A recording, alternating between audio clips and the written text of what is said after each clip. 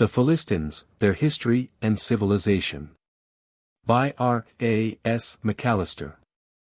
Preface. Among the nations that came within the purview of the Old Testament writers, nations seldom mentioned without stricture, whether for idolatry, immorality, or cruelty, perhaps none were the object of so concentrated an aversion as were the Philistines. The licentiousness of the Amorites, the hard-heartedness of the Egyptian taskmasters, the fiendish savagery of the Assyrian warriors, each of these in turn receives its due share of condemnation. But the scornful judgment passed by the Hebrews on the Philistines has made a much deeper impression on the Bible-reading West than have their fulminations against other races and communities with which they had to do. In English, from at least the time of Decker, the word Philistine has been used in one or other of the senses of the modern colloquialism outsider, and, especially since the publication of the essays of Mr. Matthew Arnold, it has become almost a technical term for a person boorish or bucolic of mind, impervious to the higher influences of art or of civilization. In French and German, probably, indeed, in most of the languages of Europe, the word is used in familiar speech with a greater or less approximation to the same meaning. The following little book is an attempt to collect in a convenient form the information so far available about the Philistine people. It is an expansion of a course of 3 lectures, delivered in 1911 before the British Academy under the Schweik Fund. In preparing it for publication, the matter has been revised and rewritten throughout. And the division into lectures, primarily imposed by the exigencies of time allowance, has been abandoned for a more systematic and convenient division into chapters and sections. It is hoped that the perusal of these pages will at least suggest a doubt as to the justice of the colloquial use of the name of this ancient people. As it may be well to preserve a record of the syllabus of the original lectures, a copy of it is subjoined. Lecture I, December 15, 1911. The Evil Reputation of the Philistines. Recent Researches and Discoveries. A Sketch of the Development of Cretan Civilization. The Keftiu in the Egyptian Records. The Sack of Knossos and Subsequent Developments. The Peoples of the Sea. Their Raid on Egypt. Its Repulse. Recovery of the Peoples of the Sea from their reverse. The Adventures of one Ammon.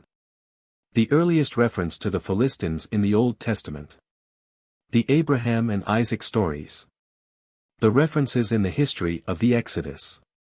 Shamgar. Samson. Lecture 2, December 18, 1911. The Domination of the Philistines. The Capture of the Ark and the Outbreak of Plague. Samuel and Saul. Relative Culture of Philistines and Hebrews during the reign of Saul. The Incidents of David's Outlawry. Achish, king of Gath. Gilboa. The Philistine domination broken by David. The various versions of the story of Goliath. The Philistines under the later monarchy. The Philistines in the Assyrian records. Nehemiah. The Maccabees. Traditions of the Philistines among the modern peasants of Palestine. Theories of the origin of the Philistines. Caphtor and the Cherethites. Lecture 3, December 22, 1911. The Organization of the Philistines. Their Country and Cities. The Problem of the Site of Ekron. The Language of the Philistines. Alleged traces of it in Hebrew. Their Religion and Deities. Their Art. Recent Discoveries. The Place of the Philistines in History and Civilization. I have to express my acknowledgments to my friends and colleagues, the Reverend P. Boylan, Maynooth, and the Reverend Professor Henry Brown, S.J., also to the Very Reverend Principal G. Smith, Aberdeen, and Mr. E. H. Alton, of Dublin University, for allowing me to consult them on various points that arose in the course of this work. The first and last named have most kindly read through proof sheets of the work and have made many valuable suggestions, but they have no responsibility for any errors that the discerning critic may detect. The figures on pp. 118, 119 are inserted by permission of the Society for Promoting Christian Knowledge. R.A.S.M. Dublin. New Year, 1913. How do you find this book? Any thoughts about the book or the author? Any suggestion for improvement? Please take a moment to share your thoughts in a comment. If you like it, share it with your friends who might enjoy it as well. Subscribe to keep in touch. Visit CompleteAudiobooks.com for more quality content. Chapter 1. The Origin of the Philistines. The Old Testament history is almost exclusively occupied with Semitic tribes. Babylonians, Assyrians, Canaanites, Hebrews, Arameans, all these, however much they might war among themselves, were bound by close linguistic and other ties, bespeaking a common origin in the dim, remote recesses of the past. Even the Egyptians show evident signs of having been at least crossed with a Semitic strain at some period early in their long and wonderful history. One people alone, among those brought conspicuously to our notice in the Hebrew Scriptures, impresses the reader as offering indications of alien origin. This is the people whom we call Philistines. If we had any clear idea of what the word Philistine meant, or to what language it originally belonged, it might throw such definite light upon the beginnings of the Philistine people that further investigation would be unnecessary. The answer to this question is, however, a mere matter of guesswork. In the Old Testament the word is regularly written Philistim, singular Philisti, twice to Philistium. The territory which they inhabited during the time of their struggles with the Hebrews is known as Philistim, the land of Philistines, or in poetical passages, simply Peliseth, Philistia. Josephus regularly calls them Pi Alpha Lambda Alpha Iota Sigma Tau Iota Nu Omicron, except once, in his version of the Table of Nations in Genesis X, and I. 6. 2, where we have the genitive singular Phi Upsilon Lambda Iota Sigma Tau Nu Omicron Upsilon. Various conjectures as to the etymology of this name have been put forward from time to time. One of the oldest, that apparently due to Formont 3 connects it with the traditional Greek name Pi Epsilon Lambda Alpha Sigma Gamma Omicron. An equation which, however, does no more than move the problem of origin one step further back. This theory was adopted by Hitzig, the author of the first book in modern times on the Philistines, for who connected the word with Sanskrit Valaka white, and made other similar comparisons, as for instance between the name of the deity of Gaza, Marna, and the Indian Varuna. On the other hand, a Semitic etymology was sought by Jacinius 5 Movers 6 and others, who quoted an Ethiopic verb philesa, to wander, roam, whence comes the substantive philesai, a stranger. In this etymology they were anticipated by the translators of the Greek version, who habitually render the name of the Philistines by the Greek word lambda lambda phi upsilon lambda omicron iota 7 even when it is put into the mouths of Goliath or Achish, when speaking of themselves. Of course this is merely an etymological speculation on the part of the translators, and proves nothing more than the existence of a Hebrew root, otherwise apparently unattested, similar in form and meaning to the Ethiopic root cited. And quite apart from any questions of linguistic probability, there is an obvious logical objection to such an etymology. In the course of the following pages we shall find the court scribes of Ramesu III, the historians of Israel, and the keepers of the records of the kings of Assyria, agreeing in applying the same name to the nation in question. These three groups of writers, belonging to as many separate nations and epochs of time, no doubt worked independently of each other, most probably in ignorance of each other's productions. This being so, it follows almost conclusively that the name Philistin must have been derived from Philistine sources, and in short must have been the native designation. Now a word meaning stranger or the like, while it might well be applied by foreigners to a nation deemed by them intruders, would scarcely be adopted by the nation itself, as its chosen ethnic appellation. This Ethiopic comparison it seems therefore safe to reject. The fantasy that Red Slob 8 puts forward, namely, that Philistia was an anagram for the Shephelah or foothills of Judea, is perhaps best forgotten. Place names do not as a rule come to be in this mechanical way. And in any case the Shephelah and Philistia were not geographically identical. There is a peculiarity in the designation of the Philistines in Hebrew which has often been noticed, and which must have a certain significance. In referring to a tribe or nation the Hebrew writers as a rule either, a. personified an imaginary founder, making his name stand for the tribe supposed to derive from him, e.g. Israel, for the Israelites. Or, b. Use the tribal name in the singular, with the definite article, a usage sometimes transferred to the authorized version, as in such familiar phrases as, the Canaanite was then in the land, Gen 12. 6. But more commonly assimilated to the English idiom which requires a plural, as in, the iniquity of the Amorite, is not yet full, Gen 15. 16. But in referring to the Philistines, the plural of the ethnic name is always used, and as a rule the definite article is omitted. A good example is afforded by the name of the Philistine territory above mentioned, Philistim, literally, the land of Philistines. Contrast such an expression as, Canaani, literally the land of the Canaanite. A few other names, such as that of the Rephaim, are similarly constructed, and so far as the scanty monuments of classical Hebrew permit us to judge. It may be said generally that the same usage seems to be followed when there is question of a people not conforming to the model of Semitic, or perhaps we should rather say Aramean, tribal organization. The Canaanites, Amorites, Jebusites, and the rest, are so closely bound together by the theory of blood kinship which even yet prevails in the Arabian deserts, that each may logically be spoken of as an individual human unit. No such polity was recognized among the pre-Semitic Rephaim, or the intruding Philistines, so that they had to be referred to as an aggregate of human units. This rule, it must be admitted, does not seem to be rigidly maintained. For instance, the name of the pre-Semitic Horites might have been expected to follow the exceptional construction. But a hard and fast adhesion to so subtle a distinction, by all the writers who have contributed to the canon of the Hebrew Scriptures and by all the scribes who have transmitted their works, is not to be expected.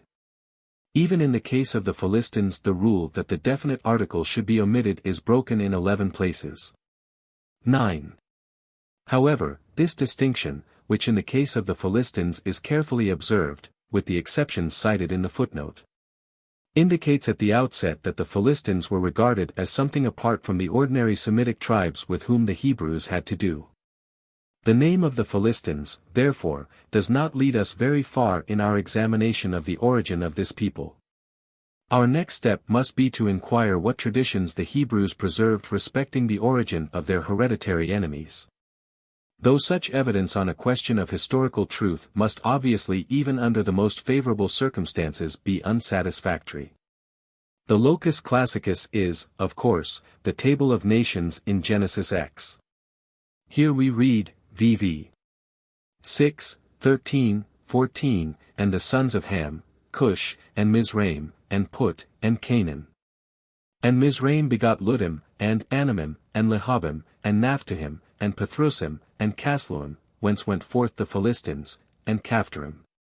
The list of the sons of Ham is assigned to the priestly source, that of the sons of Mizraim, distinguished by the formula, he begot, to the Yavistic source. The ethnical names are almost all problematical, and the part of special interest to us has been affected, it is supposed, by a disturbance of the text. So far as the names can be identified at all, the passage means that in the view of the writer or writers who compiled the Table of Nations, the Hamitic or southern group of mankind were Ethiopia, Egypt, Put, and Canaan. Into the disputed question of the identification of the third of these, this is not the place to enter.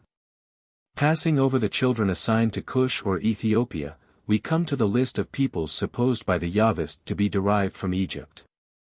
Who or what most of these peoples were is very uncertain. The Ludim are supposed to have been Libyans, Din the name being looked upon as an error for B. The Lehabim are also supposed to be Libyans, the Anamim are unknown, as are also the Casluhim. But the Naphtuhim and Pathrusim seem to be reasonably identified with the inhabitants of Lower and Upper Egypt respectively. 10. There remain the Caphtorim, and the interjected note, whence went forth the Philistines. The latter has every appearance of having originally been a marginal gloss that has crept into the text. And in the light of other passages, presently to be cited, it would appear that the gloss referred originally not to the unknown Casluhim, but to the Caphtorim. It must, however, be said that all the versions, as well as the first chapter of Chronicles, agree in the reading of the received text, though emendation would seem obviously called for. This shows us either that the disturbance of the text is of great antiquity, or else that the received text is, after all, correct, and that the Casluhim are to be considered a branch of, or at any rate a tribe nearly related to, the Caphtorim. The connection of the Philistines with a place called Caphtor is definitely stated in Amos 9. 7. Have not I brought up Israel out of the land of Egypt, and the Philistines from Caphtor, and the Syrians from Kir? It is repeated in Jeremiah 47. 4, where the Philistines are referred to as the remnant of the Eye of Caphtor. The word eye is rendered in the Revised Version island, with marginal rendering sea coast. This alternative well expresses the ambiguity in the meaning of the word, which does not permit us to assume that Caphtor, as indicated by Jeremiah, was necessarily one of the islands of the sea. Indeed, even if the word definitely meant island, its use here would not be altogether conclusive on this point. An isolated headland might long pass for an island among primitive navigators. And therefore such a casual mention need not limit our search for Caphtor to an actual island. Again, in Deuteronomy 2:23, certain people called the Caphtorim, which came out of Caphtor, are mentioned as having destroyed the Avim that dwelt in villages as far as Gaza, and established themselves in their stead. The geographical indication shows that the Caphtorim must be identified, generally speaking, with the Philistines. The passage is valuable as a record of the name of the earlier inhabitants, who, however, were not utterly destroyed. They remained in the south of the Philistine territory, Joshua 13. 4. The question of the identification of Caphtor must, however, be postponed till we have noted the other ethnic indications which the Hebrew scriptures preserve. Chief of these is the application of the word Cerethi, Cherethites, to this people or to a branch of them. Thus in 1 Samuel XXX. 14 the young Egyptian servant, describing the Amalekite raid, said, "We raided the south of the Cherethites and the property of Judah and the south of the Calebites and burnt Ziklag with fire." In Ezekiel 25:16 the Philistines and the Cherethites with the remnant of the sea coast are closely bound together in a common denunciation, which we find practically repeated in the important passage Zephaniah 2:5, where a woe is pronounced on the dwellers by the sea coast, the nation of the Cherethites, and on Canaan, the land of the Philistines. This latter is a noteworthy expression, probably, however, interpolated in the text. In both these last passages the Greek version renders this word kaparotau epsilon, Cretans, elsewhere it simply transliterates, chi epsilon lambda epsilon theta, with many varieties of spelling. 11. In both places it would appear that the name, Cherethites, is chosen for the sake of a paronomasia, equals, to cut off. In the obscure expression, children of the land of the covenant, Ezek XXX. 5, some commentators 12 see a corruption of children of the Cherethites. But see the note, page 123 post. In other places the Cherethites are alluded to as part of the bodyguard of the early Hebrew kings, and are coupled invariably with the name Pelethites. This is probably merely a modification of the ordinary word for Philistine, the letter S being omitted in order to produce an assonance between the two names. 13. The Semites are fond of such assonances. They are not infrequent in modern Arab speech, and such a combination as Shupim and Upm, 1 Chron. 7:12, shows that they are to be looked for in older Semitic writings as well. If this old explanation 14 be not accepted, we should have to put the word Pelethites aside as hopelessly unintelligible. Herodotus's Philitis, or Philician, a shepherd after whom the Egyptians were alleged to call the pyramids 15 has often been quoted in connection with this name. Coupled with baseless speculations as to whether the Philistines could have been the Hyksos. With regard to the syntax of these two names, it is to be noticed that as a rule they conform to the ordinary Hebrew usage, contrary perhaps to what we might have expected. But in the two prophetic passages we have quoted, the name of the Cherethites agrees in construction with that of the Philistines. In three passages, 2 Samuel XX 23, 2 Kings 11. 4:19, the name of the royal bodyguard of Cherethites appears as Carians. If this happened only once it might be purely accidental, due to the dropping of a by a copyist. But being confirmed by its threefold repetition, it is a fact that must be noted carefully. 16 for future reference. Here the Hebrew records leave us, and we must seek elsewhere for further light. Thanks to the discoveries of recent years, our search need not be prolonged. For in the Egyptian records we find mention of a region whose name, Keftiu, has an arresting similarity to the Kaftir of Hebrew writers. It is not immediately obvious whence comes the final R of the latter, if the comparison be sound. But waiving this question for a moment, let us see what is to be made of the Egyptian name, and, above all, what indications as to its precise situation are to be gleaned from the Egyptian monuments. The name Kftiw, sometimes written Kftiw, first meets us on Egyptian monuments of the 18th dynasty. It is apparently an Egyptian word, at least, it is capable of being rendered behind, and assuming this rendering Mr. H. R. Hall 17 aptly compares it with our colloquialism the back of beyond. Unless this is to be put aside as a mere folk's etymology, it clearly would be useless to search the maps of classical atlases for any name resembling Keftiu. It would simply indicate that the Egyptians had a sense of remoteness or uncertainty about the position of the country, and even from this we could derive no help, for as a rule they manifest a similar vagueness about other foreign places. It is specifically under Thutmose III that Keftiu first appears as the name of a place or a people. On the great stele in the Cairo Museum in which the king's mighty deeds are summarized, in the form of a hymn to Ammon, we read, I came and caused thee to smite the westland, and the land of Keftiu and Assi, are terrified. In the annalistic inscription on the walls of the Temple of Karnak the name appears in interesting connection with maritime enterprise. The harbors of the king were supplied with all the good things which he received in Syria, namely ships of Keftiu, Byblos, and Sektu. The last named place is not identified, cedar ships laden with poles and masts. A silver vessel of Keftiu work was part of the tribute paid to Thutmose by a certain chieftain. 18. Keftiu itself does not send any tribute recorded in the annals. But tribute from the associated land of Assi is enumerated, in which copper is the most conspicuous item. This in itself proves nothing, for the copper might in the first instance have been brought to Assi from somewhere else, before it passed into the coffers of the all-devouring pharaoh, but on the Tel El Amarna tablets a copper-producing country. With the similar name Alasia, is prominent, and as Cyprus was the chief if not the only source of copper in the eastern Mediterranean, the balance of probability seems to be in favor of equating Assi and Alasia alike to Cyprus. In this case Keftiu would denote some place, generally speaking, in the neighborhood of Cyprus. The next important sources of information are the wall paintings in the famous tombs of Senmut, architect to Queen Hatshepsut. Of Rekhmara, vizier of Thutmose III, and of Menkaperesneb, son of the last-named official, 19 high priest of Ammon and royal treasurer. In these wall paintings we see processions of persons, with non-Semitic European-looking faces.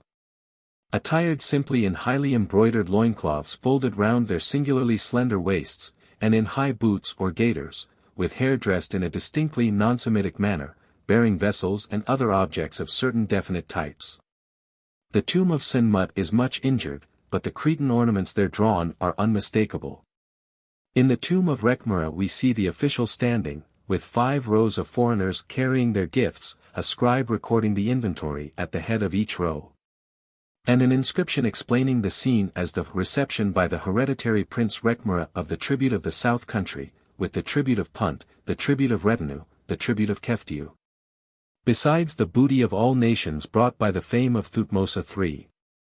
In the tomb of Menkaperesneb there are again 2 lines of tribute-bearers, described as the chief of Keftiu, the chief of Kedah, the chief of Tunip, the chief of Kadesh.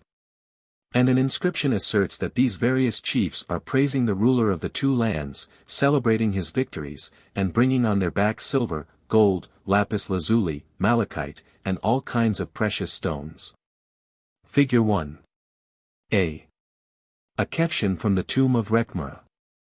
Right, B. A Cretan from Knossos. Some minor examples, confirming the conclusions to which these 3 outstanding tomb frescoes point, will be found in W. Max Muller's important paper, Nieuwe Darstellungen Mycenaeischer Gezanter in Altägyptischen Wangemalden, mit. Vorderes, Gessel, 1904, No. 2. Recent investigations in the island of Crete have enabled us to identify with certainty the sources of the civilization which these messengers and their gifts represent. Wall paintings have there been found representing people with the same facial type, the same costume, the same methods of dressing the hair. And as it were the originals of the costly vases they bear have been found in such profusion as to leave no doubt that they are there on their native soil. The messengers, who are depicted in the Egyptian frescoes, are introducing into Egypt some of the chefs d'oeuvre of Cretan art, specifically, art of the periods known as Late Minoan I and II, 20 the time of the greatest glory of the palace of Knossos. And as they are definitely described in the accompanying hieroglyphs as messengers of Keftiu, it follows that Keftiu was at least a center of distribution of the products of Cretan civilization, and therefore a place under the influence of Crete, if it was not actually the island of Crete itself. And the clear evidence, that excavation in Crete has revealed, of a backwash of Egyptian influence on Cretan civilization at the time of the coming to Egypt of the Keftian envoys, turns the probability into as near a certainty as it is at present possible to attain. The next document to be noticed is a hieratic school exercise tablet, apparently, to judge from the forms of the script, dating from the end of the 18th dynasty. It is now preserved in the British Museum, numbered 5647. 21. On the one side are some random scribbles, like the meaningless words and phrases with which one tries a doubtful pen. The goddess Ubast, they are small, numerous, of precious things, when, His Majesty was seen. As he turned his face there was, for the feast day, 1 jar of wine, this line repeated, Ruante, Rudatama, SMDT Tai, 3 names.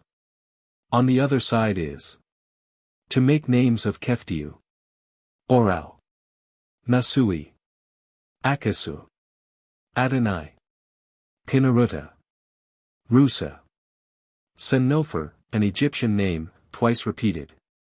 Akasu, 100 of copper. Oknuaxes, reading uncertain. Beni Asira, 2 illegible names. Sennofer, Summersu, Egyptian. Though the reading of some of the items of this list is not quite certain, it seems clear that the heading IRTRN and Keftu, to make names of Keftiu, indicates that this tablet is a note of names to be used in some exercise or essay. The presence of the familiar Philistine name Achish, in the form Akasu, twice over, is suggestive, but otherwise the tablet does not help forward our present inquiry into the position of Keftiu and the origin of the Philistine people. These various discoveries of recent years make it unnecessary to discuss at any length other theories which have been presented in ancient and modern times as to the identification of the name of Keftiu or of Kaftor. The Ptolemaic Jonathan Oldbuck, who translated for his master the decree of Canopus into hieroglyphics, revived this ancient geographical name to translate Phi Omicron Iota Nu Kappa Eta, a piece of irresponsible pedantry which has caused nothing but confusion. Even before the discoveries of the last 15 or 20 years it was obvious that the Keftiu of Rekhmara's tomb were as unlike Phoenicians as they could possibly be. And their gifts were also incompatible with what was known of Phoenician civilization. Endless trouble was thus given to would-be harmonists. Another antiquary of the same kind and of the same period, who drew up the inscription to be cut on the temple at Kam Ombo, has likewise made illegitimate use of the name in question.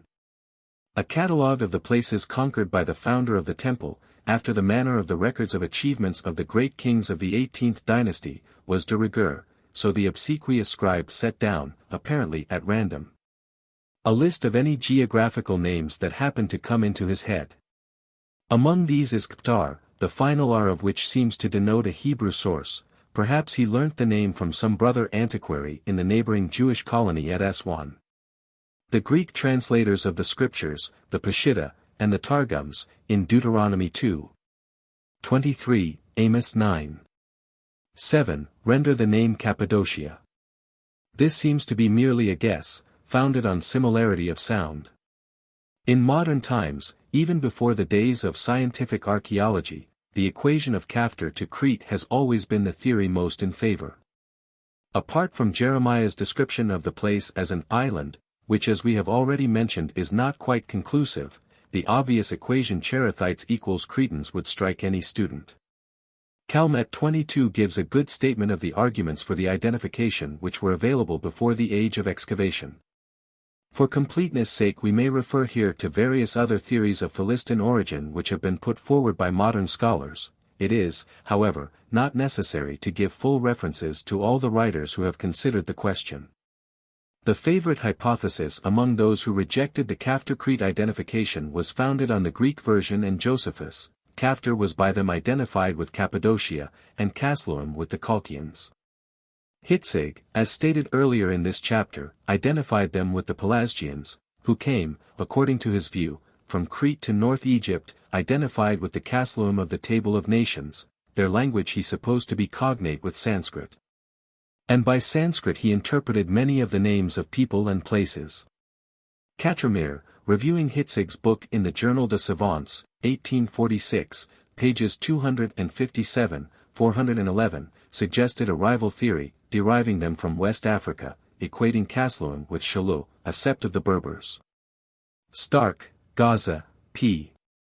70, assigned them to the Phoenicians, accepting the South Semitic etymology of the name Philistim, Kaftir being the delta, and Casluhim a name cognate with the Casios mountain, denoting a tribe living between Casios and Pelusium. 23. Kohler 24 had a complicated theory to reconcile all the various lines of biblical evidence. He took Kaftir to be the delta. The Philistines springing from there settled in Casluhim, between Casios and Pelusium, going forth from Casluhim they sailed to Crete, and then returned to Philistia. Noble, Die Folkertafel der Genesis, page 215 SQQ. Proposed a double origin for the Philistine people. The main body he took to be Semites who came out, geographically, not racially, from the Casluhim in North Egypt, and the Kaftirim were a southern tribe of Cretan or Carian origin. Noble gave a very careful analysis of the evidence available at his time, but he overlooked the Medinet Habu sculptures, and, on the other hand, gave too much weight to the gossip of Herodotus about Philetus and the pyramids. Ebers 25 made an elaborate attempt to find in the delta a site for Kaftir, but this can hardly stand against later discoveries. They are no goods from the land of Goshen which Rekhmara's visitors are carrying. W. Max Muller 26 equates Keftiu to Cilicia, mainly on the ground of the order in which the name occurs in geographical lists, but though this is not an argument to be lightly set aside. We are confronted with the difficulty that Cilicia could hardly have been a center of distribution of Minoan goods in the time of Rekhmara. 27. Schwally 28 argues thus for the Semitic origin of the Philistines, that if the Philistines were immigrants, so were the Phoenicians and Syrians. Test Amos that the identity of Kaftir and Crete is an unproved assumption. The Greek translation twice renders Cherethites by Cretans, it is true, but not elsewhere, showing uncertainty on the subject, and the reading Crete in Zephaniah 2:6 is wrong. All the personal names, and all the place names, except possibly El-Taka and Ziklag, are Semitic, and there is no trace of any non-Semitic deity. Stade 29 asserts the Semitic origin of the people, without giving any very definite proofs. Tiela 30 claims the Philistines as Semites on the ground of their Semitic worship. Beecher, in Hastings's Dictionary of the Bible, S.V. Philistines, claims the name of the people as probably Semitic, but considers that most likely they were originally Aryan pirates who had become completely Semitized. The non-circumcision of the Philistines is a difficulty against assigning to them a Semitic origin. And the various Semitic elements in their names, religion, and language can most reasonably be explained by borrowing, presumably as a result of free intermarriage with Semites or Semitized aborigines. On the other hand, it may be said at once that it is perhaps a little premature to call them Aryans. On the whole, the probability seems to be against the Philistine being an Aryan tongue. It certainly was not, if, as is not unlikely, it had affinities with Etruscan. But these identifications are to a large extent the personal opinions of those who put them forward. The identification of Kaftir and Keftiu with Crete is so generally accepted, that there is a danger that some difficulties in the way should be overlooked. For first of all we are met with a question of philology: whence came the final R in the Hebrew word? It has been suggested that it might be a nominative suffix of the Keftian language. It would in any case be more probably a locative or prepositional suffix, for place names are apt to get taken over into foreign languages in one or other of those cases, because they are generally referred to in contexts that require them. Just as Eriu, the old Irish name of Ireland, has been taken over into English in its prepositional case, now spelt Aaron. It might possibly be a plural. Mr. Alton has suggested to me a comparison with the Etruscan plural ending ar, ur. Letting the question of the exact case pass, however, as irrelevant, there are 2 points that must be indicated regarding the suggestion that R is a Keftian case ending. In the first place, it assumes that Keftiu is, after all, not the Egyptian word it resembles, but the native, Keftian, name for the place in question. It is incompatible with the back of beyond theory of the meaning of the name. In the second place, it is difficult to understand how the Hebrews should have picked up a Keftian case ending or any such grammatical formative, rather than the Egyptians. For the Egyptians were brought into direct contact with Keftians, while the Hebrews arrived on the scene too late to enjoy that advantage. Ebers attempted to solve the difficulty by supposing the R to come from the Egyptian adjective wr, great, tacked on to the place name. Max Muller, Asian UND Europa, page 390, and Weidman, Orient. Literaturzeitung, 13, Col. 49, point out that there is no monumental evidence for such an expression, and that in any case Great Keftland would be Keft A, not Keft Wr. The latter, Loch Sit, has an ingenious solution. In an astronomical text in the grave of Ramessu 6 occurs a list of places: Yum, the land of the Amorites, Pb, unidentified, and Kftr, Upper Kefti. Kaftir, he suggests, may be a corruption of this latter expression. The hypothesis may be noted in passing, though perhaps it is not altogether convincing. Behind this problem lies another, perhaps equally difficult. Why did the Hebrews call the homeland of the Philistines by this name, which even in Egypt was already obsolete? To this question the only reasonable answer that seems to present itself is to the effect that by the time of the Hebrews Crete or Keftiu had, with its gorgeous palaces, passed into tradition. Like the Ibraeosail or Avalon of Celtic tradition, the place which the Hebrew writers called Kaftir was no longer a tangible country, but a dreamland of folklore, the legends of which had probably filtered into Palestine from Egypt itself. Whether Kaftir was or was not the same as the island of Crete was to the ancient Hebrew historian a question of secondary interest beside the all-important practical fact that the Philistines were obstinate in their occupation of the most desirable parts of the Promised Land. When the inspired herdsman of Tycho spoke of the Philistines being led from Kaftir, he was probably just as unconscious of the requirements of the scientific historian as a modern herdsman who told me that a certain ancient monument on a Palestinian hillslope belonged to the time of the rum. He no doubt believed what he said, but who or what the rum may have been, or how many years or centuries or geological eons ago they may have flourished, he neither knew nor cared. All, then, that the Hebrews can tell us about their hereditary enemies is, that they came from a vague traditional place called Kaftir, a place by the sea, but of which they have nothing more to say. The tradition of Kaftir seems to be a tradition of the historical glories of Crete, so far as the Egyptians knew of them, and the name seems to be a tradition of the name which, for some reason not certainly known, the Egyptians applied to the source of the desirable treasures of the Cretan civilization. Even down to late times the tradition linking Philistia with Crete persisted in one form or another. Tacitus heard it, though in a distorted form, in the oft-quoted passage Histori v. 2 he confuses the Jews with the Philistines, and makes the former the Cretan refugees. Point 31. Mu epsilon iota nu omega, minus, is named on some of the coins of Gaza.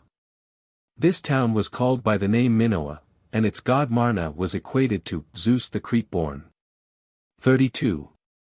But did the Philistines come from Crete? That is the question which we must now consider. The last generation saw the labors of Schliemann at Troy and elsewhere, and was startled by the discovery of the splendid pre-Hellenic civilization of Mycenae.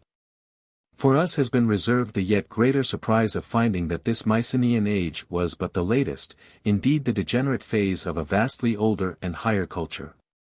Of this ancient civilization Crete was the center and the apex. The course of civilization in this island, from the end of the Neolithic period onwards, is divided by Sir Arthur Evans into three periods 33 which he has named early, middle, and late Minoan respectively. After the name of Minos, the famous legendary Cretan king. Each of these three periods is further divided into subordinate periods, indicated by numbers, thus we have early Minoan 1, 2, 3, and so for the others. The general characters of these 9 periods may now be briefly stated, with the approximate dates which Egyptian synchronisms enable us to assign. Into the question of the origin of the early inhabitants of Crete we need not enter. That there was some connection between Crete and Egypt in their Stone Age beginnings seems on various grounds to be not improbable. Point 34. The Neolithic Cretan artists were much like Neolithic artists elsewhere. They never succeeded in attaining a very high position among workers in flint. Crete has so far produced nothing comparable with the best work of the Egyptians and the Scandinavians. Their pottery was decorated with incised or pricked patterns filled in with white powdered gypsum, to make a white pattern on a black ground. The early Minoan I period inherited this type of ornament and wear from its predecessors, but improved it. Colored decoration now began to be used, the old incised ornaments being imitated with a wash of paint. The ornament was restricted to simple geometrical patterns such as zigzags. The pottery was made without the wheel. In this period short triangular daggers in copper are found.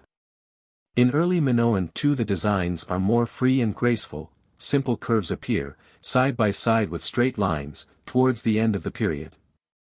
The potter's wheel is introduced. Rude and primitive idols in marble, alabaster, and steatite are found. The copper daggers are likewise found, but the use of flint and obsidian is not yet wholly abandoned. In early Minoan III there is not much advance in the art of the potter.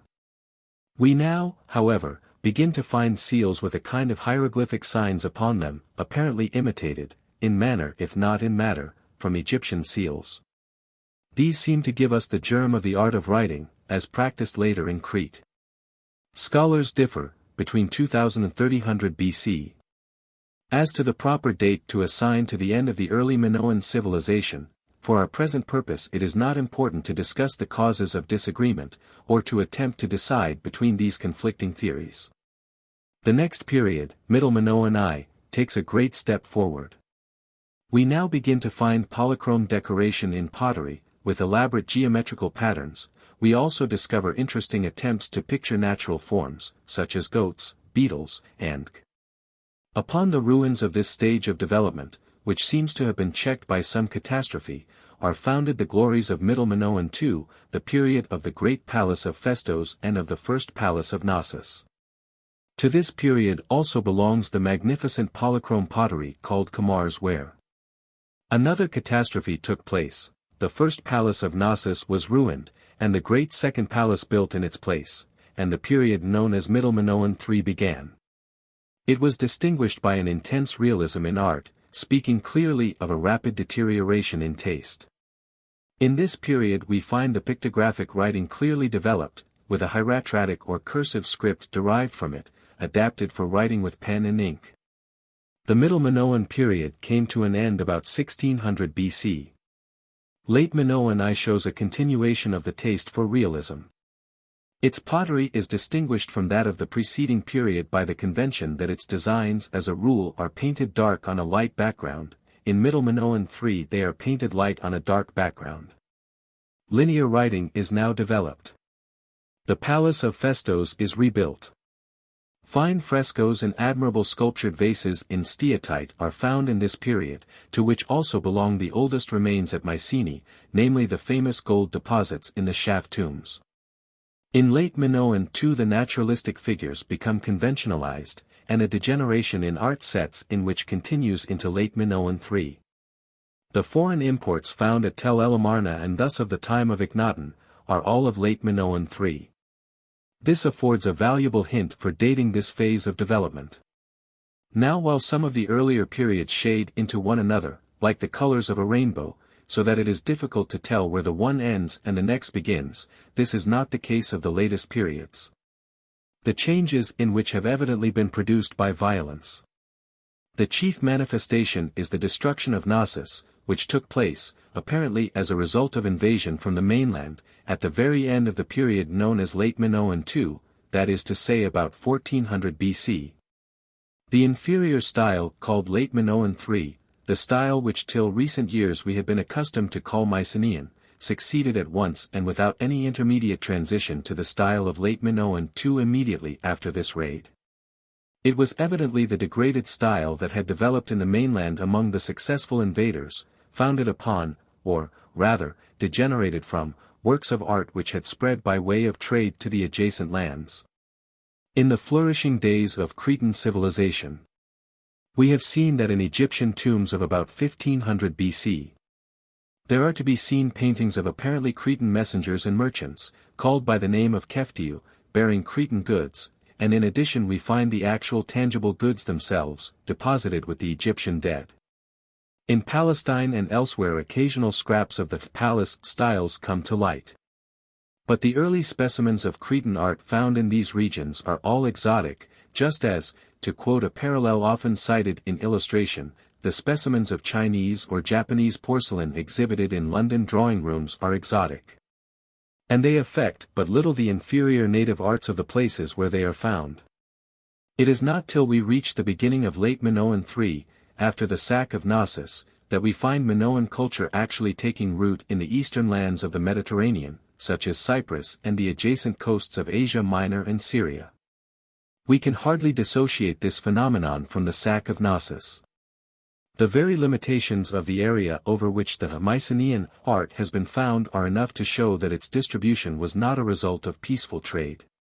Thus, the Hittite domination of Central and Western Asia Minor was still strong enough to prevent foreign settlers from establishing themselves in those provinces, in consequence Mycenaean civilization is there absent.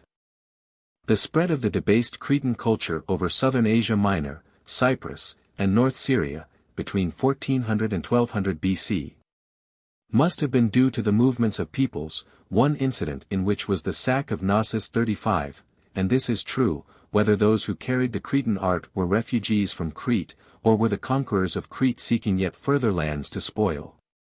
In short, the sack of Knossos and the breaking of the Cretan power was an episode, it may be, was the crucial and causative episode, in a general disturbance which the 14th to the 12th centuries BC witnessed over the whole eastern Mediterranean basin.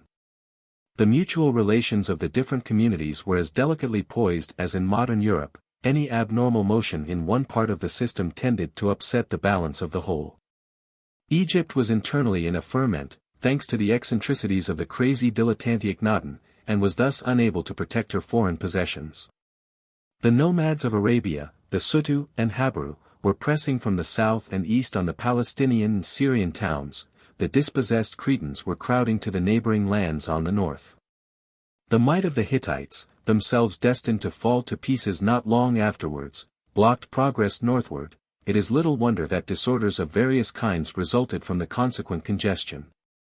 It is just in this time of confusion that we begin to hear, vaguely at first, of a number of little nationalities, people never definitely assigned to any particular place, but appearing now here, now there, fighting sometimes with, sometimes against, the Egyptians and their allies.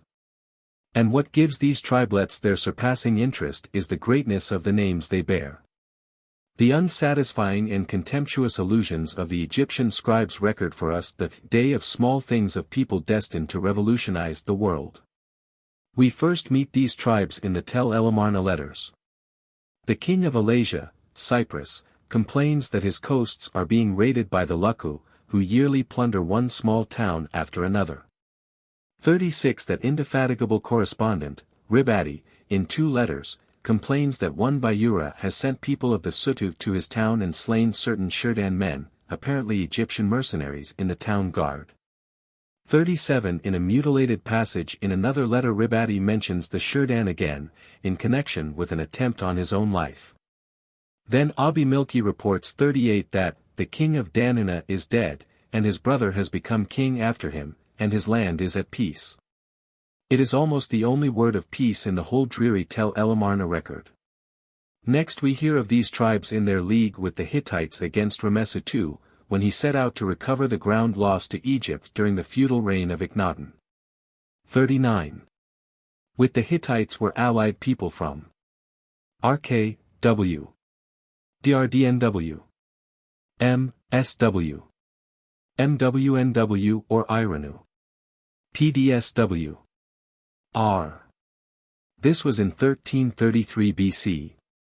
On the side of Rameses fought mercenaries called RH, no doubt the Shurdan of whom we have heard already in the Tel Elamarna letters. These people were evidently ready to sell their services to whomsoever paid for them, for we find them later operating against their former Egyptian masters.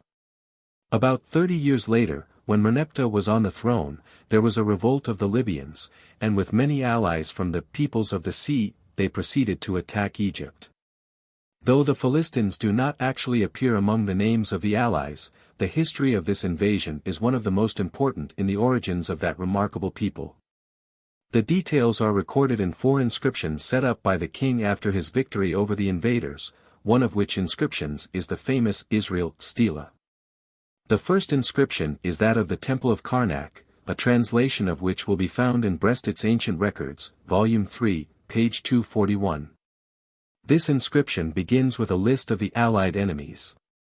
KW, SW, TRSW, RKW, SRDNW, SKRSW.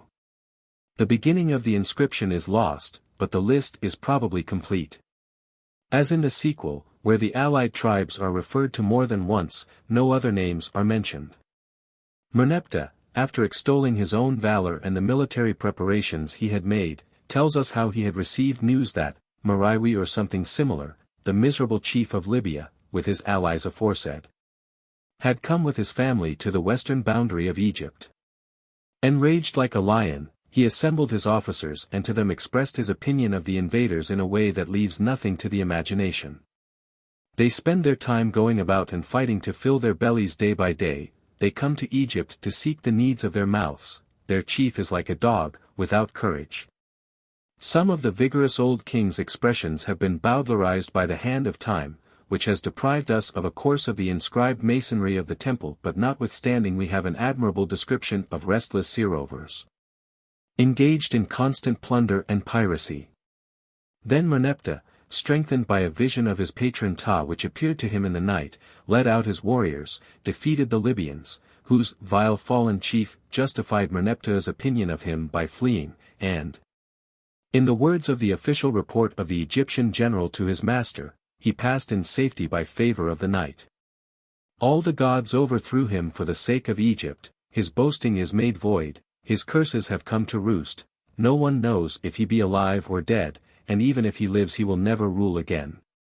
They have put in his place a brother of his who fights him whenever he sees him. The list of slain and captives is much mutilated, but is of some importance. For the slain were reckoned by cutting off and counting the phalli of circumcised, the hands of uncircumcised victims. 40. From the classification we see that at the time of the victory of Merneptah, the Libyans were circumcised, while the Shardanu and Shikalesh and Iqesh, as we may provisionally vocalize the names, were not circumcised. The inscription ends with the flamboyant speech of Merneptah to his court, and their reply, over which we need not linger. Nor do the other inscriptions relating to the event add anything of importance for our present purpose. About 100 years later we meet some of these tribes again, on the walls of the great fortified temple of Medinet Habu near Thebes, which Rameses III, the last of the great kings of Egypt, built to celebrate the events of his reign.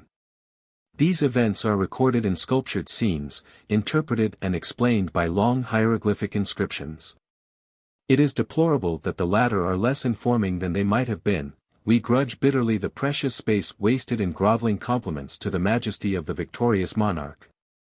And we would have gladly dispensed with the obscure and would-be poetical style which the writer of the inscription affected. 41. Ramessu III came to the throne about 1200 B.C. 42. Another Libyan invasion menaced the land in his 5th year, but the energetic monarch, who had already been careful to organize the military resources of Egypt, was successful in beating it back. War galleys from the northern countries, especially the Purasati in the Zakala, accompanied the invading Libyans. But this latter element in the assault was only a foretaste of the yet more formidable attack which they were destined to make on Egypt 3 years later, that is to say, roughly about 1192 BC. The inscription describing this war is engraved on the second pylon of the temple of Medinet Habu.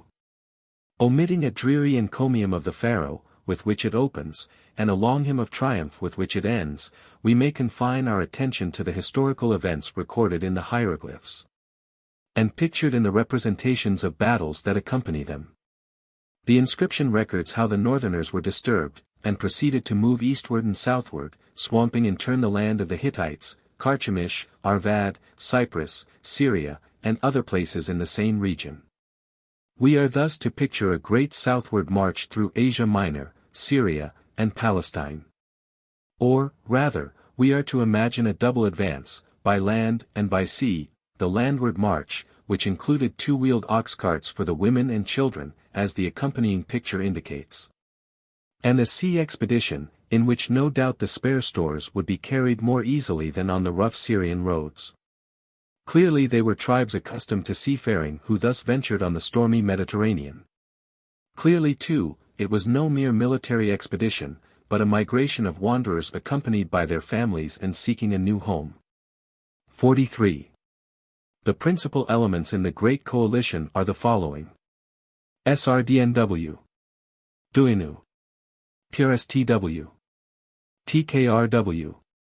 W, SSW of the sea. As well as the KRW. Of which we have heard in previous documents. With hearts confident and full of plans, as the inscription says, they advanced by land and by sea to Egypt. But Ramessu was ready to trap them like wildfowl. He strengthened his Syrian frontier, and at the same time fortified the harbors or river mouths with warships, galleys, and barges. The actual battles are not described, though they are pictured in the accompanying cartoons, but the successful issue of these military preparations is graphically recorded. Those who reached my boundary, says the king, their seed is not, their heart and their soul are finished for ever and ever. As for those who had assembled before them on the sea, they were dragged, overturned, and laid low upon the beach, slain and made heaps from end to end of their galleys, while all their things were cast upon the water. The scenes in which the land and naval engagements are represented are of great importance, in that they are contemporary records of the general appearance of the invaders and of their equipment.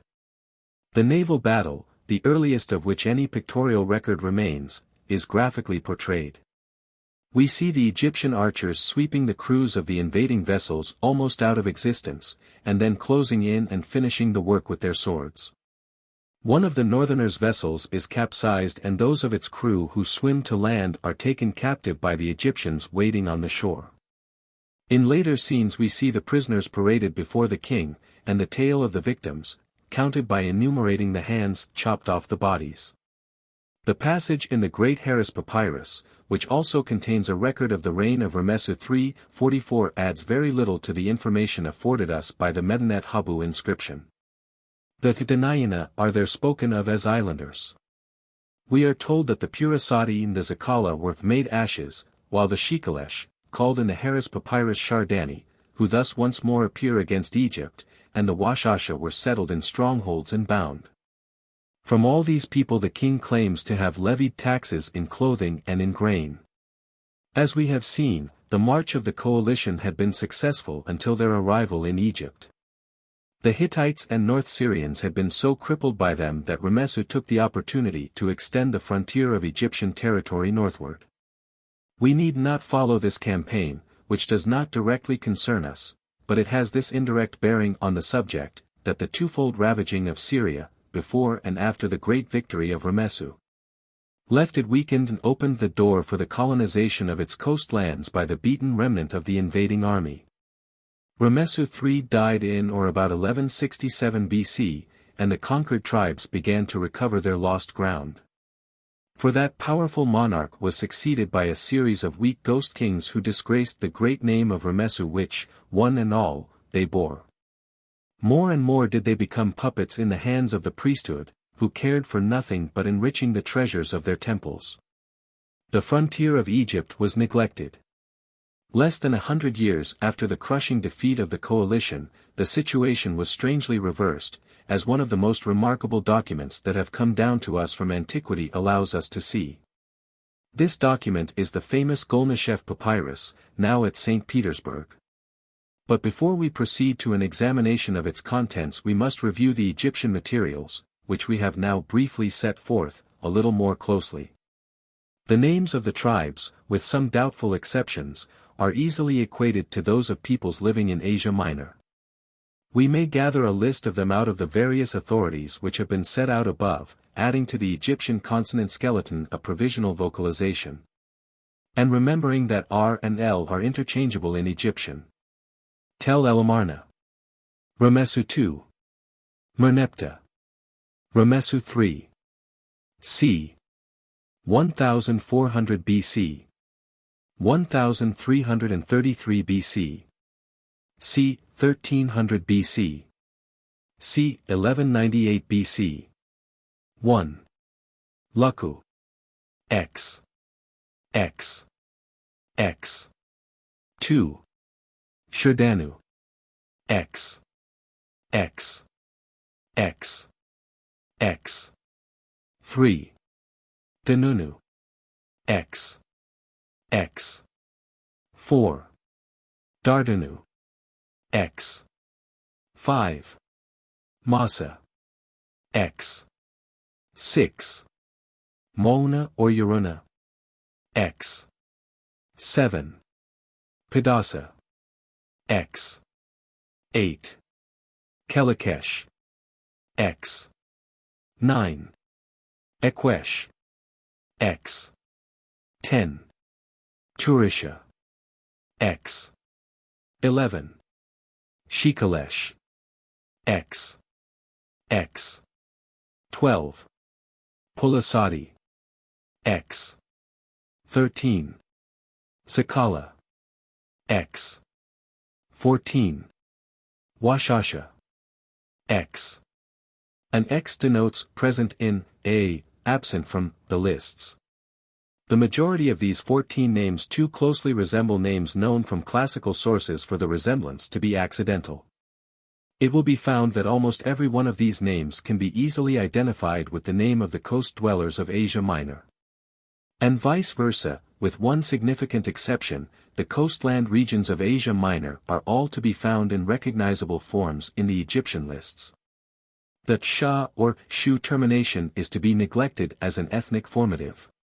Thus, beginning with the Hellespont, the Troas is represented in the Turisha, who have been correctly identified with the future Tyrrhenians, Tursi, as are the Pulasadi with the future Philistines. Dardanus in the Troad is represented by the Dardanu. They are the carriers of the Trojan traditions to Italy. 45 Mysia is represented by the Massa, Lydia by the Sherdanu from the town of Sardis. These are the future Sardinians. And the more inland region of Meonia is echoed in the Moona, if that be the correct reading. We now come to a gap, the Carians, at the SV. Corner of Asia Minor, do not appear in any recognizable form in the list, except that the North Carian town of Pedasus seems to be echoed by the Pedasa. To this hiatus we shall return presently. The Lycians are conspicuous as the Luku.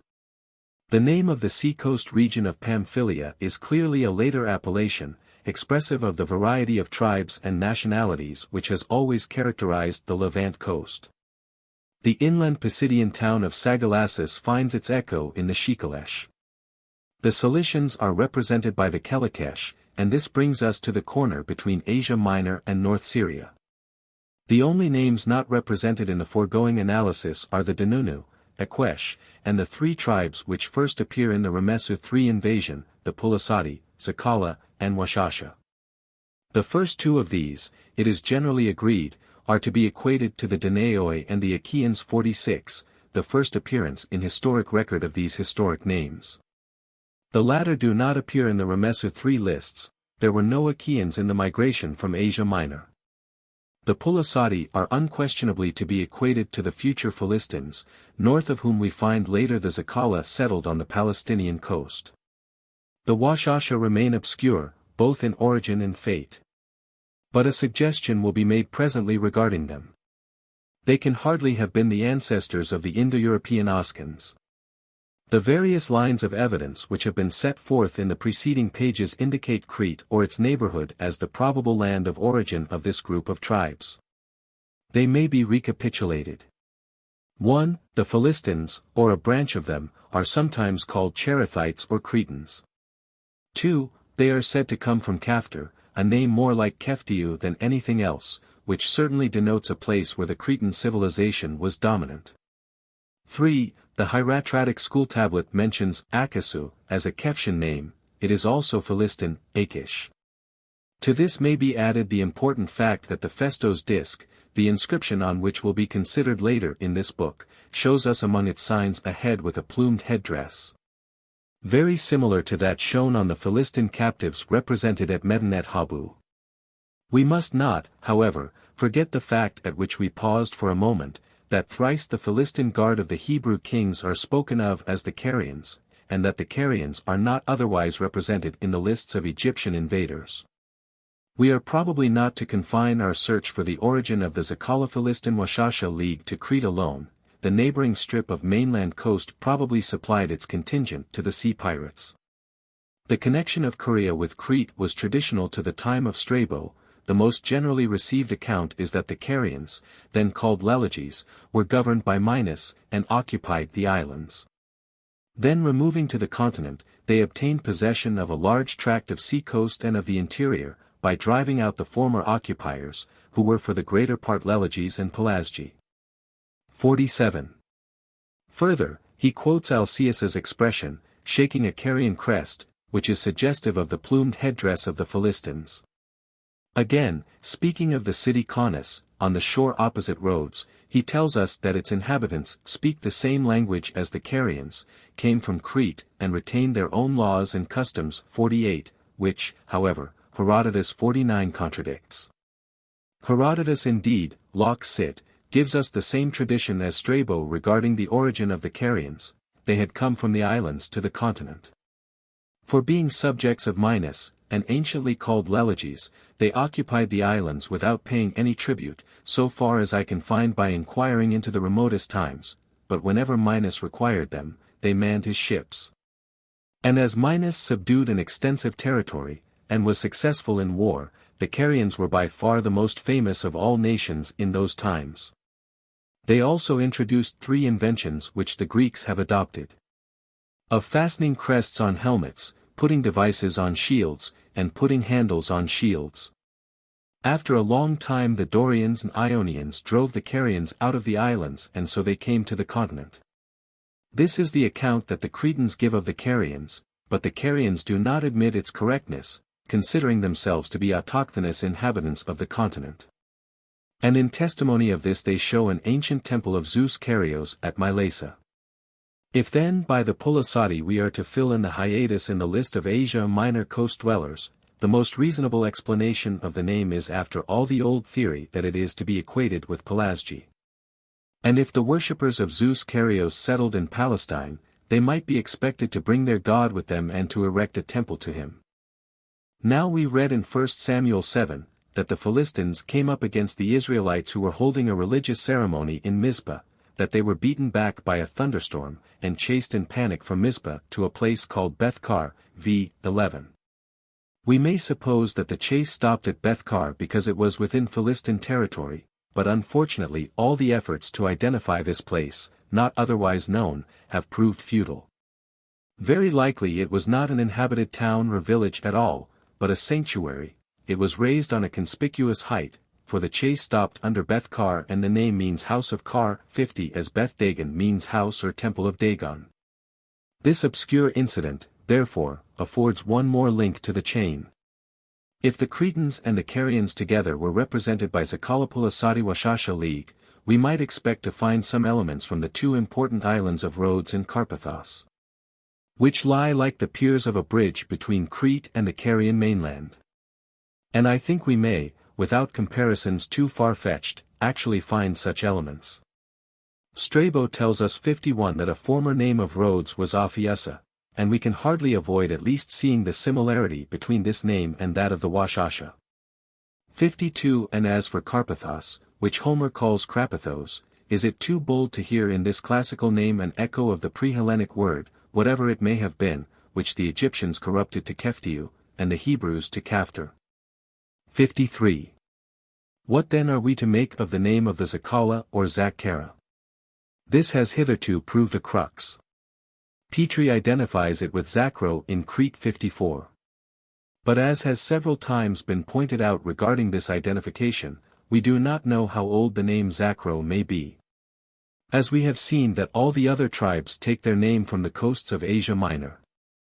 It is probable that the Zakala are the Cretan contingents to the coalition, and it may be that in their name we are to see the interpretation of the mysterious Casloum of the Table of Nations 55, being a mistake for the most frequently suggested identification, with the Teucrians, assigned by Strabo on the authority of Caulinus to a Cretan origin, is perhaps the most satisfactory as yet put forward, notwithstanding the just criticism of W. Max Muller 56 that the double K and the vowel of the first syllable are difficulties not to be lightly evaded.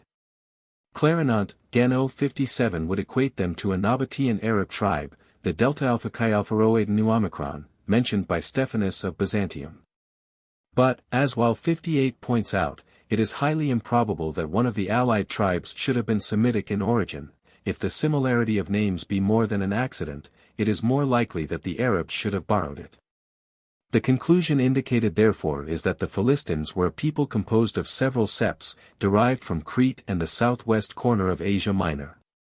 Their civilization, probably, was derived from Crete, and though there was a large Carian element in their composition, they may fairly be said to have been the people who imported with them to Palestine the memories and traditions of the great days of Minos. Chapter 2. The History of the Philistines. The Adventures of Wenamon among them. The Golnashef Papyrus 59 was found in 1891 at El Kaibe in Upper Egypt. It is the personal report of the adventures of an Egyptian messenger to Lebanon, sent on an important semi-religious, semi-diplomatic mission. The naivete of the style makes it one of the most vivid and convincing narratives that the ancient East affords. Ramesu III is nominally on the throne, and the papyrus is dated in his 5th year. The real authority at Thebes is, however, Hryr, the high priest of Ammon, who is ultimately to usurp the sovereignty and become the founder of the 21st dynasty. In Lower Egypt, the Tanite noble Nezabenebdid, in Greek Smens, has control of the delta. Egypt is in truth a house divided against itself.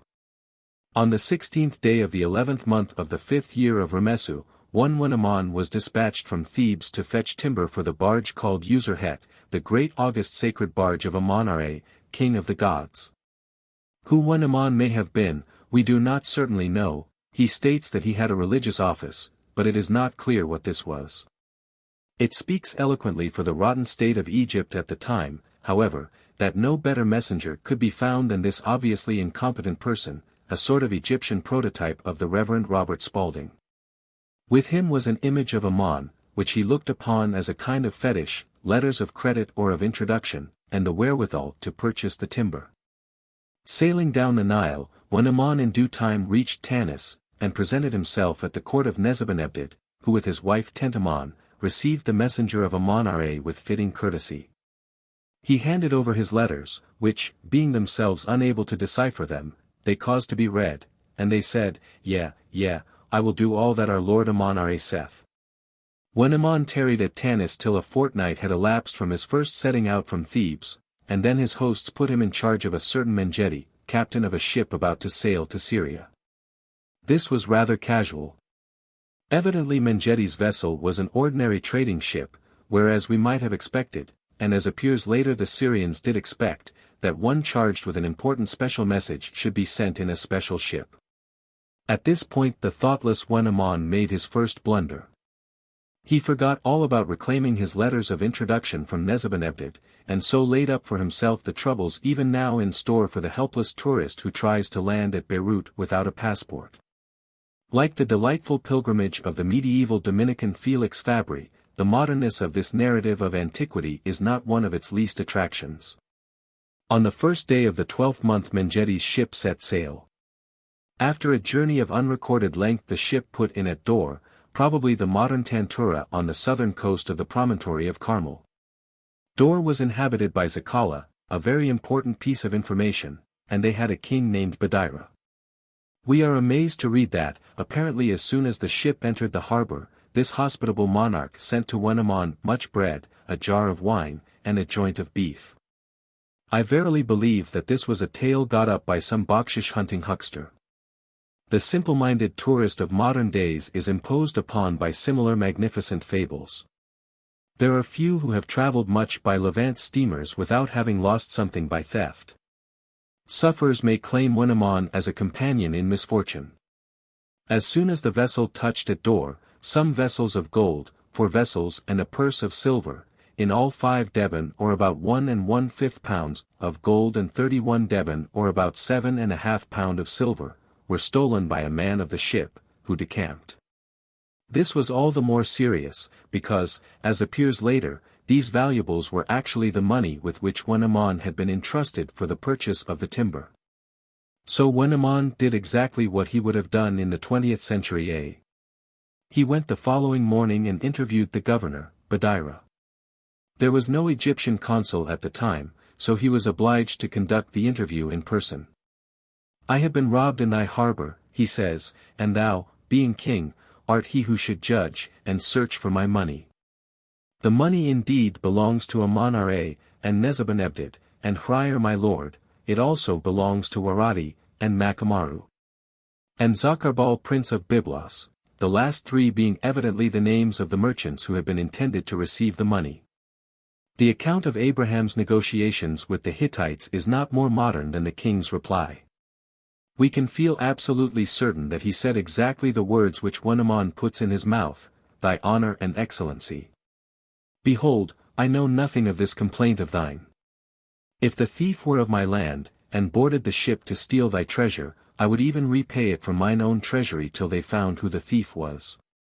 But the thief belongs to thy ship, so I have no responsibility. Howbeit, wait a few days and I will seek for him. Wenamon had to be content with this assurance. Probably nothing was done after he had been bowed out from the governor's presence. In any case, 9 days elapsed without news of the missing property.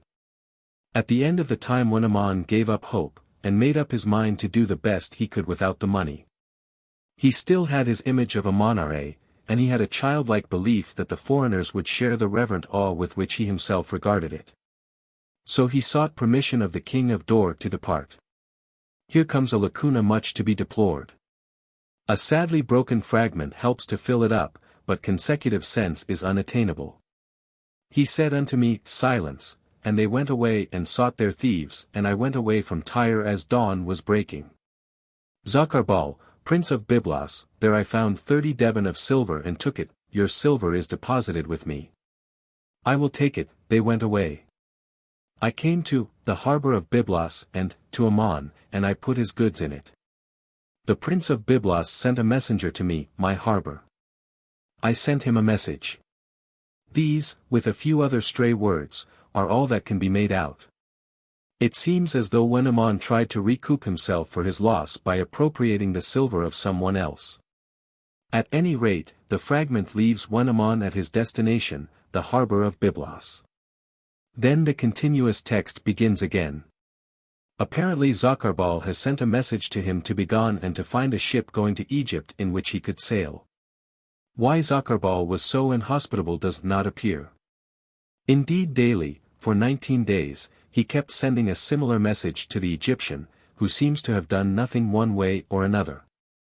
At last Wenamon found a ship about to sail for Egypt, and made arrangements to go as a passenger in her, despairing of ever carrying out his mission.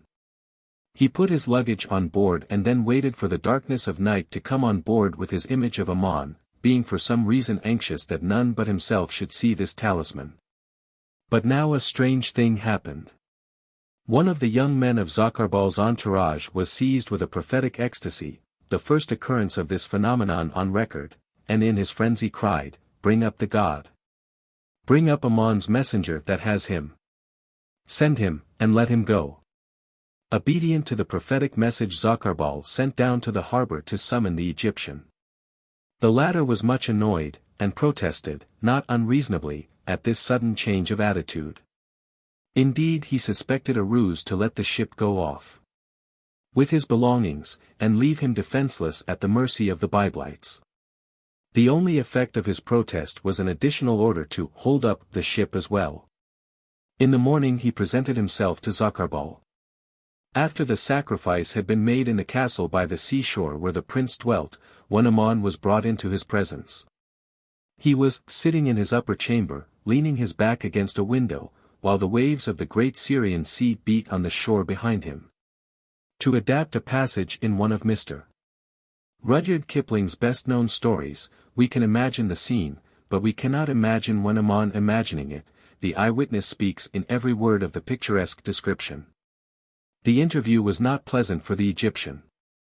It made so deep an impression upon him, that to our great gain he was able when writing his report to reproduce it almost verbatim, as follows. "Amon's favor upon thee," said when Amon. "How long is it since thou hast left the land of Ammon?" demanded Zakarbal, apparently without returning his visitor's salutation. 5 months and 1 day, said when Ammon. This answer shows how much of the document we have lost. We cannot account for more than the 14 days spent between Thebes and Tanis, 9 days at Dor, 19 days at Byblos, 6 weeks in all plus the time spent in the voyage, which at the very outside could scarcely have been more than another 6 weeks. Well then, if thou art a true man, where are thy credentials? We remember that when Ammon had left them with the prince of Tanis, and he said so. Then was Zakarbal very wroth. What? There is no writing in thy hand? And where is the ship that Nebuchadnezzar gave thee? Where are its crew of Syrians? For sure, he would never have put thee in charge of this, incompetent Egyptian, who would have drowned thee, and then where would they have sought their God and thee? This is the obvious sense, though injured by a slight lacuna. Nothing more clearly shows how the reputation of Egypt had sunk in the interval since the exploits of Ramesses III.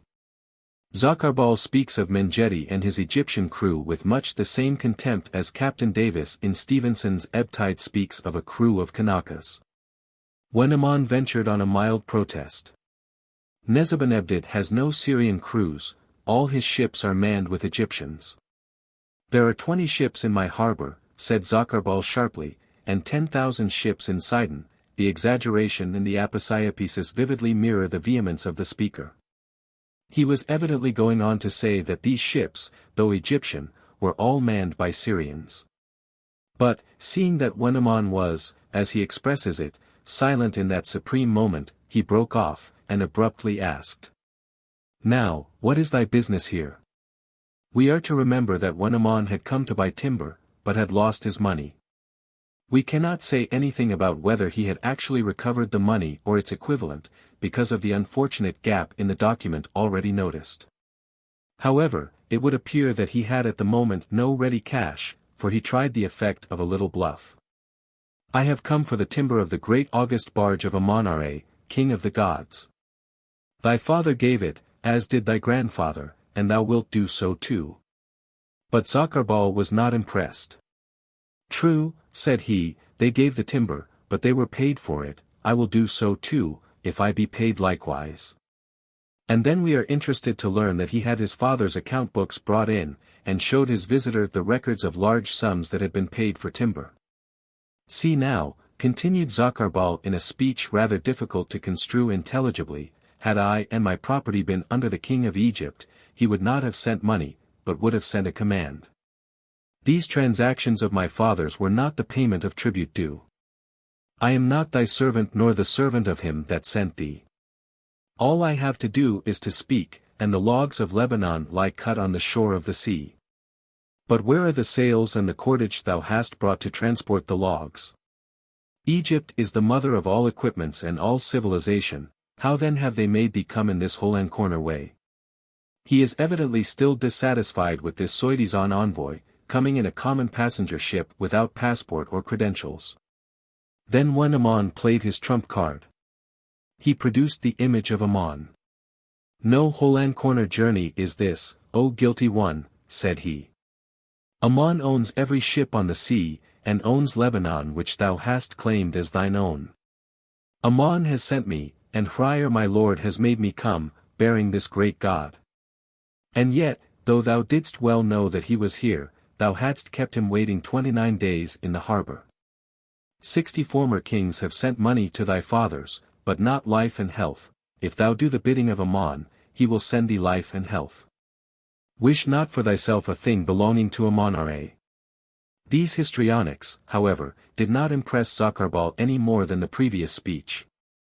Clearly when Ammon saw in his face that the lord of Byblos was not overawed by the image of his god, and that he wanted something more tangible than vague promises of life and health. So at length he asked for his scribe to be brought him that he might write a letter to Tanis, praying for a consignment of goods on account. The letter was written, the messenger dispatched, and in about 7 weeks returned with a miscellaneous cargo of gold, silver, linen, 500 rolls of papyrus, this is important, hides, rope, lentils, and fish. A little present for Ammon himself was sent as well by the lady Tentamon. Then the businesslike prince rejoiced, we are told, and gave the word for the felling of the trees. And at last, some 8 months after Ammon's departure from Thebes, the timber lay on the shore ready for delivery. A curious passage here follows in the papyrus. It contains one of the oldest recorded jokes, if not actually the oldest, in the world. When Zakarbal came down to the shore to give the timber over to Ammon, he was accompanied by an Egyptian butler, by name Penamon. The shadow of Zakarbal's parasol happened to fall on the envoy, whereupon the butler exclaimed, Lo, the shadow of Pharaoh thy lord falleth on thee. The point of the witticism is obscure, but evidently even Zakarbal found it rather too extreme, for he sharply rebuked the jester. But he proceeded himself to display a delicate humor. Now, said he, I have done for thee what my fathers did, though thou hast not done for me what thy fathers did. Here is the timber lying ready and complete. Do what thou wilt with it. But do not be contemplating the terror of the sea, there cannot be the slightest doubt that Ammon was at this moment glancing over the waters and estimating his chances of a smooth crossing. Contemplate for a moment the terror of me. Ramesu sent some messengers to me and, here he turned to the butler, go thou, and show him their graves. Oh, let me not see them, was the agonized exclamation of Ammon, anxious now above all things to be off without further delay. Those were people who had no God with them. Wherefore dost thou not instead erect a tablet to record to all time, that Ammon sent to me and I sent timber to Egypt, to beseech 10,000 years of life, and so it came to pass. Truly that would be a great testimony, said the sarcastic prince, and departed. Ammon now set about loading his timber. But presently there sailed 11 ships of the Zakala into the harbor, possibly those on whom he had made a rash attempt at piracy to recoup himself for his losses at Dor. The merchants in them demanded his arrest. The poor Egyptian sat down on the shore and wept. They have come to take me again, he cried out. It would appear that he had been detained by the Zakala before, but the record of this part of his troubles is lost in one of the lacunae of the MS. We despair of him altogether when he actually goes on to tell us that when news of this new trouble reached Zakarbal, that magnate wept also. However, we need not question the charming detail that he sent to Ammon an Egyptian singing girl, to console him with her songs. But otherwise he washed his hands of the whole affair. He told the Zakala that he felt a delicacy about arresting the messenger of Ammon on his own land, but he gave them permission to follow and arrest him themselves, if they should see fit.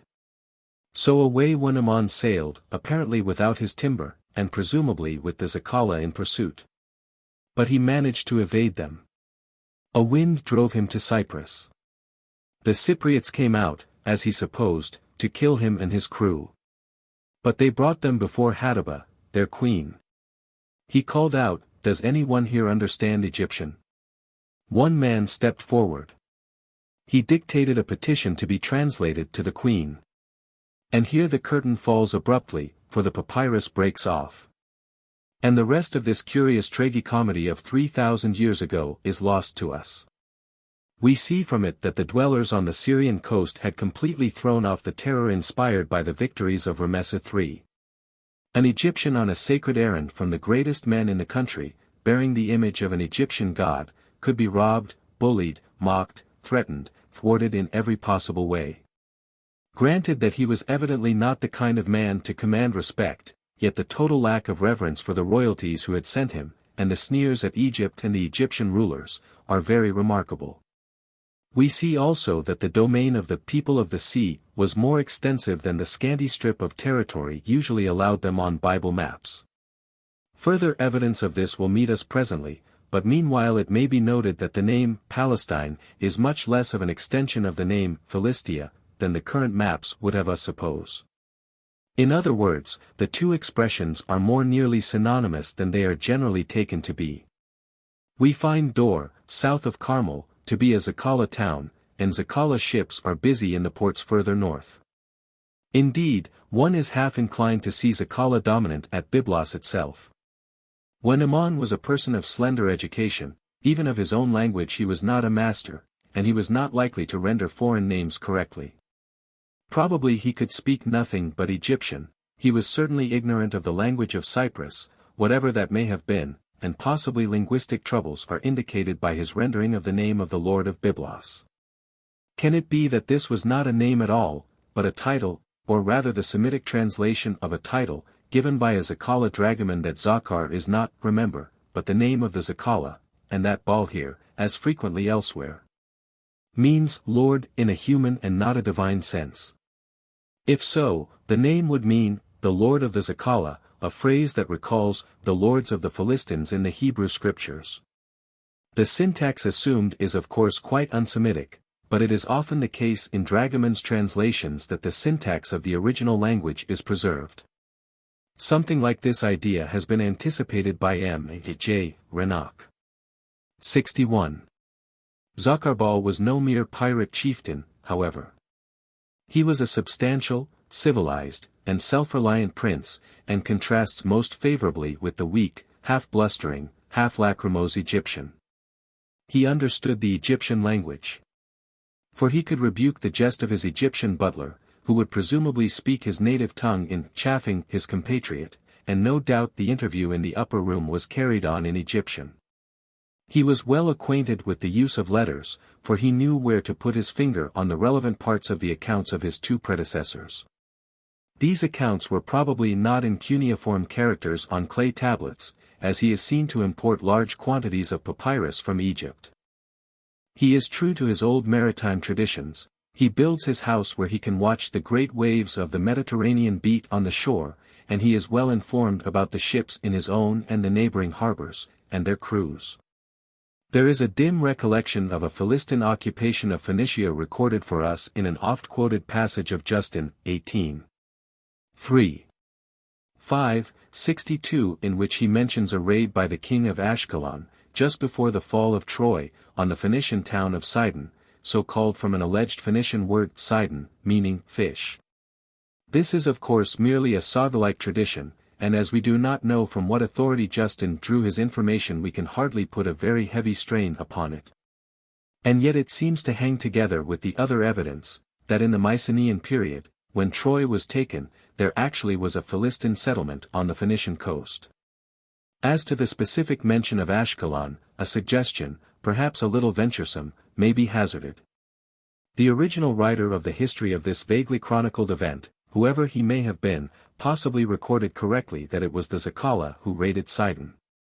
Some later author or copyist was puzzled by this forgotten name, and amended a Rege Sacaloniarum to a Rege Ascaloniarum. Stranger things have happened in the course of manuscript transmission. 63. The papyrus gives us some chronological indications of importance. The expedition of when Ammon took place in the 5th year of Ramesses XII, that is to say, about 1110 BC. Zakarbal had already been governor of Byblos for a considerable time, for he had received envoys from Ramesses IX, 1144 to 1129. Suppose these envoys to have come about 1130, that gives him already 20 years. The envoys of Ramesses IX were detained 17 years. But in the first place this may have been an exaggeration, and in the second place we need not suppose that many of those 17 years necessarily fell within the reign of the sender of these messengers. Further, Zakarbal's father and grandfather had preceded him in office. We do not know how long they reigned, but giving 25 years to each, which is probably a high estimate, we reach the date 1180. Which is sufficiently long after the victory of Ramesses III for the people to begin to recover from the blow which that event inflicted on them. 2. Their struggle with the Hebrews. We now turn to the various historical references to the Philistines in the Hebrew Scriptures. It happens that the Zakala, with whom the Golnashef papyrus is concerned, are not mentioned by name in the received text of the Old Testament. The southern Philistines were more conspicuous in the history of the Hebrews, and this name is in consequence used indifferently for all the tribal subdivisions of the hated enemy. The first appearance of the Philistines on the coast of southern Palestine is not recorded in the Old Testament, but it may possibly be inferred indirectly. In the oldest monument of Hebrew speech, the Song of Deborah, the tribe of Dan is referred to as a maritime people who remained in ships while their brethren bore the brunt of the invasion of Sisera. Towards the end of the book of Judges, we find that certain of the tribe of Dan are compelled to seek a home elsewhere, and choose the fertile, well-watered, but hot and fever-haunted Laish, a place remote from everywhere. And where the people were quiet, as they well might be in that malaria-stricken furnace. Why did the Danites leave for this unsatisfactory territory their healthy and rich land by the sea-coast? Probably because they were driven by pressure from without. The migration of the Danites can best be explained by the settlement of the Philistines. And it is suggestive that the first great champion to stand for Israel against the intruders, Samson, belonged to Zorah, whence went forth the Danite spies, Judges 18. 2. The first allusion to the Philistines which we meet with in the Old Testament, that in the genealogical table of the nations in Genesis X, we have already discussed. Next we find a cycle of stories, told with but little variation both of Abraham and of Isaac, Gen XX, 21-26, in which those heroes of old are brought into contact with a certain Abimelech, king of the Philistines. In both cases the patriarch, to save himself, conceals his true relationship to his wife, which is revealed to the deceived monarch, in both. The latter displays a singular dignity and righteousness in the delicate position in which his guest's duplicity places him, and in both there is a subsequent dispute about the possession of wells. The stories are in short doublets of one another, and both echo a similar tale told of Abraham in Egypt, at an earlier stage of his career, Gen 12. Whoever added the inept title to Psalm 34 evidently had these stories in his mind when he inadvertently wrote a Psalm of David when he changed his behavior before Abimelech instead of Achish. An unconscious reminiscence of the tale might possibly have been suggested by VV 12:13 of the psalm in question. The use of the word Philistine in these stories has long been recognized as an anachronism. Perhaps with less harshness and equal accuracy we might characterize it as a rather free use of modern names and circumstances in telling an ancient tale. Even now we might find, for example, a popular writer on history saying that this event or that of the early British period took place in Norfolk. Although it is obvious that the territory of the North folk must have received its Saxon name in later times. The tales of Abraham and Isaac were written when the land where their scenes were laid was in truth the land of the Philistines, and the storyteller was not troubled with the question as to how far back that occupation lasted. Indeed, when Abimelech first appears on the scene he is not a Philistine, but the Semitic king of the town of Gerar. The two passages in Gen 21, which might be understood, they returned into, what we call, Philistia. Abraham sojourned in, what is now, Philistia, have misled the writer, or copyist, of Gen 26 into supposing that Abimelech was actually king of the Philistines. In fact the Greek version of 26 8 seems to preserve an indication of older readings in which he was simply called, as in the other story, King of Gerar. Nordsij, Philist. Page 59, attempts to demonstrate a pre-Ramesu occupation of S. Palestine by the Philistines, principally on the ground at the time between Ramesu III and Samson or Saul, is too short for the Semitizing process to have taken place. This seems hardly a cogent argument to me, that a Semitization was by no means complete, the special Semitic rite of circumcision was not adopted, there is no reason to suppose that the language of the Philistines had been abandoned for a Semitic language.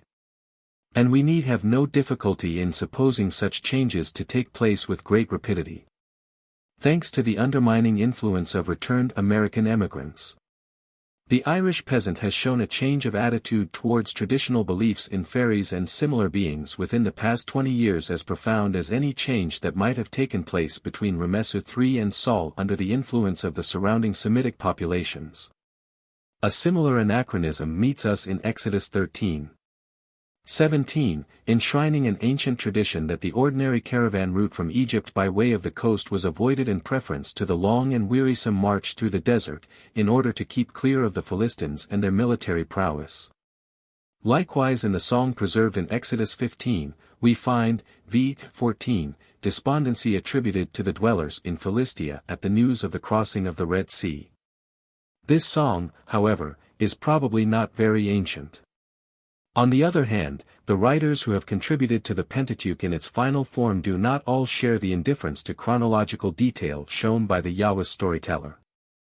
Often as are the tribes of Canaan enumerated in passages anticipatory of the conquest of the Promised Land, the Philistines are never mentioned, they have no share in the territory of the Hittite, the Girgashite, the Amorite, the Canaanite, and the Jebusite. In view of the prominence of the Philistines in the later history, this is a very significant fact.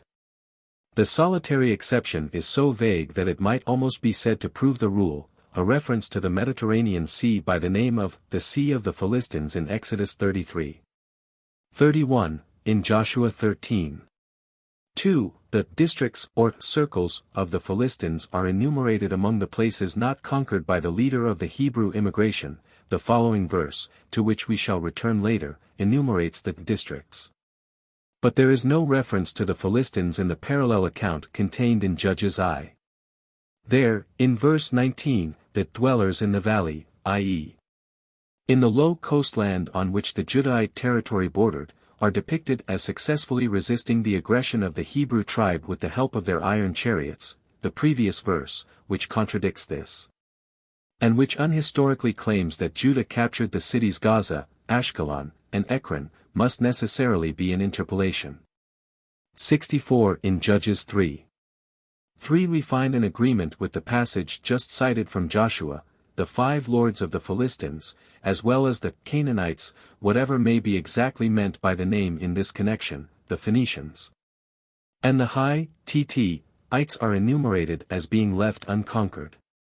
The curious reason assigned, that this was to practice the Hebrews in war, is at any rate concordant with the old tradition that the terror of the warlike Philistines prevented the Hebrews following the direct route into the Promised Land. The passages examined so far have rather been concerned with the settlement of the protagonists in the great struggle for the possession of Palestine than with the course of the struggle itself. We are to picture the Hebrew tribes crossing the Jordan from the east. And some little time afterwards the Philistines, and Zakala, establishing themselves on the rich coastlands. This much we can see with the aid of the Egyptian records cited in the preceding pages. We now follow the history of the conflict. At the outset we are confronted by a puzzling group of passages. In the very ancient Song of Deborah, picturing the distracted state of the country under foreign oppressors, the writer describes how travelers and caravans, from fear, abandoned the main thoroughfares and journeyed along the bypaths, of which the winding valleys of Palestine offer an endless choice. This was in the days of a certain Shamgar son of Anath 65, Judges v. 6. The name has a foreign appearance 66, a Hittite analogy, Sangar, has been sought for it. We cannot, however, conclude that he was necessarily a foreigner, even though his progenitor is said to be Anath, which happens to be a well-known goddess name. There is not another case of a Hebrew bearing so frankly idolatrous a name in the Old Testament. But in the Aswan papyri we have a glimpse of what Jewish life was, independent of priestly influences. And these show an extraordinary tolerance of heathen names and practices. We find Hosea son of Pediknum. Names like Athareli, Nebanathan, Ben-Tirash occur in the community. The daughter of one Messiah swears in a law court by the goddess Suti. Shamgar son of Anath would have been quite at home in this company. The antecedent for this reference in Deborah's song appears to lie in a verse at the end of chapter 3, v. 31, which says that Shamgar son of Anath killed 600 Philistines with an ox goad, and saved Israel. It is, however, obvious that this verse is out of place. It interrupts the flow of the narrative. There is no word of Philistine oppression in the context, and the text proceeds, when Ehud was dead, certain things happened, following on the story of Ehud which the Shamgar passage interrupts. The later development of the history contains no recognition of the labors of Shamgar. There are indeed few passages in literature which are so clearly no part of the original document, and we can hardly doubt that it has been inserted from some other source, or from another part of the book. In order to provide an explanation for the allusion in Deborah's song. It is curious that the chief Greek Mizas read Deltanu Alpha Chi instead of Anath here, but not in Deborah's song. 67. A number of Greek Mizas repeat the verse relating to Shamgar after 16:31, i.e. immediately after the story of Samson. This seems a better place for it. 68. The Shamgar story, in short, looks like one of the floating traditions that have more particularly crystallized round Samson and the mighty men of David. A remarkable parallel to the exploit of Shamgar has been found in the deed of Shammah the Hararite, a not dissimilar name, one of David's followers, who in some such rough and ready way defended a field of crops, barley or lentils, from Philistine marauders. 69. But can the story be so summarily dismissed?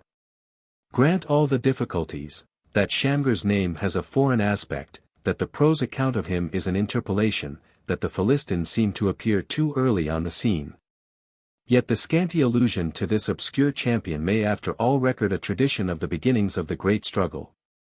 For besides Shamgar, Deborah's song mentions another arresting personality. The very grandeur of the paean throws a romantic halo round the person of the unfortunate Sisera, victim of a crime against the desert law of hospitality difficult to parallel even in the wild annals of Bedouin life. The heartless glee with which the poet triumphs over the chieftain's anxious, watching mother makes the latter for us one of the most pathetic figures in the whole crowded gallery of the Old Testament. Time has brought its revenge for both mother and son. In the prose version of the combat, Sisera is represented as the general of Jabin, king of Hazor, and the latter is the head of the attack on Israel. But Jabin has an altogether secondary place in the narrative, and Sisera is the central figure. Jabin, indeed, is probably imported into the story from the source that lies at the back of Joshua 11, where there is no mention of Sisera. In Psalm 83:9 Sisera is mentioned before Jabin. He has a town of his own, Harosheth of the Gentiles, more than a day's journey from the city of Jabin. And the vignette of his mother surrounded by her court ladies gives us a picture of a more important establishment than that of a mere captain of a host. Sisera in short is an independent king, and the story as we have it is either an account of a single campaign in which two kings were in league, or, more probably, a combination of the narratives of two campaigns wholly independent. Harosheth is generally identified with the modern Harathea, in the bottleneck which forms the mouth of the plain of Esdraelon, a region entirely in Philistine hands, at least at the end of Saul's wars. This identification seems fairly trustworthy. Not far off from Harosheth was a village with the name Beth-Dagon, and Harosheth itself is distinguished by the appellation of the Goyim or foreigners. In Joshua 12:23, the king of the Goyim in Gilgal is mentioned in noteworthy juxtaposition with Dor, which figures so conspicuously in the report of Wenamon. But this passage has been suspected and various emendations suggested, chief of which is to read for and to translate, King of Nations belonging to Galilee. This is of course reminiscent of the famous Galilee of the Gentiles, 70. But on the other hand we may compare the Galilees of Philistia, in Joshua 13. 2 and Joel 3. 4 equals Hebrew 4. 4, which in the latter passage is mentioned immediately after the Philistine territory. The word goyim is of no more specific meaning than our word nations, though usually applied to foreigners, it may even on occasion be applied to the nation of Israel, so it cannot be said to be very conclusive. But one wonders whether in such passages and phrases as these it might not bear the special meaning of the foreigners par excellence. The most outlandish people with whom the Hebrews came into contact, that is to say the Philistines and their cognate tribes, for whom the Greek translators reserve the name lambda lambda phi upsilon lambda omicron iota. In the present case they would more especially be the Zakala, of whom Winnemon tells us, but who are not mentioned by name in the Hebrew writings. Sisera's enormous host of iron chariots, a possession which, as we saw, also enabled the coast dwellers of the south to hold their own, is emphasized in the prose account of the battle. As in the speech put by Deborah's song into his mother's mouth, and it is interesting to notice that we hear again of these iron chariots as being on the plain of Esdraelon, Joshua 17. 16. The name of the prince also is suggestive. It is not Semitic, and the numerous Hittite names ending in Sira, Ketasira and the like, have been quoted to indicate its possible origin. But we should not forget Badira, the Zakala prince of the neighboring town of Dor. And may it not be asked whether Sisera could be a reduplicated form derived from the root of Saran, the latter being possibly a participle. The one word of the Philistine language which we certainly know, the technical term for the lords of the Philistine state. This guess presupposes that the language of the Philistines was Indo-European, an assumption which it has not yet been possible either to prove or disprove. Some possible evidence of reduplication is afforded by such combinations as Ruriat and perhaps Krokokals in the Preface inscriptions.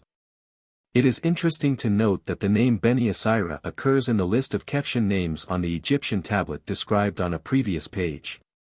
If Sisera was a Philistine or at least one of cognate race, we have some use for Shamgar and his ox goad. Otherwise, the latter must be expunged from the list of judges, if he be not actually numbered among the oppressors, as Moore in his commentary is inclined to do. The combination Anait, which ends one of the Preface inscriptions just mentioned, has been compared to the name of Shamgar's parent Anath. But there is no probability that such a coincidence between a short inscription on the one hand, and a few proper names on the other, is of any importance. In Judges X. 6, 7, 11 there is mention of Philistine oppression, in strange and scarcely intelligible connection with the Amorites. This passage does not help us nearer to the solution of problems. It is in the narrative of Samson that the Philistines first come conspicuously on the scene. It is unnecessary to summarize the familiar incidents, indeed for our purpose these chapters, though of the deepest interest, are disappointing. The narrator is content to tell his tale, without troubling himself about the attendant circumstances which we would so gladly know. In discussing this remarkable series of episodes it is unnecessary to raise the question of their historicity. 71 Still more irrelevant would be a discussion of the pseudoscientific hypothesis that Samson, like Achilles, Heracles, Max Muller, Gladstone, and other demonstrated characters of mythology, was a solar myth. It is sufficient for the purpose of our present discussion that the tale gives us an early tradition of the condition of affairs at the time indicated. And as I have said elsewhere, 72 it is probably to be regarded as a prose epic concentrating into the person of a single ideal hero the various incidents of a guerrilla border warfare. This being postulated, one or two points of importance strike us in reading the story. The first is, that the Philistine domination was complete, and was passively accepted by the Hebrews. The Philistines are rulers over us, say the men of Judah, who propose to betray the champion to his enemies. As is so often the case with a nation of separate clans, even the pressure of a formidable common enemy cannot always heal their mutual jealousies. Ireland, in the face of the Vikings in the 9th century, and of the English in the 12th, offers an instructive parallel. Only a chapter or two before the appearance of Samson, We have the distracting episode of Abimelech. A chapter or two later comes the story of the massacre of the Benjamites by the other tribes, and whatever may be the true chronological relationship of these narratives to the historical setting of the Samson epic, they at least indicate that there was a long period of intertribal disunion that would make it easy for a well-organized military nation to gain complete domination over the country. But it was no mere military domination. The Philistines were accompanied by their wives and daughters, and the attractiveness of the latter in the eyes of Samson is a leading motive of his story. On this side of the narrative, however, there is one point to be noticed. There is no reason for branding the Philistines with the stigma of having produced the mercenary traitress Delilah. Indeed, whatever indications there may be in her story point in an exactly opposite direction. Had tradition called her a Philistine, like Samson's first wife, the author of Judges would hardly have failed to make it clear. She is described as a woman in the valley of Sorek, which, if it be the modern Wadi es Shur, as is generally agreed, was partly in Israelite territory. Moreover, it would scarcely have been necessary for the Philistine lords to have offered the gigantic bribe of 1,100 pieces of silver each, to a woman of their own nation. That she might betray to them the archenemy of her race, it would be much more likely that they would use the persuasive argument of threatening her with the fate of her unlucky predecessor. The name appears again as that of a member of the tribe of Judah, in a genealogical fragment in 1 Chronicles 4:19, preserved by the Greek version, but lost from the Hebrew Textus Receptus. It is not too much to say that if the Delilah episode be read carefully, the various steps become more natural and intelligible when we picture the central figure as a tribeswoman of the men of Judah, who in the previous chapter had attempted to anticipate her act of betrayal. It is noteworthy that nowhere in the Samson story is there any hint that there was a barrier of language between Hebrew and Philistine. Samson and his Philistine friends at Timnah exchanged their rough jests without any difficulty. Delilah, whatever her race, converses with equal ease with the Philistine lords and with her Hebrew husband. The same point is to be noticed throughout the subsequent history, with the curious and significant exception of the very last reference to the Philistines in the historical books. Indeed, it has often been observed that the services of an interpreter are but rarely called for in the Old Testament, although it is possible that such an intermediary was sometimes used without the fact being specifically stated. 73 But probably in ancient as in modern Palestine everybody who had any position at all to maintain could speak several languages. The officers of Hezekiah and Sennacherib, for instance, could understand each the other's tongue, and could pass from one to the other with the enviable ease of a modern Levantine polyglot. The incident of Samson's hair has often been compared to the purple hair of Nisus, plucked out by Scylla at the instigation of Minos, and to the story of Tereleos of Taphos and his golden hair given him by Poseidon, which rendered him immortal. Both stories are to be found in that endless mine, the Bibliotheca of Apollodorus. The connection of Minos with the former story is noteworthy. It has, I believe, been suggested, but I have no note of the reference, that the story of the virtue inherent in Samson's locks may have been actually received by the Hebrews from Philistine sources. It may be merely a coincidence that the name of Samson's father, Manoah, resembles the name Minos. Lastly, we notice in the Samson epic that as seen through Hebrew eyes the Philistines had already the three characteristics that marked them out from the other nations round about. The adjective uncircumcised, obviously the current term of abuse in all generations, already makes its appearance. Their peculiar government by lords also meets us, but as it happens no particular lord is named, nor does the Samson story give us any idea of their number. Thirdly, in the final scene, we are introduced to the mysterious Dagon, the chief deity of the Philistine pantheon. For how long the Philistine domination lasted we have no means of knowing. There is no indication of the length of time supposed to elapse between the death of Samson and the appearance on the scene of Samuel. Eli, the priest of the high place at Shiloh, may or may not have been contemporary with Samson. He appears suddenly on the scene as a man in extreme old age, who had judged Israel 40 years, and vanishes almost immediately. The next stage of the history shows us the disunited and mutually hostile tribes of Israel gradually welding together under the pressure of their formidable enemy, and slowly but surely, though with more than one serious setback, reversing the situation. We begin with the unlucky battle in which for a time the ark was lost, 1 Sam 4. The topography of the battle is uncertain. The Philistines pitched at a place quite unknown, F.A., the Israelites at a spot of equally obscure topography, Ebenezer, where Samuel afterward set up a memorial pillar, 7:12. The Philistines were the victors, and the Israelites attempted to turn the battle by fetching their national palladium from its resting place in Shiloh. The Philistines were at first stricken with a superstitious fear. But recovering themselves they made a complete slaughter of the Israelites, and captured the ark itself. Their rallying cry, "Be strong and be men, that ye be not slaves to the Hebrews as they have been to you," corroborates, from the Philistine side, the evidence that the Philistines were the masters of the Hebrews at the time. Now begins that strange story of the wanderings of the ark. It would be natural to lay up the symbol of the deity of a vanquished people in the temple of the chief god of the conquerors, as Mesha laid up his religious trophies before Chemosh. So the ark was deposited in the temple of Dagon at Ashdod, a temple of which we hear down to the time of the Maccabees, 1 Mace. X 84. But Dagon twice falls prostrate before the ark, the second time being broken by the fall. At the same time a plague of mice or rats spread over the Philistine plain. There was a very similar plague over the same district in 1904, and enormous damage was done to the growing crops. Indeed, the peasants, whose fields were robbed almost as though by the prophet Joel's locusts, were reduced to tracking out the rat holes and collecting the grain that the animals had brought down and stored. It was a curious sight to watch the women patiently engaged in this weary work, and gradually filling bags with the precious seed thus recovered. But in the Philistine experience the plague of rats had a yet more serious consequence. Not only did they mar the land, but as we now know to be the natural course of events, the parasites of the mice communicated to the people the disease of bubonic plague. 74.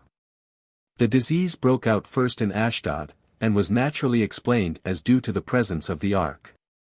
They therefore dispatched it to Gath, and of course the bearers carried the plague bacilli with them. Again it was sent to Ekron, and again the plague was carried thither. And as the Philistines, even before they had secured their costly prize, had associated it with outbreaks of pestilence in Egypt, 1 Sam 4:8, they easily connected it with their own troubles. How they returned it to Beth Shemesh, and how the bacilli, carried probably by parasites on the kine, or perhaps on the coverings of the ark, proved to be still virulent to the cost of the villagers who too rashly approached, are tales too well known to need repetition. It is interesting that the Philistines sent back with the ark votive models of their twofold plague, which yet was one, as their ancestors had been wont to do when, in search of healing from the ills of human flesh, they visited the Dictaean cave in the ancient homeland. The following chapter, 7, apparently represents a different strand of tradition. According to this the ark was suffered to remain in Kiriath Jearim no less than 20 years, until, probably, it was brought up to Jerusalem at the beginning of the reign of David. 75. Samuel held a reconciliation service, as it might be called, in which Israel renounced the various strange gods they had adopted. The Philistines came up to plunder this peaceful assembly, but were driven back by an appalling thunderstorm. The people gave chase, and smote the invaders to the unknown place called Beth-kar, to which reference has been made in the previous chapter, and a great memorial stone was set up at or near the spot where the ark had been captured. We are then told that the Philistines restored certain cities, including Ekron and Gath, or according to the Greek text, Ashkelon and Azab, i.e. Gaza or Ashdod, to the Israelites, and that they never again came up to invade Israel. It is noticeable that the narrator, with all his desire to glorify Samuel, avoids making a purely military leader of him, while emphasizing his religious functions. The victory is ascribed more to the thunderstorm, which is an answer to the whole burnt offering offered by Samuel, than to military skill on the part of the Israelites or of any leader. The writer's patriotic enthusiasm, and perhaps some such record as Judges I:18, have betrayed him into exaggeration with regard to the restoration of cities that in fact had never been Israelite.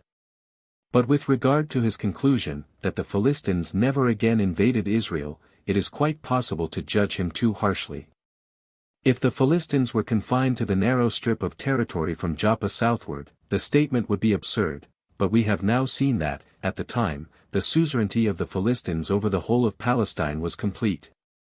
And that in all probability they actually occupied the northern coast, the plain of Esdraelon as far as the Jordan, and even penetrated up the fertile valleys that wind through the Judean mountains. This being so, it may well be that the incident here recorded was actually the last case of aggression. But that in all the other cases in which the Philistines came up to war, the purpose was defensive, to meet Israelite encroachments on their territory. The passage therefore is not necessarily so extravagant as some critics have made out.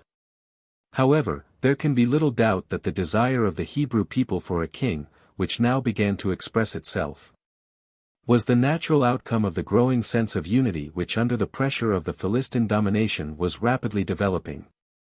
A leader was urgently needed who should be free from the specifically religious duties to which Samuel was entirely devoted. It was hoped that one who could thus give his whole attention to military matters might ultimately rid the people of the yoke that daily became more and more intolerable. Authorities differ as to how Samuel was affected by the popular demand. In one version he indignantly condemned it as a revolt against the theocracy of which he himself was at once emperor and pope. In another version he raised no objection to the new departure, definitely recognized it as a step towards delivery from the Philistines. 1 Sam 9:16, chose the king and received him courteously, and declared to him the signs that testified to his election. From this program we learn incidentally that the Philistines had a sort of mutor or governor at a place called Gibeah of God, probably to be identified with the modern village of Ramallah about 12 miles north of Jerusalem. 76. This fact underlines, so to speak, what has already been said about the absence of Philistine aggressions after the Battle of Bethkar. With an outpost so far east as the spot indicated, the actual territory of the Philistines included all the places where fighting took place. Saul assumed the kingdom, and immediately the first Israelite aggression took place. Jonathan slew the Philistine governor of Geba, where, as at Gibeah, there seems to have been a Philistine emutor. The Philistines, rightly considering this a sign of revolt, came up to quell the insurrection. The Israelites were gathered together with Saul in Michmash 77, but when they saw the overpowering might of the Philistines swooping down upon them, they hid themselves in the caves with which the country abounds. Saul waited anxiously for Samuel, and at last ventured himself to offer the necessary sacrifices. The denunciation, with which the stern old prophet expressed his resentment at this usurpation of his priestly functions, was apparently the first shock that disturbed Saul's delicately poised mental equilibrium, and paved the way for the insanity by which he was afterwards afflicted. Jonathan again came to the rescue. With his armor-bearer he showed himself to the Philistines encamped at Michmash. They called to him to come up and see something. Note again that difference of language was no bar to intercourse, and the two young men, who had previously agreed to take such an invitation as an omen, climbed up to the camp. In some way they succeeded in throwing the camp into confusion, as Gideon had done with the Midianites. Soon the Philistines broke into a panic, which a timely earthquake intensified, and before long they were in flight, with the armies of Israel in hot pursuit. It is a remarkable story, and still more remarkable is the pendant, the taboo put by Saul on food, which had the natural result of making the victory less complete, the unconscious violation of the taboo by Jonathan, the consequent silence of the divine oracle, his trial and condemnation, his redemption. No doubt by the substitution of another life, the pouring out of the blood when the taboo came to an end, all these are pictures of ancient religious custom and belief of the highest value. The familiar story of the Battle of F.S.A, with its central incident, the duel of David and Goliath, is the next scene in the drama. For the present, however, we pass it over. It is involved in a host of difficulties. Whatever view may be taken of the story, as we have it, it is evident that neither the spirit or the power of the Philistines was broken by the rout at Michmash, but that they were able to meet Israel again soon after David's introduction to the court of Saul. David distinguished himself so as to arouse the jealousy of Saul, now rapidly falling into the morbid mental state that clouded his last days, and to that jealousy was due the exile of David in the wilderness. With a madman's cunning, Saul at first attempted to work David's destruction by guile. He bribed him with the offer of his daughter's hand to go and bring him proof that he had slain 100 of the uncircumcised. The trick was not unlike that which in later years David himself played on Uriah the Hittite. David, however, was more fortunate than his own victim, and fulfilled the task imposed on him. But Saul's jealousy still pursued him, and he became a complete outlaw. His life during this period as narrated consists of a series of episodes, more or less disconnected. On one occasion he goes to the sanctuary at Nob, on the slope of the Mount of Olives, as we learn from Isa. X. 32, and takes the sword of Goliath thence to serve him as a weapon. We are then surprised to find him fleeing with this equipment to Gath, of all places, but probably the two incidents should not follow consecutively. At Gath he is recognized, and to avoid unpleasant consequences feigns insanity. This affliction would in Semitic circles secure him a measure of inviolability, the uncanny manifestations of mental derangement or degeneracy being curiously mixed up with notions of holiness. But Achish, the dignified though simple-minded lord of Gath, was not a Semite, and had no such superstitions. He is almost modern in his protests. If you see a madman, why do you bring him to me? I want no madman about me, and I will not have him in my house. 78 We almost hear an echo of the sarcasms of Zacharbal. All through the story of David's outlawry raids of the Philistines run like a thread, and it must then, if never before, have been impressed upon him that when he came into his kingdom his first care must be to crush these troublesome neighbors finally and forever. Now we read of his band saving the threshing floors of Keilah from Philistine marauders. Soon afterwards a Philistine raid breaks off negotiations between Saul and the men of Ziph for the betrayal of David. But at last David, in despair of ever effecting a reconcilement with the insane Hebrew king, threw in his lot with the Philistines. Once more he comes to Gath, or, rather, we have probably a second version of the one incident, omitting the essential detail of the feigned madness. Here he was saved from Saul, but he did not stay very long. Probably, as in the previous version of the story, he found Gath uncomfortable as a place of residence, with his record of Philistine slaughter. So in oriental wise he dissembled, and, flattering the king by pretending to be unworthy of living in the same city with him, he persuaded him to purchase his vassalage by putting Ziklag at his disposal. From this center he raided various Bedouin camps, and, presenting the booty to his new master, he pretended that he had been attacking his own people. Thereby he gained the confidence of Achish, and no doubt acquired much serviceable information about Philistine military methods and resources. Meanwhile the tragedy of Saul was working to its close. The Philistines were preparing for a final blow that would wipe off their recent reverses. Achish wished David, whom he blindly trusted, to accompany him as leader of his bodyguard, but in this his wiser colleagues overruled him. They had already learnt, in the battle of Michmash, that the Hebrews that were with the Philistines were not to be trusted when the battle went against their masters. 1 Sam 14:21. So Achish sent David away, with a dignified courtesy which contrasts pleasingly with the duplicity, not to say treachery, of his protégé. 79 David accordingly departed to his own quarters, and while the battle of Gilboa was being won and lost he was kept busy in avenging the raid which during his absence the Bedouin had very naturally made on Ziklag. The armor of the dead Saul was hung in the house of Ashtoreth, and his body was fastened on the wall of Beth-shan, the modern Beisan, a place close to the banks of the Jordan. This further corroborates the conclusion already indicated as to the wide extension of Philistine territory. For they would hardly have put the trophy where they could not reasonably have expected to retain it. 80. For the 7 years of David's reign in Hebron the Philistines gave him no trouble. No doubt he continued to acknowledge himself as vassal of Achish or of the Philistine oligarchy at large. Meanwhile Ishbosheth, Saul's son, guided and directed by Abner, set up a kingdom across Jordan, with its center at Mahanaim, and the land of Ephraim remained subject to the Philistines. In the last 2 years of Ishbaal's life he extended his kingdom, doubtless under Philistine suzerainty, to Ephraim as well, an arrangement terminated by the defection of Abner to David and by his own assassination. This event left the way open for David to enlarge his borders, and to unite under his single sway the discordant elements of Judah and Ephraim. The ever-vigilant foes, not being willing to tolerate so large an increase in the strength of a subordinate, then came up against him. 81.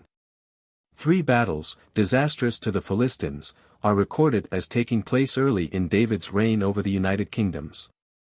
But the accounts of them are scanty and confused, and require careful examination. The following are the outline accounts of them which the author of the Book of Samuel transmits. A. The Battle of Baal-perazim. And when the Philistines heard that they had anointed David king over Israel, all the Philistines went up to seek David, and David heard of it, and went down to the hold. 82 Now the Philistines had come and spread themselves in the valley of Rephaim. And David inquired of Yahweh, saying, Shall I go up against the Philistines? Wilt thou deliver them into mine hand? And Yahweh said unto David, Go up, for I will certainly deliver the Philistines into thine hand. And David came to Baal-perazim, and David smote them there, and he said, Yahweh hath broken mine enemies before me, like the breach of waters. Therefore he called the name of that place Baal-perazim. And they left their images there, and David and his men took them away. 2 Samuel v. 17-21. B. The Battle of Geba. And the Philistines came up yet again, and spread themselves in the valley of Rephaim. And when David inquired of Yahweh, he said, Thou shalt not go up, make a circuit behind them, and come upon them over against the balsams. And it shall be, when thou hearest the sound of marching in the tops of the balsams, that then thou shalt bestir thyself, for then is Yahweh gone out before thee to smite the host of the Philistines. And David did so, as Yahweh commanded him. And smote the Philistines from Geba until thou come to Gezer. 2 Samuel v. 22-25. See the Battle of. And after this it came to pass, that David smote the Philistines, and subdued them, and David took, out of the hand of the Philistines. 2 Sam 8. 1. These outlines may to some small extent be filled in from other sources. The priestly writer of Chronicles is careful to add to the account of the first battle that the idols of the Philistines, captured after the rout, were burnt with fire, 1 Chron. 14. 8-12. The site of Baal-perazim is unknown. It seems to be mentioned again in Isaiah 28. 21, in connection with Gibeon. Perhaps this passage refers to the first 2 battles. In the account of the second battle the chronicler likewise substitutes Gibeon for Geba, 1 Chron. 14. 13-16 while in the third, instead of an unintelligible expression in the version of Samuel, he has, David took Gath and her towns out of the hand of the Philistines, 18. 1. Among these battles must probably be fitted some scraps of biography that now find a place much later both in Samuel and in Chronicles. They are confused and corrupt, but are to the effect that at certain specified places, certain Philistine champions were slain by certain of the mighty men of David. The first is the familiar tale of David and Goliath, which we passed over a while ago, and which cannot be dissociated from these fragments. David is sent by his father to the battlefield of F.S.A, to bring supplies to his elder brothers. His indignation is roused by a gigantic Philistine champion named Goliath of Gath, who challenges the Israelites to provide one who shall fight with him and decide the battle by single combat. The champion is minutely described. He was somewhere between 9 and 11 feet high, with a helmet, a coat of mail weighing 5,000 shekels, greaves and a javelin, all of bronze, as well as an iron-pointed spear like a weaver's beam. How David, though a youth unable to wear armor, goes against the giant, exchanges taunting speeches with him, and brings him down with his sling, are tales too familiar to rehearse. 1 Sam 17. The difficulties of the passage are many. The inconsistency of David, already, ch. 16. 21. The armor-bearer of Saul, being now totally unknown to him, has been a crux to the harmonists of all generations, though this difficulty is evaded by an important group of the Greek MSS, which omit bodily verses 17. 12 to 31, 55-18. 5. That is, everything inconsistent with David's being already at court and known to Saul. The omitted verses are probably fragments of another parallel narrative. But even then we are not quite free from troubles. The whole machinery of the ordeal by duel recalls incidents of the Trojan War, or the tale of the Horatii and Curiatii, rather than what we are accustomed to look for in Semitic warfare. David's improbable flight to Gath soon after the battle has already been commented upon. And, as will presently be seen, we possess another account of the Battle of F.S.A, which is quite inconsistent with the Goliath story, and, indeed, leaves no room for it. The second fragmentary narration is unfortunately found in Samuel only, 2 Sam, 21. 15-17. It reads, And the Philistines had war again with Israel. And David went down, and his servants with him, and fought against the Philistines, and David waxed faint. And, a champion, which was of the sons of Rapha, the weight of whose spear was 300 shekels, of bronze in weight, he being girded with a new word lost, thought to have slain David. But Abishai the son of Zeruiah succored him and smote the Philistine and killed him. Then the men of David sware unto him, saying, Thou shalt go no more out with us to battle, that thou quench not the lamp of Israel. The rendering, a champion, is suggested for the unintelligible, treated as a proper name Ishbi-Benob in the English version. As it stands it means, and they dwelt in Nob, which clearly makes no sense. And the emendation that is most current, by the change of one letter, turning Nob to Gob, and moving the phrase so as to follow and his servants with him, in the previous sentence, is not altogether satisfactory. For Gob itself is probably, as we shall see, corrupt, and it is hard to see how the sentence could have been transposed from a place where it makes passable sense to a place where it makes complete nonsense. The reading here suggested is, literally, man of the betweens, apparently a technical term for a champion, which is actually applied to Goliath in 1 Samuel 17. Though differing in detail, and transmitted in a garbled form, the general resemblance of the description of the equipment of this warrior to that of Goliath is too striking to be overlooked. And we are thus led to wonder whether this may not be a version of the Goliath story in which the issue of the duel was very nearly the reverse of that in the familiar narrative. One is also tempted to ask whether in the oath of the men of David, for which compare 2 Sam 18. 3, we are to see an explanation of David's having stayed in Jerusalem while Joab was acting for the king in his operations against the Ammonites, with the disastrous consequence of the episode of Bathsheba. If this oath is to be literally understood, this incident of the champion slain by David's nephew must belong to the end of David's operations against the Philistines, all of which seem to have been directed by the king in person. The third fragment appears in both 2 Samuel and 1 Chronicles. The Samuel version says, And it came to pass after this, that there was again war with the Philistines at Gob, then Sibbecai the Hushathite slew Saph, which was of the sons of Rapha. And there was again war with the Philistines at Gob, and Elhanan the son of Jeroham the Bethlehemite slew Goliath the Gittite, the staff of whose spear was like a weaver's beam, 2 Sam, 21. 18, 19. In the parallel account, 1 Chron, XX. 4, Gezer is substituted for Gob, Sippai for Saph, Jair for Jeroham, and slew Lami the brother of Goliath, for the Bethlehemite slew Goliath. With regard to the first of these divergencies, it should be noticed that the place name Gob is not mentioned elsewhere. Following Claremont-Ganneau, I was formerly inclined to accept Gezer as the correct reading. The change would be easy, but I now see two formidable difficulties. In the first place, it is not likely that the well-known place name Gezer would be corrupted to a name utterly unknown. In the second, the name Gob is written in both places, without the mater lectionis which the emendation suggested requires.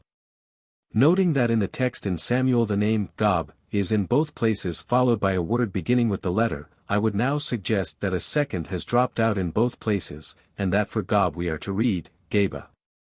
83. The advantage of this correction is, that it would make both the Samuel and Chronicles versions right, and would show us where to fit the fragment under discussion. For we can scarcely avoid connecting an incident, said in one version to take place at Gaba, and in another version at Gezer, with a battle which is definitely stated to have begun in one of these two places and finished in the other.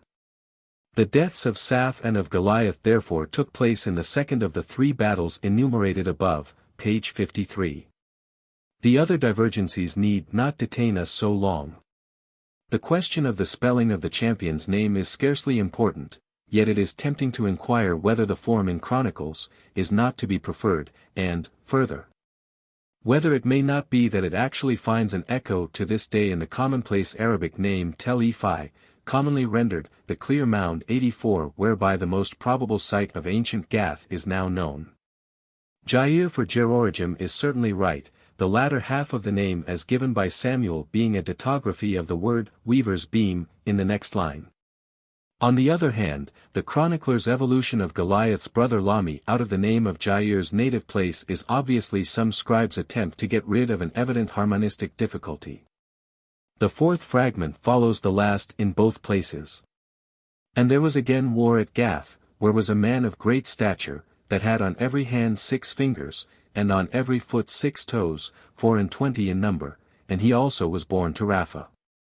And when he defied Israel, Jonathan the son of Shimei David's brother slew him. These 4 were born to Rapha in Gath, and they fell by the hand of David, and by the hand of his servants. The chronicler's version is substantially identical. Let us now try to dovetail these seemingly incoherent fragments into a consistent narrative. Nearly all of them will be found to hang together with a logical connection between them. We begin with the story of Jesse sending David as a youth to his brothers, and their surly reception of him, in some campaign. This story, though, as we have seen, it almost makes nonsense of the place where it is found, is so graphic and circumstantial that it cannot lightly be thrown aside. It is not improbable, however, that it was by his musical rather than his military ability that he attracted attention on this occasion, and was brought to the notice of Saul and Jonathan, 1 Sam, 16. 14-18, 18. 1. At first he was received kindly, and made Saul's armor-bearer. Then came the battle of F.S.A, the full account of which is lost. But by combining 2 Samuel 23. 9 with 1 Chronicles 11. 13, 2 mutilated but complementary passages, we can gain some idea of what happened. The Philistines came up to battle at F.S.A, the men of Israel fled. But David, aided by Eleazar the son of Dodo the Ahohite, whatever that may mean, held them in the valley between Shoko and Azekah, and fought till their hands clave to their swords. They succeeded in turning the victory, and the people came back only to spoil. Well might the maidens, after such an exhibition of valor, sing that Saul had slain thousands but David had slain myriads. The folk tale of a giant-killing shepherd boy, colored by some actual incident of David's later campaigns, has been substituted for the less picturesque story of the battle. A relic of the excised part may possibly be seen in the verse inserted after 1 Samuel 19. 7, and there was war again, and David went out, and fought with the Philistines, and slew them with a great slaughter, and they fled before him. And when the tribes of Israel came to David to make him king, they remind him that even in Saul's lifetime it was he who used to lead them out to war, 2 Sam v. 2. The triumph song of the women roused the jealousy of Saul, and he drove David into exile. The other tales of Philistine routs, which meet us in the lists of David's mighty men, appear to relate to the time of the outlawry. Shammah's defense of the lentil field, to which reference has already been made, was of the same order as the repulse of the raid on the threshing floor of Keilah, the breaking through the Philistine camp at Rephaim by the 3 heroes. In Quest of the Bethlehem Water, is definitely assigned to the Adullam period. Finally David took service in Gath, and became thoroughly acquainted with that important city. When the kingdoms of Judah and Israel were united, the Philistines came to break up his power. And 3 engagements were fought, all disastrous to the hereditary enemies of the Hebrews. The first was the Battle of Baal-perazim, of which we have no particulars save the picture of a hurried flight in which even the idols were left behind. The second, that of Geba, is more interesting. The incident of the oracle of the sacred trees is one of the many noteworthy landmarks in Old Testament religion. The topography of the battle seems at first sight difficult to follow, but it works out easily when one knows the configuration of the ground. The valley or plain of Rephaim is usually equated with the broad expanse that lies southwest of Jerusalem. Geba was some 4 miles to the north of the city. What must have happened was, that David's men circled behind the Philistine camp, under cover, probably, of the hills to the west of the plain, now crowned by the Greek patriarch's summer residence Cathemon. That is, down the picturesque valley in which stands the convent of the Cross. Then crossing into the Wadi El-Ward by the site of the modern village of Malha 85 they attacked the Philistines on the rear. Finding their retreat, down the present Wadi El-Ward and its western continuation, the Wadi Es-Shur, cut off.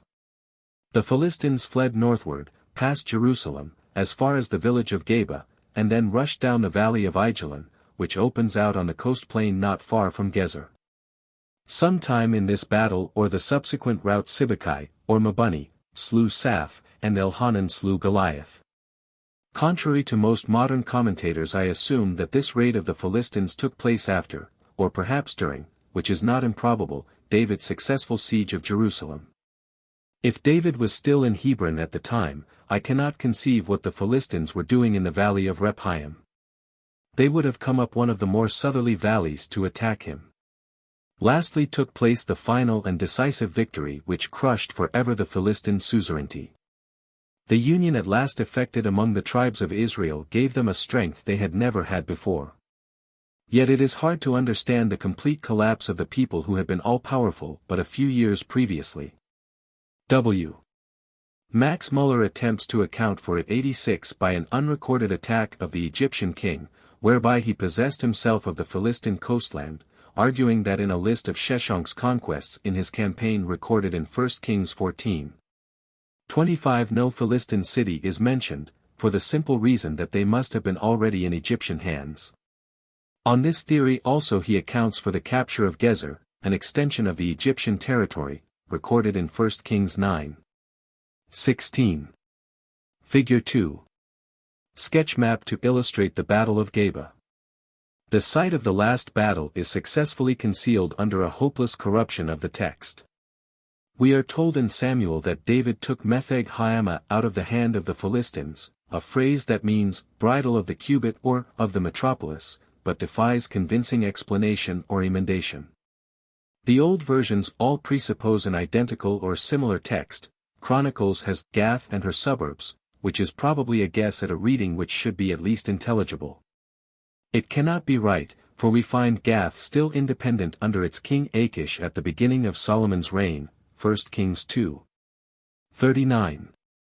87. This, however, does not forbid our supposing the decisive battle to have taken place at or near Gath, a very likely place for David to attack, as he was no doubt familiar with its fortifications. There certainly appears to have been a battle at Gath where the unnamed polydactylous champion defied Israel and was slain by a nephew of David.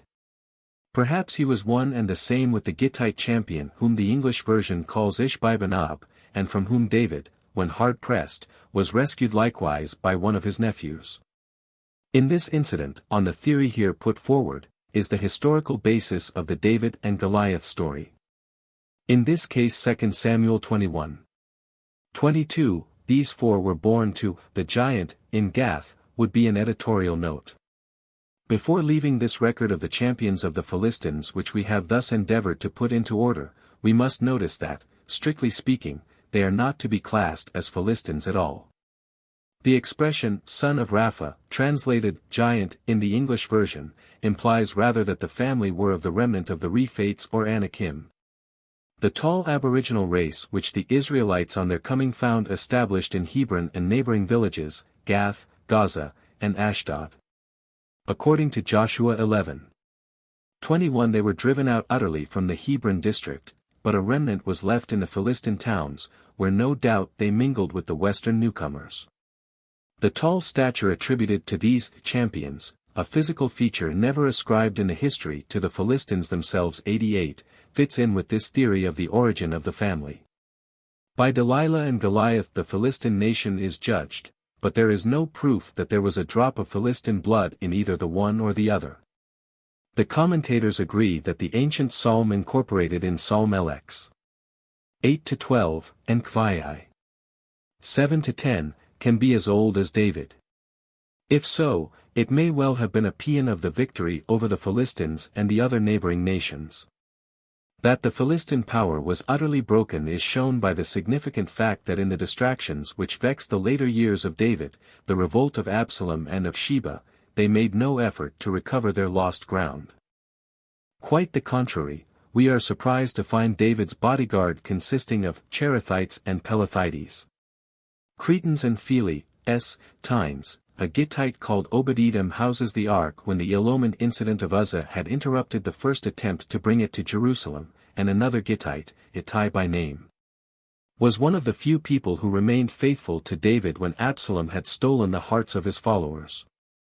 So their ancient kinsmen the Shardanu appear, now as enemies, now as loyal mercenaries of Egypt. And in the later history, except a few half-hearted attempts like that in the time of Jehoram, the Philistines took no decisive advantage of the internal dissensions between Judah and Israel, or of their many struggles with the Syrians and other foreign foes. From the time of David their power, and indeed their very individuality, dwindle away with a rapidity difficult to parallel. The contrast between the pre-Davidic and the post-Davidic Philistines is one of the most extraordinary in human history. But in Palestine the Philistines were, after all, foreigners. They had come from their healthy maritime life to the fever-haunted and Syroco-blasted land of Canaan. The climate of that country guards it for its Semitic heirs, and Philistine and Crusader alike must submit to the laws of human limitations. The Philistine bodyguard above referred to was perhaps organized during David's stay in Ziklag. In the later history some traces of the organization seem to survive. The Karites, as they are now significantly called, helped Jehoiada to put down the usurping queen Athaliah. In Ezekiel 44. 7 SQQ. There is a prophecy against certain uncircumcised foreigners who are introduced, apparently in some official capacity, into the temple, and in Zephaniah I. 8-9 those that are clothed with foreign apparel and those that leap over the threshold, in the day of the Lord's sacrifice are denounced. Though suggestive, neither of these passages is as clear as we should like. The possibility of there being some connection between the threshold rite in Zephaniah and the analogous rite in the Temple of Ashdod, 1 Sam v. 5, has often been noticed. It is an interesting possibility, we cannot say more, that there actually was a Philistine bodyguard round the king in his court at Jerusalem, and that the temple itself, built as we shall see after a Philistine model, was protected by Philistine janissaries. This might explain the unexpected reappearance of the heathenish name of Sisera among the Nethinim or temple servitors recorded in Ezra 2.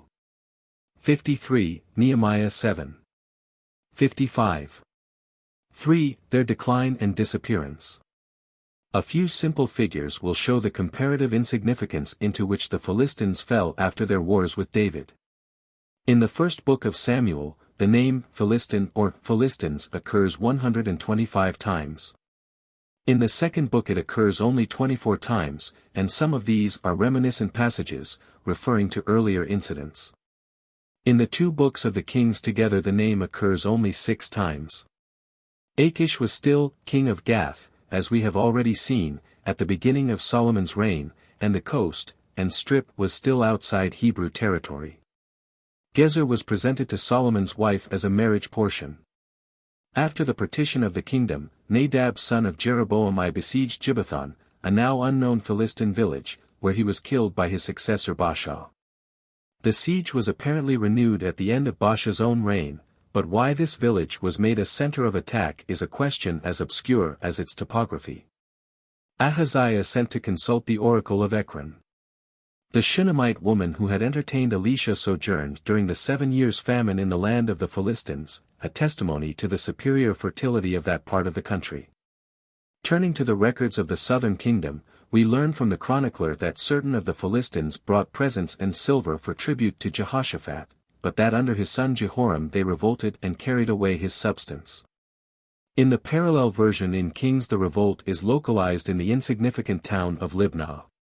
The great King Uzziah, on the other hand, broke the walls of Gath, which had probably been already weakened by the raid of Hazael of Syria, 2 Kings 12:18, as well as the walls of Jabneh and of Ashdod, and established cities of his own in Philistine territory.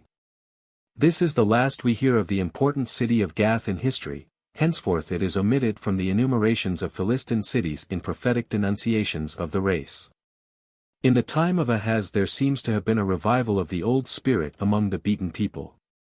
Profiting by the Edomite raid which already harassed Judah, they took some cities from southern Judah, including Beth-Shemesh, Aijalon, Gederoth, Shocho, Timnath, and Gimzo, which are not elsewhere reckoned as Philistine property, 2 Chron. 28:18. Certainly the first of these was a Hebrew village even at the time of the greatest extension of Philistine power. This Philistine revival seems to have inspired Isaiah in a denunciation of Ephraim, Isa 9:12, but whether the invasion of the northern kingdom there threatened ever took place is not recorded.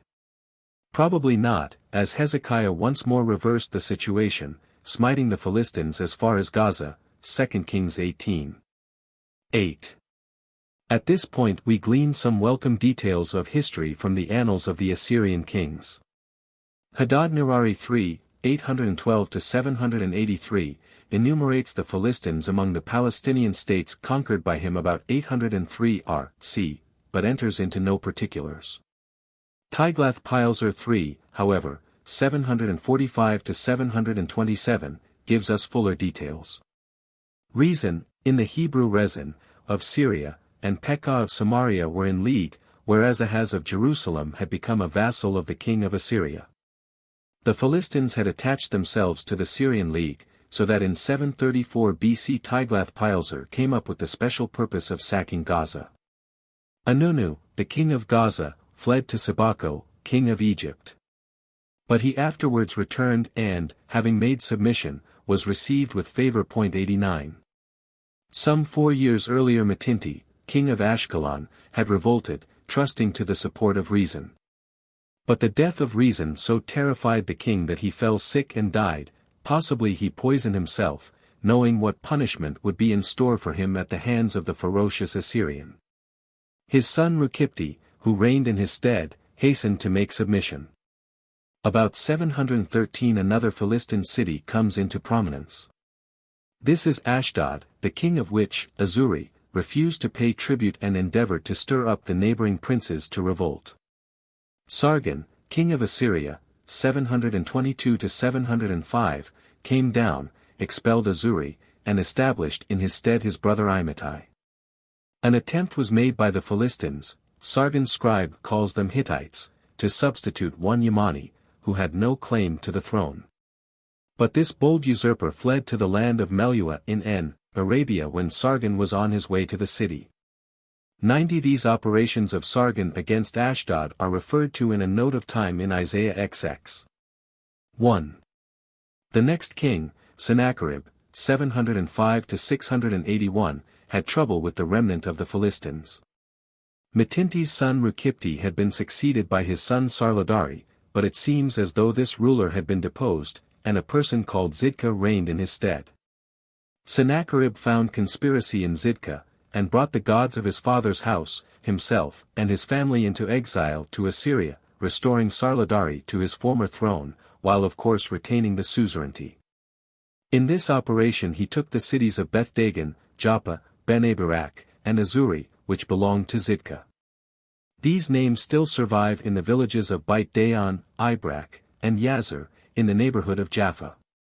At the same time the Ekronites had revolted against the Assyrian. Their king, Poti, had remained a loyal vassal to his overlord, but his turbulent subjects had put him in fetters and sent him to Hezekiah, king of Judah, who cast him into prison. The Ekronites summoned assistance from North Arabia and Egypt, and met Sennacherib in El-Taka. Here they were defeated, and Sennacherib marched against Ekron, slaying and impaling the chief officers. Poti was rescued from Jerusalem, his deliverance being no doubt part of the tribute paid by Hezekiah, 2 Kings 18:14. Sennacherib then cut off some of the territory of Judah and divided it among his vassals, Metinti, king of Ashdod, Poti the restored king of Ekron, and Zilbal, king of Gaza. 91. Sennacherib was assassinated in 681, and his son Esarhaddon, 681–668, reigned in his stead.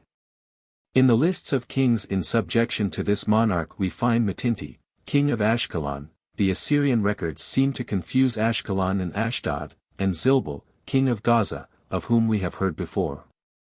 Poti has disappeared from Ekron, and to him has succeeded a king with the old Philistine name of Ikausu, equals Achish. On the other hand, a king with the Semitic name of Imilki, Ahimelech, is king of Ashdod. All these kings survived into the reign of Assurbanipal, who began to reign in 668.92. According to Jeremiah 47:1, not the Greek version, Pharaoh smote Gaza, in the time of that prophet. This most likely was Necho, on his way northward when Josiah, with fatal consequences to himself, tried to check him. Herodotus is supposed to refer to this when he says, 2:159, that Necho took a great city of Syria called Cadidas, which elsewhere, 3:5, he describes as a city in his opinion not smaller than Sardis. It is a possible, but not a convincing, hypothesis, that Cadidas may represent some form of the name of Gaza. 93. Here the Assyrian records leave us. We have, however, one more biblical reference, in the last paragraph of the book of Nehemiah, which is of very great importance, 13:23-24. The walls of Jerusalem had been restored, the law published and proclaimed. All the steps had been taken to establish an exclusive theocratic state in accordance with the priestly legislation. When the leader was dismayed to discover certain Jews who had married women of Ashdod, of Ammon, and of Moab, the very communities that had put so many obstacles in the way of the work of restoration. 94. Not only so, but there were already children. And as is usual in such cases of mixed marriage, these children spoke the language of their mothers only. Nehemiah indulged in a passionate display of temper, treating the culprits with personal violence, and probably he compelled them to put away their wives, as Ezra did in a similar case. But the interest for us is not in Nehemiah's outburst, but in his reference to the speech of the children.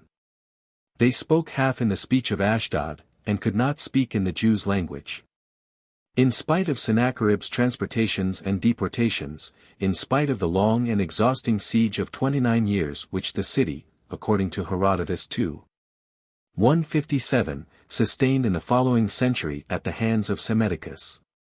Yet the ancient tongue of the Philistines lingered still in Ashdod, the town which probably retained exotic characteristics the longest.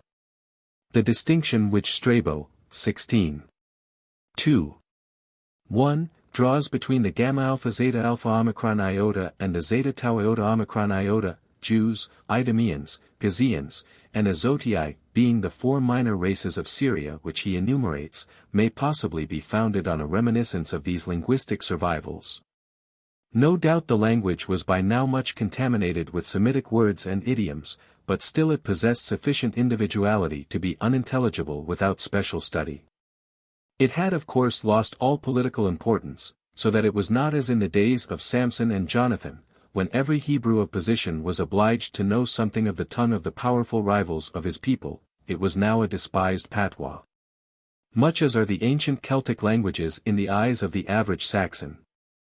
In the chatter of these little half-breeds the stern Jewish Puritan was perhaps privileged to hear the last accents of the speech of Minos, whose written records still mock us, undeciphered.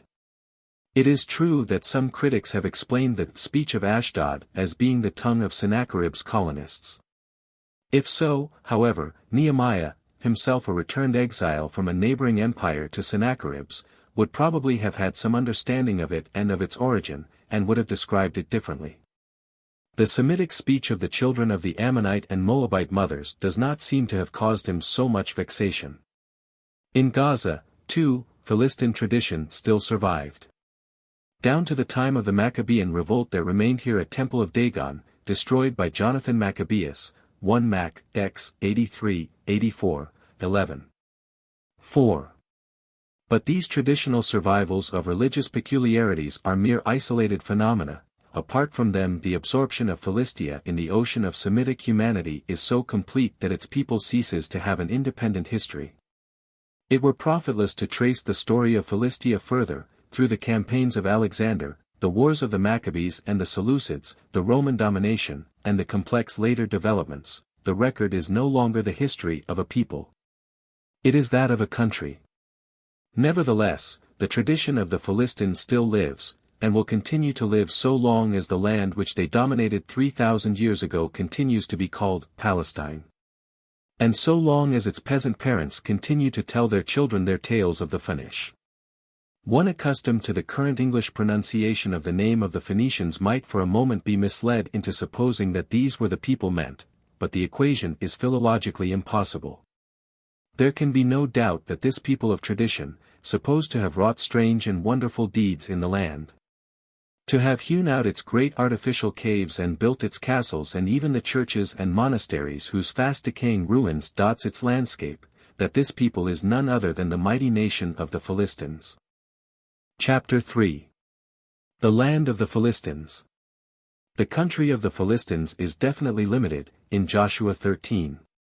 2, between the Shr or river of Egypt, the present Wadi el Arish, on the Egyptian frontier, which joins the sea at Rhinocolura, and the borders of Ekron northward, which is counted to the Canaanites.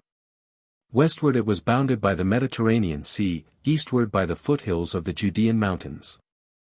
From Deuteronomy 2:23 we learn that this territory had previously been in the possession of a tribe called Avim, of whom we know nothing but the name. From the passage in Joshua just quoted it would appear that a remnant of these aborigines still remained crowded down to the south. They may possibly have been of the same stock as the Neolithic pre-Semitic people whose remains were found at Gezer.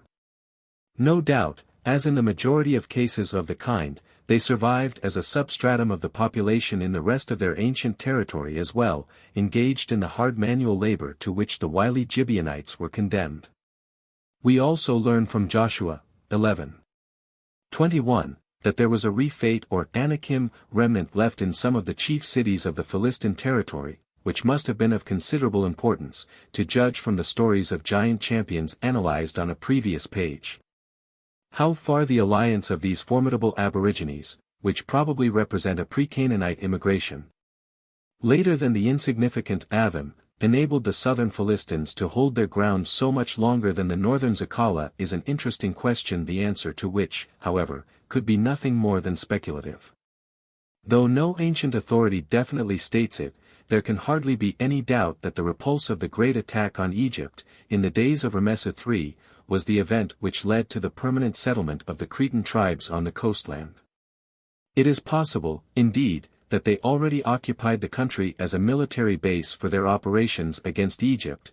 The description, in the Medinet Habu temple, of the advance of the invaders through the lands of the Hittites and North Syrians makes this at least not improbable. However the exact details of chronology work out, we cannot dissociate the invasion of Egypt from the contemporaneous settlement by foreigners on the sea-coast. Israel was already, as we learn from the Stela of Merneptah, established in the Promised Land. And the Hebrew tribes had already been reinforced by the contingent of Egyptian serfs, possibly the enslaved descendants of the Bedouin invaders known to history as the Hyksos and Kenite, whose traditions became the received version of Hebrew origins. The tribe of Dan, situated on the seacoast, was driven inland, and forced to establish itself elsewhere, but as we have seen, the whole length of the shore was occupied by the intruders, even north of Joppa. When Ammon has chronicled for us the settlement of Zakala at Dor, that Sisera belonged to this tribe is also highly probable, and the remarkable developments displayed by the Phoenicians which distinguished them from all other Semites, developments to be noted in the following chapter, make it no longer possible to doubt that a very large Philistine or Zakala element entered into the composition of that people. In the earlier part of the history, as we have already indicated, the empire of the Philistines was widely spread over the country. As is well known, the name Palestine is merely a corruption of Philistia. And when Zephaniah or one of his editors calls Canaan the land of the Philistines, 2:4, he is expressing little more than what was at one time a fact. Their domination over the Hebrews is insisted on in both Judges and Samuel. The early kings of the Hebrews are elected with the specific purpose of freeing the people from the foreign yoke. A governor is established in a town close to Jerusalem, even at Bethshan. At the inner end of the plain Esdraelon, which once swarmed with the chariots of Sisera. The Philistines were able to fix Saul's body as a trophy, and the course of the history shows that they were there established in sufficient strength and with sufficient permanence to make the recovery of the trophy difficult. The name of Beth Dagon, the house of their chief god, is found among the towns enumerated to the northern coast dwellers of the tribe of Asher, Joshua 19:27. And there was a similarly named and better known town in the land of the southern Philistines, but these names, as we shall see in the following chapter, are older than the Philistine settlement. The stronghold above Jericho called Dagon, mentioned in Josephus, Ant 13:8:1, Wars, I, 2:3, is no doubt the same as Doak, now, Ein Ed Duk, where Simon was murdered, 1 Mac, 16:15. Probably the form of the name in Josephus is an error. There is a modern Beit Dayan near Nablus, which marks a third place of the same name, not recorded in history. The northern tribe of the foreigners must have become early absorbed by their Semitic neighbors. The southern people, however, seated on their rich coastplain and established in their powerful metropolitan cities, were longer able to maintain their ethnic independence. The wars of David drove them back on the coast, and reduced them to a subordinate position, and, as the names of the kings recorded in the Assyrian records show, they rapidly became Semitized as time went on. As we have seen in the last chapter, however, their national traditions fought a long fight against absorption and oblivion. The pride of the Philistines, their persistent refusal to submit to Hebrew prejudices, such as the taboo against eating flesh with the blood and forbidden meats, was as offensive to Deutero-Zechariah 9:7, as is the pride of the Irish or Welsh nationalist to the average Englishman. Though in the later history we hear so little about them, they must still have been troublesome neighbors. Otherwise there would not be such a constant chain of prophetic denunciations. Amos first, then Isaiah, Zephaniah, Joel, and the later prophets Jeremiah, Ezekiel, and Zechariah all pronounce woes upon them. One of Ezekiel's strongest denunciations of the corruptions of his own people well expresses the national hatred. Even the daughters of the Philistines are ashamed at contemplating them, Ezek 16:27. The son of Sirach says that his heart abhorreth them that sit upon the mountains of Samaria, and them that dwelt among the Philistines, Eklas. L. 26. Except for the naturalized Philistines in David's entourage, there is but one lull in the storm of war between the two nations throughout the Old Testament. This is in the charming poem, Psalm 87, written apparently under some one of the later kings. The psalmist pictures Yahweh enthroned upon his best-loved seat, the holy mountains of Zion, and reading, as it were, a census roll of his people. This one was born in Egypt or Babylon, that one in Philistia or Tyre, yet all own Zion as their common mother. The psalm is a miniature edition of the Book of Jonah. The poet's large-hearted universalism looks forward to an abolition of national jealousies. Their cities all existed from pre-Philistine days. They are all, except the Beth Dagons, mentioned in the Tel El-Amarna correspondence, and were then already communities of importance. How much farther back their history may go it is impossible to tell. Like the Hebrews, who appear to have added only one city, Samaria, to those which they inherited in the Promised Land, the Philistines were not city builders. Indeed, we hardly would expect this of the peoples of the sea. Ziklag, somewhere in the south of the Philistine territory, but not yet identified satisfactorily, may have been a new foundation. This, however, rests merely upon the vague circumstance that it has been impossible to find a satisfactory Semitic etymology for the name, which conceivably echoes the name of the Zakala. If so, we understand better how the southern sept of the Philistines comes to be specifically called Cherethites, or Cretans. On the other hand, we elsewhere find the Zakala in the north. The 5 metropolitan cities of the Philistines were Gaza, Ashkelon, Gath, Ashdod, and Ekron. The first mentioned is the only one of the 5 that still retains anything of its former importance. It is a modern, well-watered, and populous town, standing on the ancient site, and in the form Gaza retaining the ancient name. It is prominent in the Samson epic. We have already noticed the revolt of its leader, Hanunu, against the king of Assyria, a revolt that led to the Battle of Raphia, 710 BC, the first struggle between Egypt and Assyria. From Amos I. 6 we learn that Gaza was the center of a slave trade, which added bitterness to the relations between the Philistines and their Israelite neighbors. In 332 BC the city was besieged for 2 months by Alexander the Great.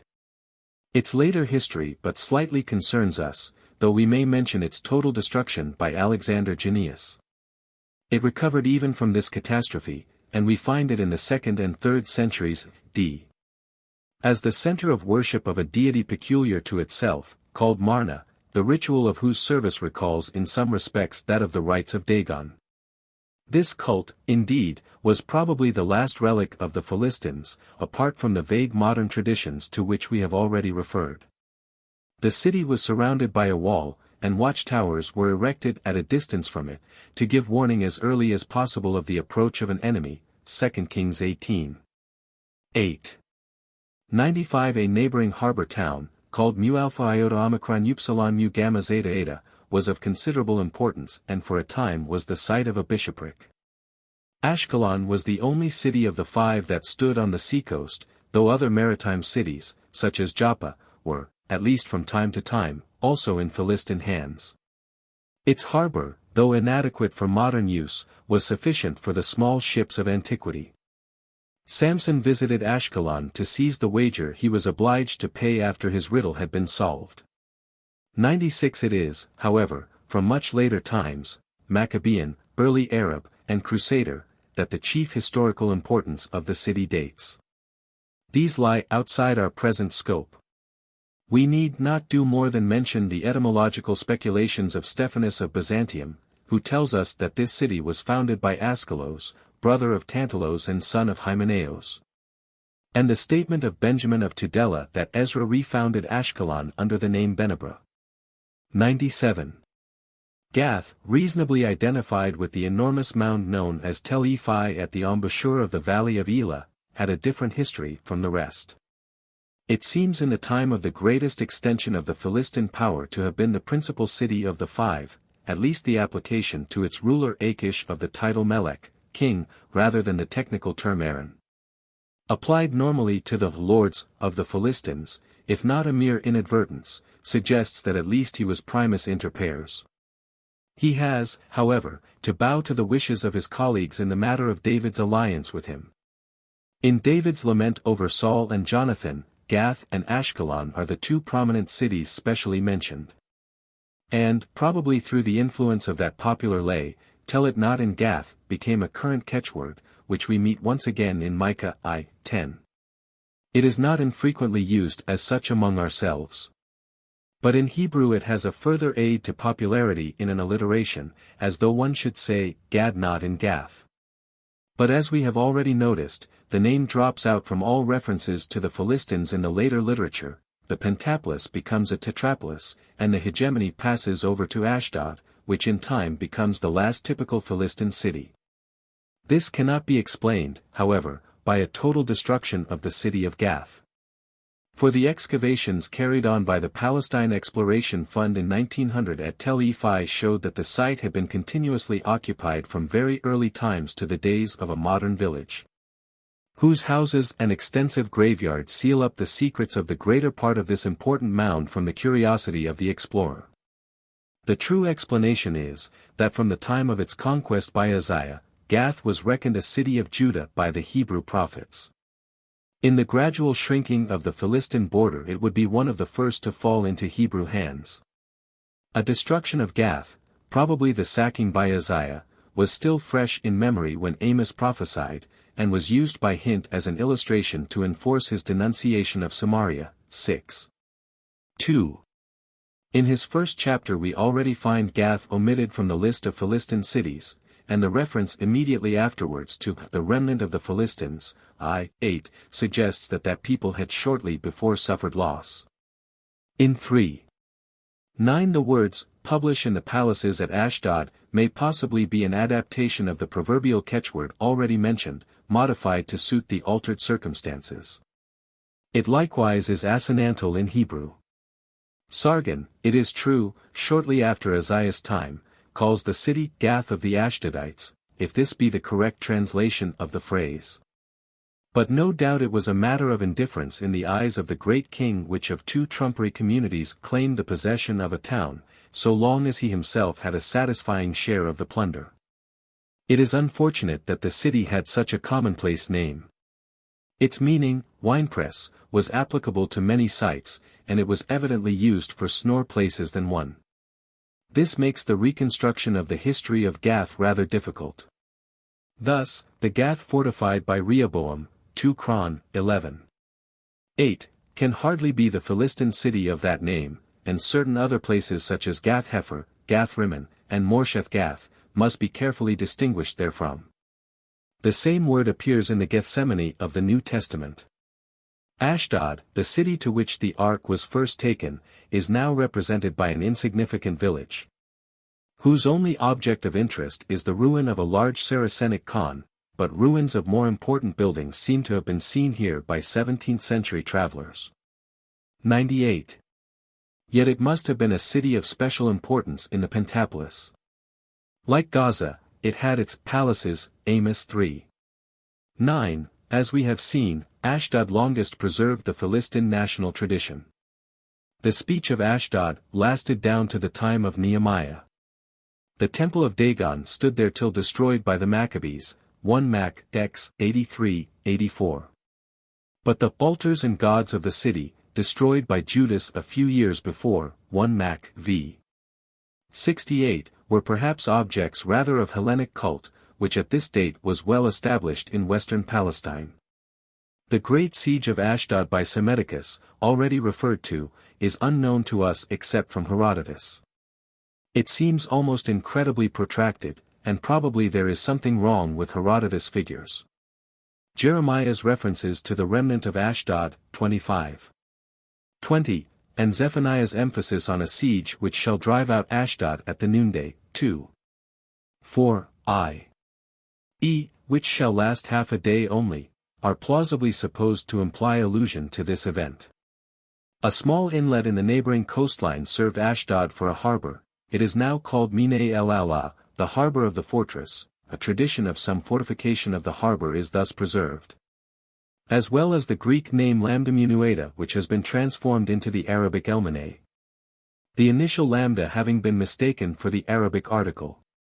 Ekron, since the time of Robinson, has always been equated to the village of Akir, now the site of a flourishing Jewish colony, whose red roofs are conspicuous on the seaward side of the Jerusalem Railway soon after leaving Ramla. But there are no remains of any ancient occupation here commensurate with the importance of the place. There are a few local traditions in Akir, but they are quite vague. Bauer, Mitteilungen die Deutsch. Pal. Vereins, 1899, p.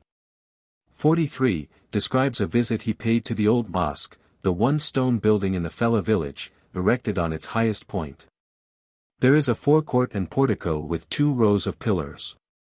The thresholds are of marble. An old sheikh told him that the mosque was as old as the time of Abraham, but many such tales are told in Palestine of comparatively modern buildings.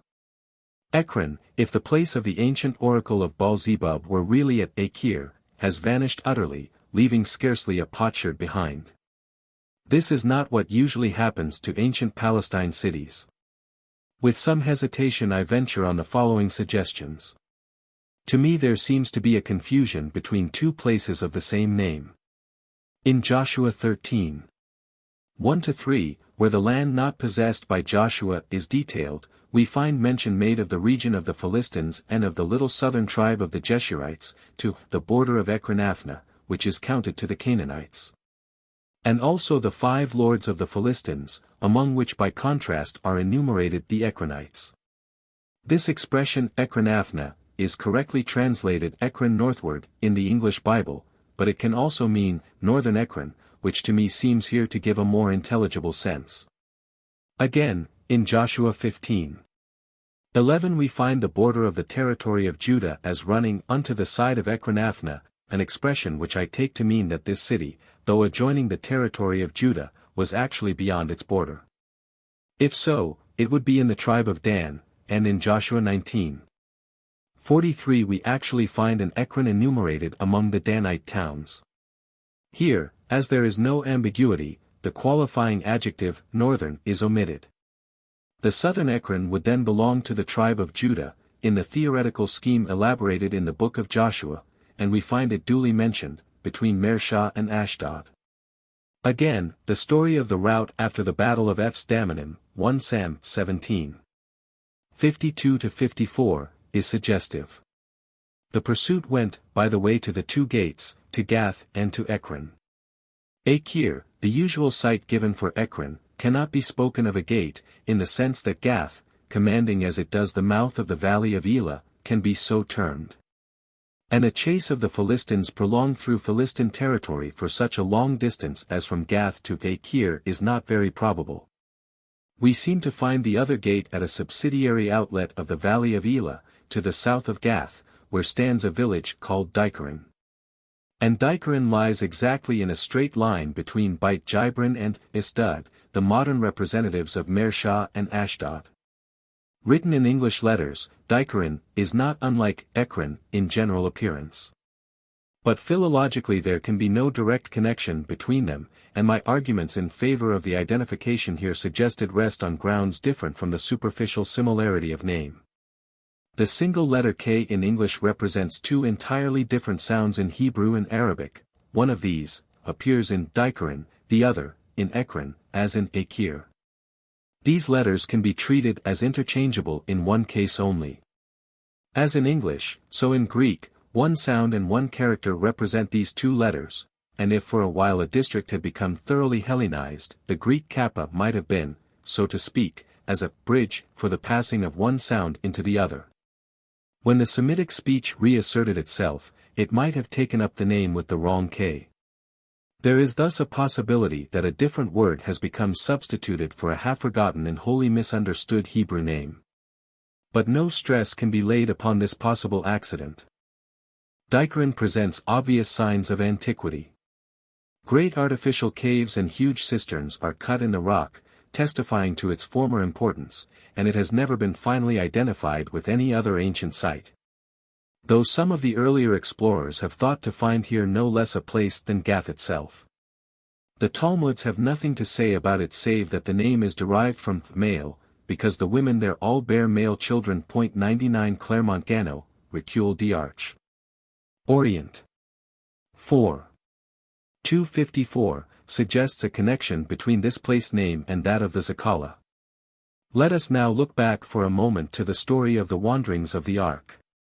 Suppose that the Gittites, when the plague broke out among them, sent the ark, not to Akin, but to Dikaron, which way much nearer and more convenient, we have then an immediate answer to an obvious difficulty.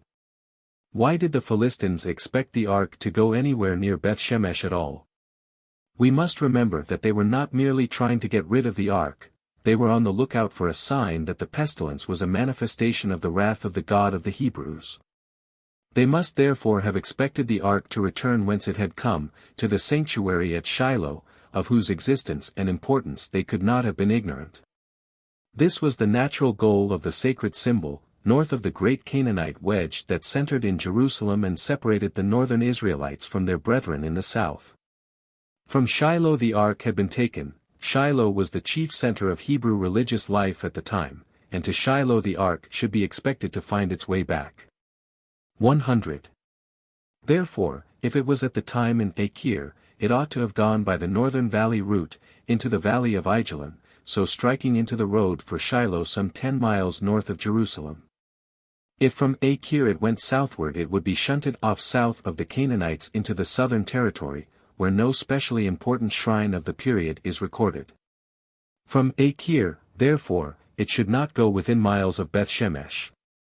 But from Dikaron, the only way toward Shiloh, avoiding Jerusalem, is by a valley route that leads straight to Beth-Shemesh and perforce passes that town. Further evidence is given us by the story of the march of Sennacherib. That monarch was engaged in reducing places easily identified as the modern Jaffa, Yazir, Ibn Barak, and Beit Dayan, when the Ekroites leagued themselves with the North Arabians and the Egyptians. Sennacherib met the allies at El-Taka, a place unfortunately not identified. It presumably was near the northern Ekron, as the two places are mentioned together as border towns in Dan, Joshua 19:40. This northern Ekron, we may agree, might well be represented by Acre, whose poverty in antiquities accords with the apparent insignificance of the Danite town. Close to Acre is a village in the plain, called Zernuka, a name which may possibly echo the name of El-Taka. In any case, Sennacherib was victorious and then went straight to Timnath, which he reduced, after which he proceeded to attack Ekron. This order of proceedings is inconsistent with Acre as the site of Ekron.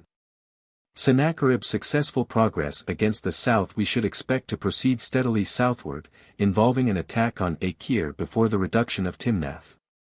Ekron must therefore have been south from Tibnah, which fits the conditions of the site now suggested. The denunciations of Ekron in the prophetic books help us very little in the solution of the problem. But there is a suggestive hint in the opening verses of 2 Kings. Ahaziah, having met with an accident, sent to inquire of Baal-zebub, lord of flies, the god of Ekron, as to his prospects of recovery.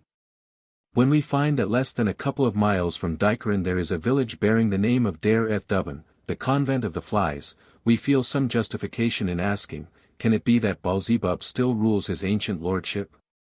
Figure 3. Sketch map of Philistia. The land of the Philistines, dominated by these 5 cities, has been so often described that it is needless to waste space in an account of it. Briefly, we may say that whoever held that part of the country was at an enormous advantage. With the possible exception of the plain of Esdraelon, it is the most fertile land in western Palestine. Though there are few perennial streams, water can be found wherever one chooses to dig for it. Through it runs the great trade route from Egypt by Damascus to Babylon. The Mart of Gaza is the natural rendezvous of all who have commerce with Arabia. The seaports of southern Palestine are all commanded, as are the valleys which are the doorways to the hinterland, so that the coast dwellers can engage in commerce on their own account, while at the same time they can control the progress and civilization among the aliens in the interior. When we stand on some eminence that commands this rich strip of territory, we find it easy to understand the bitterness with which through the centuries the Hebrews regarded the Philistines. Chapter 4. The culture of the Philistines. Their language. Of the language of the Philistines we are profoundly ignorant. An inscription in their tongue, written in an intelligible script, would be one of the greatest rewards that an explorer of Palestine could look for. As yet, the only materials we have for a study of the Philistine language are a few proper names, and possibly some words, apparently non-Semitic, embedded here and there in the Hebrew of the Old Testament. Thus, our scanty information is entirely drawn from foreign sources. We are exactly in the same position as a student of some obscure Oriental language would be, if his only materials were the names of natives as reported in English newspapers. Now, we are all familiar with the barbarous and meaningless abbreviation Abdul, applied with various depreciatory epithets to a certain ex-potentate.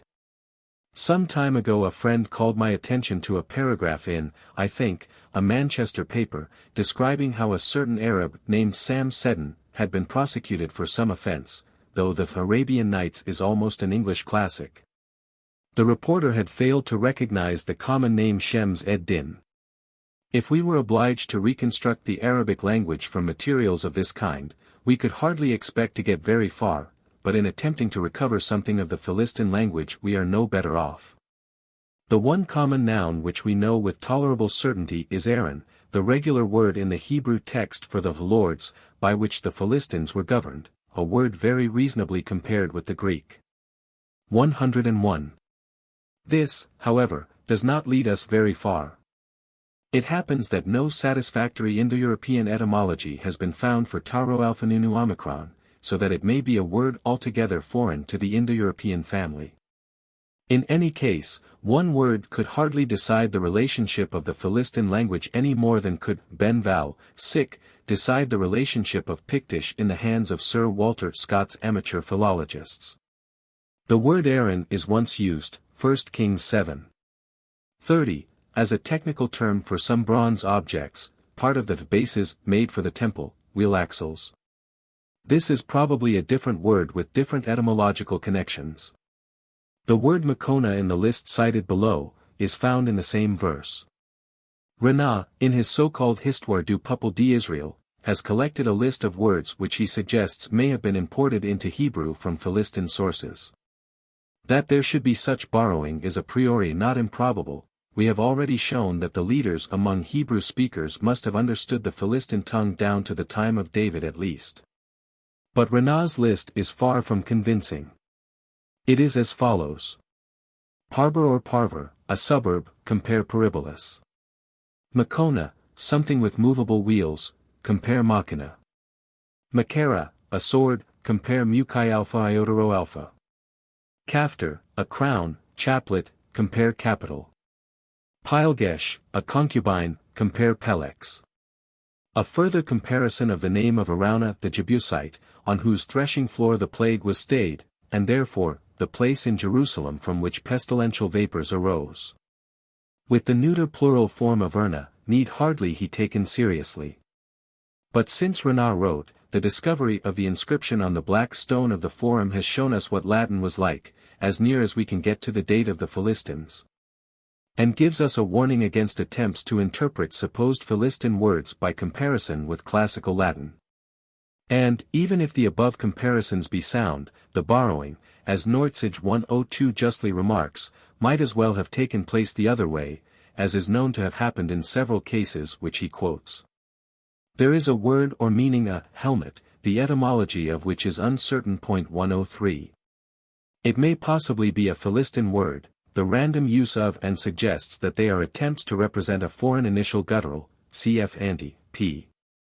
75, both forms are used in 1 Samuel 17, the one, to denote the helmet of the foreigner Goliath, the other, that of the Hebrew Saul. No stress can, however, be laid on this distinction. The form is used of the helmets of the foreigners named in Ezekiel 23:24, while is used of those of Isaiah's Hebrew army, 2 Chronicles 26:14. Of the place names mentioned in the Old Testament there is not one, with the possible exception of Ziklag, which can be referred to the Philistine language. All are either obviously Semitic, or in any case, being mentioned in the Tel El Amarna letters, are older than the Philistine settlement. Hitzig has made ingenious attempts to explain some of them by various Indo-European words, but these are not successful. The persons known to us are as follows. 1. Abimelech, the king who had dealings with Abraham. A Semitic name. 2. Ozith, counselor of No, one Semitic name. 3. Phicol, general of No, 1. Not explained as Semitic, possibly a current Philistine name adopted by the narrator. 4. Badira, king of Dor, in Wenamon's report. Probably not Semitic. 5. Warati, a merchant, mentioned by Wenamon. 6. Makamaru, a merchant, mentioned by Wenamon. 7. Dagon, chief god of the Philistines. 8. Delilah, probably not Philistine. See ante, page 45. 9. Sisera, king of Harosheth. See ante, p. 41, and compare Beni Asira on the tablet of Kefshan names. 10. Achish or Ekash 104 apparently the standard Philistine name, like John, among ourselves. It seems to reappear in the Old Aegean home in the familiar form Anchises. It occurs twice in the tablet of Kefshan names, ante, page 10, and in the Assyrian tablets it appears in the form Ikausu.105. 11. Mauch, father of Achish, king of Gath. Unexplained and probably Philistine. 12. Ittai, David's faithful Gittite friend, perhaps Philistine. 13. Obed-Edom, a Gittite who sheltered the ark, a pure Semitic name. 14. Goliath, a Rephate, and therefore not Philistine. 15. Saph, a Rephate, and therefore not Philistine. 16. Zagi, a person signing as witness an Assyrian contract tablet of the middle of the 7th century BC found at Gezer. The name is not explained, and may be Philistine. 17 to 26, the 10 Philistine kings mentioned on the Assyrian tablets, who without exception bear Semitic names. Sarladari is an Assyrian name, which may possibly have been adopted by its bearer as a compliment to his master. This list is so meager that it is scarcely worth discussing. It will be observed that at the outside not more than 8 of these names can be considered native Philistine. Down to about the time of Solomon the Philistines preserved their linguistic individuality. A basalt statuette of one Pet-Ozet was found somewhere in the Delta 106 in which he is described as an interpreter for Canaan and Philistia. There would be no point in mentioning the two places if they had a common language. Ashdod, we have seen, preserved a patois down to the time of Nehemiah. But it is clear that the Philistines had become Semitized by the time of the operations of the Assyrian kings. It is likely that the Rephate element in the population was the leaven through which the Philistines became finally assimilated in language and other customs to the surrounding Semitic tribes. As soon as their supremacy had been destroyed by David's wars. The Rephates, of course, were primarily a pre-Semitic people, but probably they had themselves already become thoroughly Semitized by Amorite influence before the Philistines appeared on the scene. We have, besides, a number of documents which, when they have been deciphered, may help us in reconstructing the speech of Ashdod. The close relationship of the Etruscans to the Philistines suggests that the Etruscan inscriptions may sometime be found to have a bearing on the problem. It is also not inconceivable that some of the obscure languages of Asia Minor, specimens of which are preserved for us in the Hittite, Mitannian, Lycian, and Carian inscriptions may have light to contribute. The inscriptions of Crete, in the various Minoan scripts, and the Edo-Cretan inscriptions of Preface 107 may also prove of importance in the investigation. 2 other alleged fragments of the Keftian language are at our service, the list of names already quoted on page 10, which suggestively contains Akasu and Beni Asira, and a magical formula in a medical MS.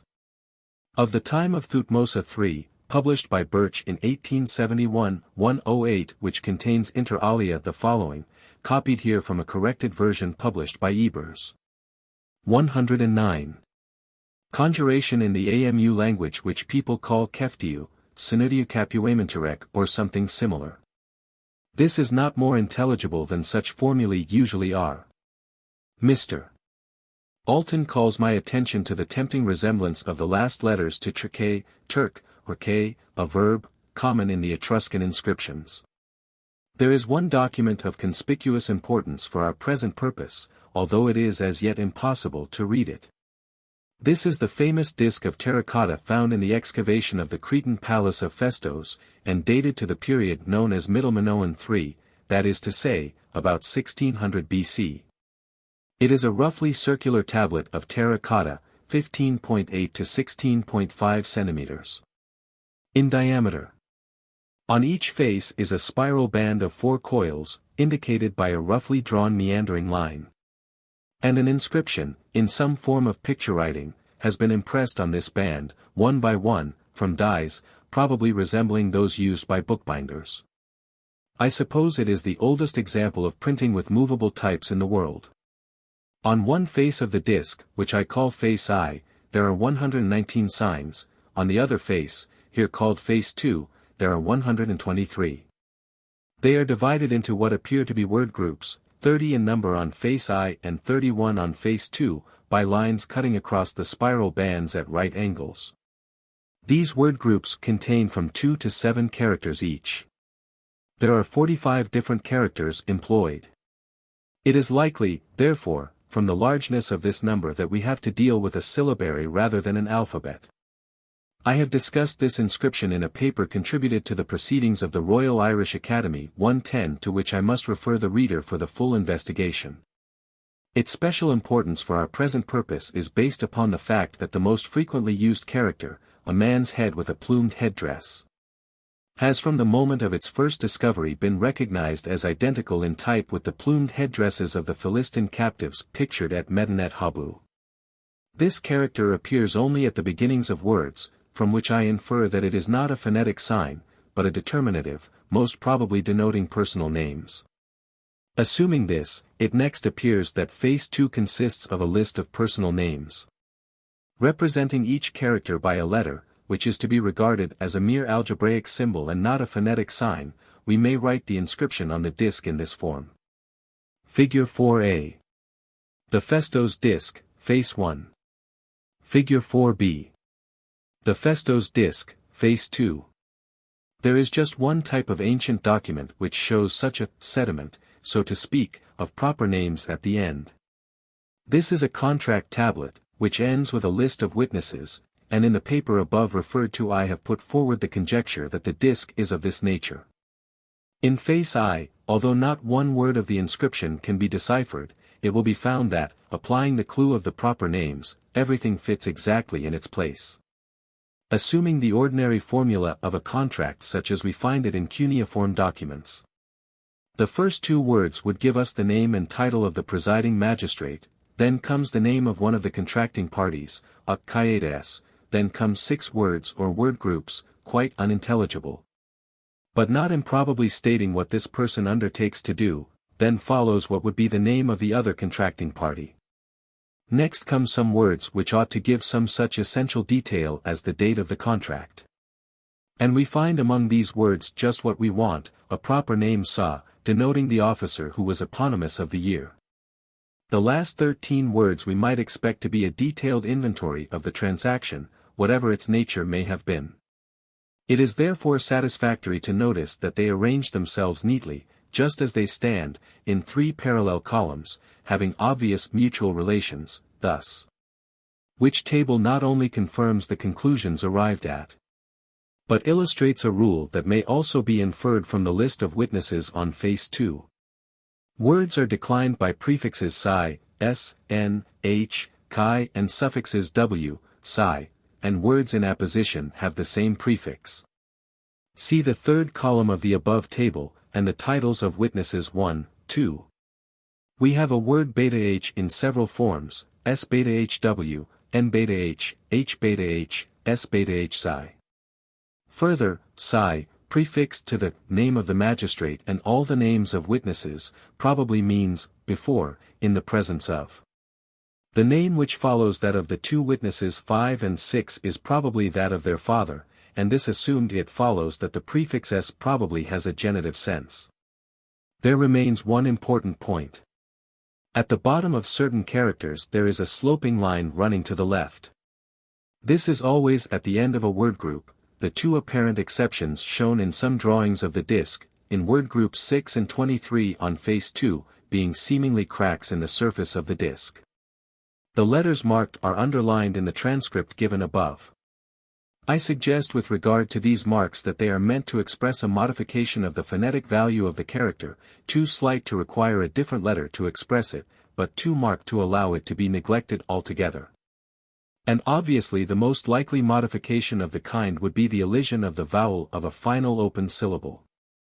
The mark would thus be exactly like the virama of the Devanagari alphabet. 111. When we examine the text, we find that it is only in certain words that this mark occurs. It is found in beta h, however declined, except when the suffixes w, psi are present.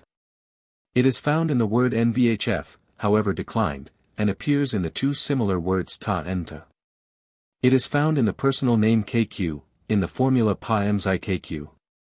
There are only 1 or 2 of the 18 examples of its use outside these groups, and probably if we had some more examples of the script, or a longer text, these would be found to fit likewise into series.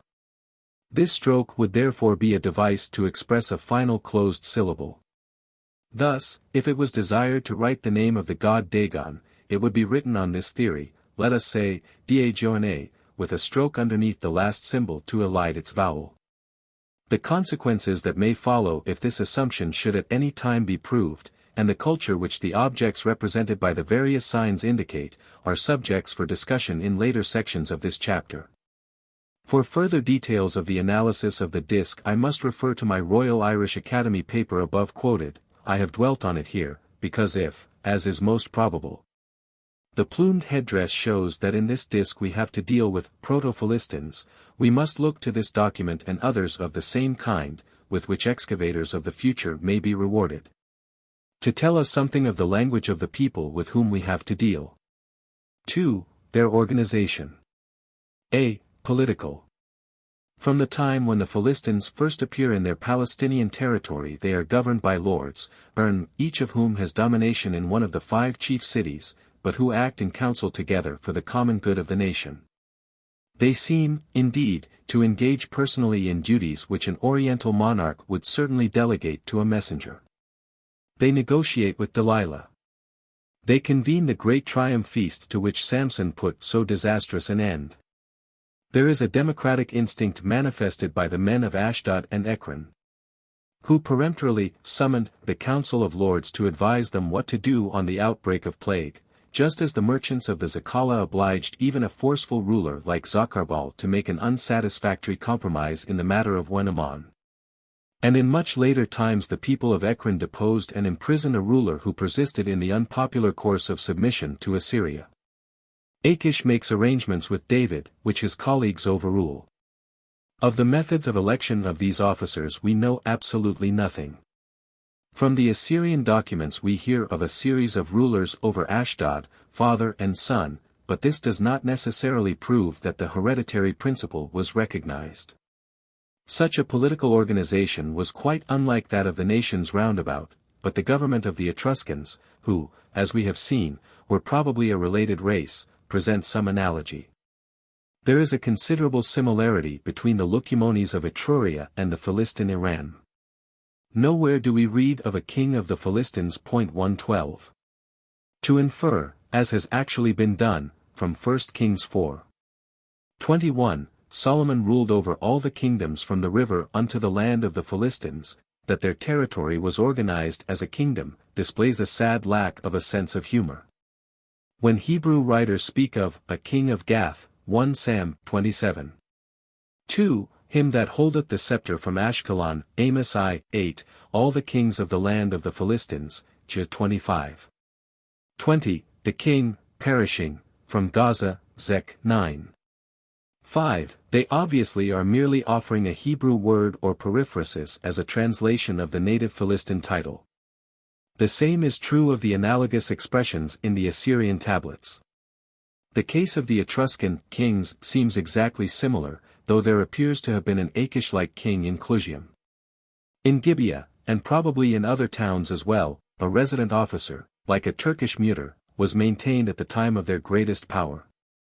It is possible that, if we had before us all the documents relating to the history of the Philistines, we might be able to divide them into clans, corresponding perhaps in some degree to the threefold division of the Egyptian monuments, Sakala, Washasha, and Pulasati, i.e., as we have tried to show already, Cretans, Rhodians, and Carians. The continually recurring phrase, Cherethites and Pelethites suggests some twofold division. Ezekiel 25:16, Behold, I will stretch out my hand upon the Philistines, and I will cut off the Cherethites, may or may not imply a similar division. The report of the young Egyptian, 1 Sam, XXX. 14, implies that the name, Cherethites, if it had a specific meaning apart from Philistines, denoted the dwellers in the extreme south of Philistine territory, and we have already made passing note of the occurrence of the name Ziklag, a possible echo of the Zakala, in that part of the country. The almost accidental allusion to Carians in the history of the kings must not be overlooked. But our data are so slender that very little can be built upon them. All we can say is that the origin of the Philistines makes it improbable that they were a single undivided tribe, and that the scanty hints which the history affords render it still more unlikely. Nor can we necessarily infer that the peculiar government by a council of the lords of 5 cities implies that they were divided into 5 tribes. For though there seems to have been an actual division of the territory into districts, each of them under the hegemony of one of these cities, the limits are rather indefinite. And to judge from the scanty materials at our disposal, seem to have varied from time to time. The recurrence of the phrase, such a city, and the border thereof 113 seems to indicate a definite division of the country into provinces governed each by one of the cities. And this is confirmed by David's speech to Achish 1:14, "Give me a place in one of the cities in the country, for why should thy servant dwell in the royal city, with thee?" A similar polity is traceable in Etruria. Of the division of the minor cities of the Philistine territory among the Pentapolis, perhaps pentarchy would be a more correct term to use, we know very little. In the time of David's exile Ziklag was under the control of the king of Gath. Sargon, according to one interpretation of his inscription, supposes Gath itself to belong to Ashdod.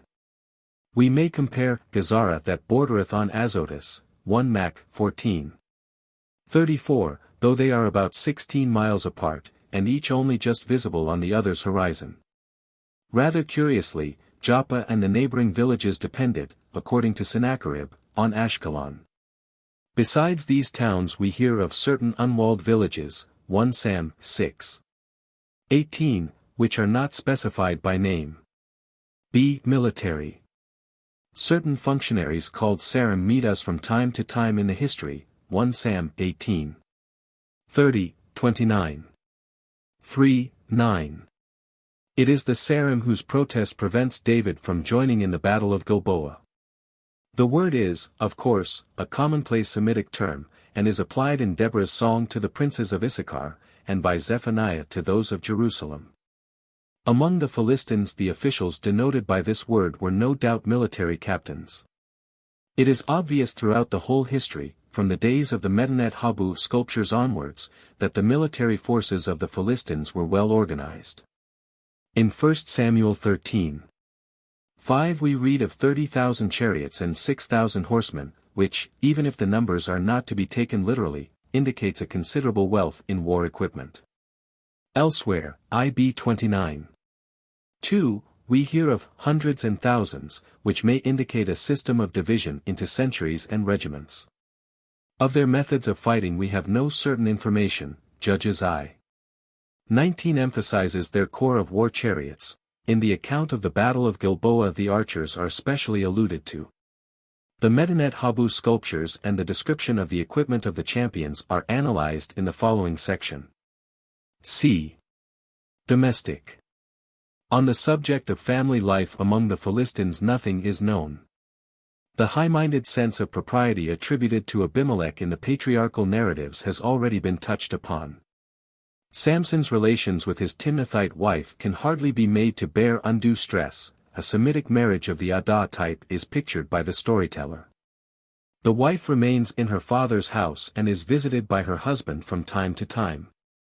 Men and women apparently mingle freely in the temple of Dagon at Gaza. No further information is vouchsafed us. 3. Their religion. Of the religion of the Philistines we know just enough to whet a curiosity that for the present seeks satisfaction in vain. The only hints given us in the Old Testament history are as follows. 1. The closing scene of Samson's career took place in a temple of Dagon at Gaza, which must have been a large structure. As different as possible from the native high places of Palestine. 2. In this temple sacrifices were offered at festivals conducted by the lords of the Philistines, Judges 16:23. It is not unreasonable to suppose that Samson was destined to be offered in sacrifice at the great feast of rejoicing there described. This was probably an annual festival, occurring at a fixed time of the year, and not a special celebration of the capture of Samson, because an interval of some months, during which Samson's shorn hair grew again, must have taken place between the two events. We are reminded of the Athenian Theta Alpha Rho Gamma Lambda Iota Alpha, with Samson in the role of the Phi Alpha Rho Mu Alpha Kappa. Human sacrifices were offered in the Temple of Marna at Gaza down to the 4th century A.D. As we learn from a passage presently to be quoted from Marcus the Deacon. 3. There was also a temple of Dagon at Ashdod, which indicates that the deity was a universal god of the Philistines, not a local divinity like the innumerable Semitic Baalim. Here there were priests, and here a rite of leaping on, or rather stepping over, the threshold, was observed. A sculptured image of the god stood in this temple. 4. There was somewhere a temple of Ashtaroth, Samuel, or of Dagon, Chronicles, where the trophies of Saul were suspended. It is not expressly said that this temple was in Bethshan, to the wall of which the body of Saul was fastened.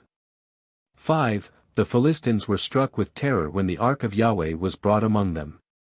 Therefore they believed in a. the existence and b. the extraterritorial jurisdiction of the Hebrew deity. This suggests a wider conception of the limitations of divine power than was current among the contemporary Semites. 6. Small portable images, were worn by the Philistines and carried as amulets into battle, 2 Sam v. 21. This practice lasted till quite late, 2 Mac. 12. 40. 7. News of a victory was brought to the image houses, probably because they were places of public resort, where they could be proclaimed, 1 Sam. 31. 9. 8. At Ekron there was an oracle of Baal-zebub, consulted by the Israelite king Ahaziah, 2 Kings I. 2. Let us clear the ground by first disposing of the last-named deity. This one reference is the only mention of him in the Old Testament, and indeed he is not alluded to elsewhere in Jewish literature. He must, however, have had a very prominent position in Old Palestinian life, as otherwise the use of the name in the Gospels to denote the prince of the devils, Matt. 12. 24, and would be inexplicable. A hint in Isaiah 2.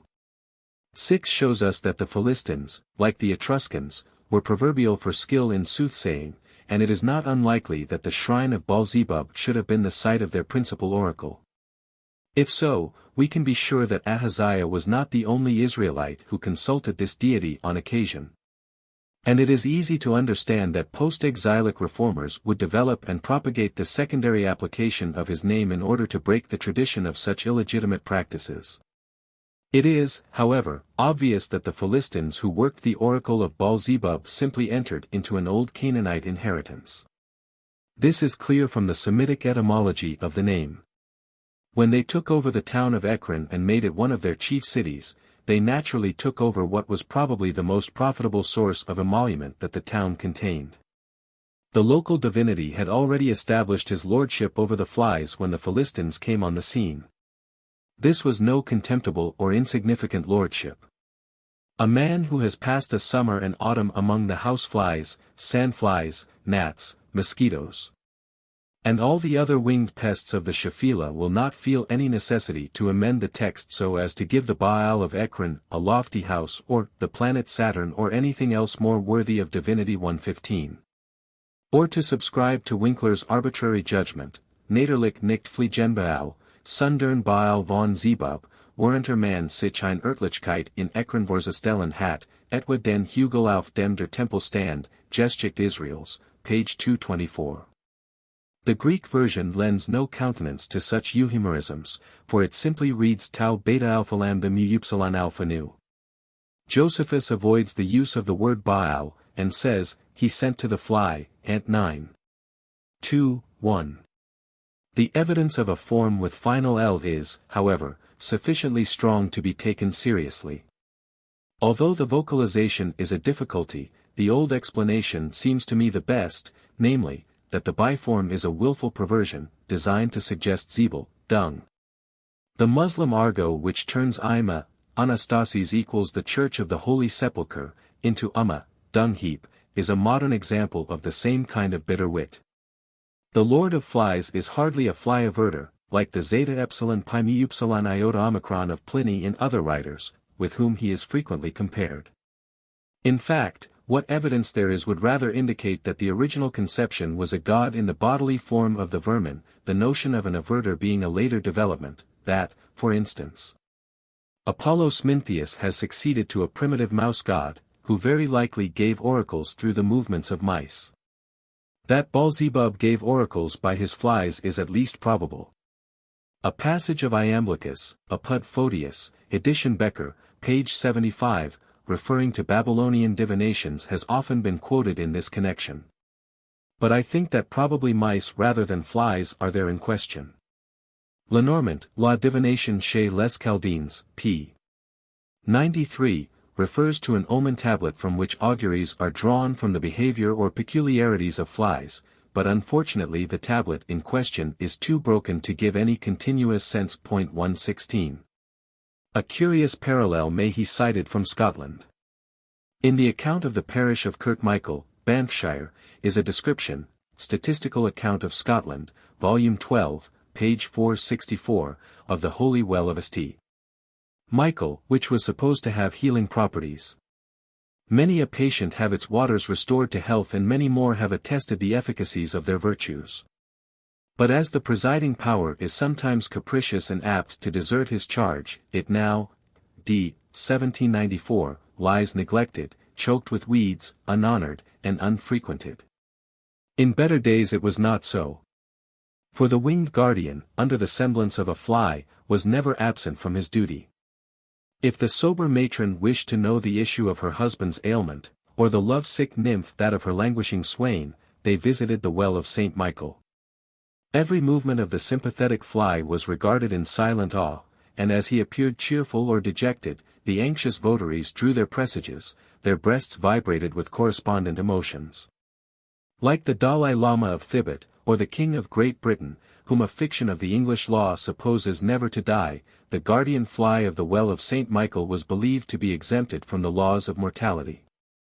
To the eye of ignorance he might sometimes appear dead, but, agreeably to the Druidic system, it was only a transmigration into a similar form, which made little alteration in the real identity. In a footnote the writer of the foregoing account describes having heard an old man lamenting the neglect into which the well had fallen, and saying that if the infirmities of years permitted he would have cleared it out and, as in the days of youth, enjoyed the pleasure of seeing the guardian fly. Let us suppose the old man to have been 80 years of age. This brings the practice of consulting the fly oracle of Kirkmichael down to the 20s of the 18th century, and probably even later.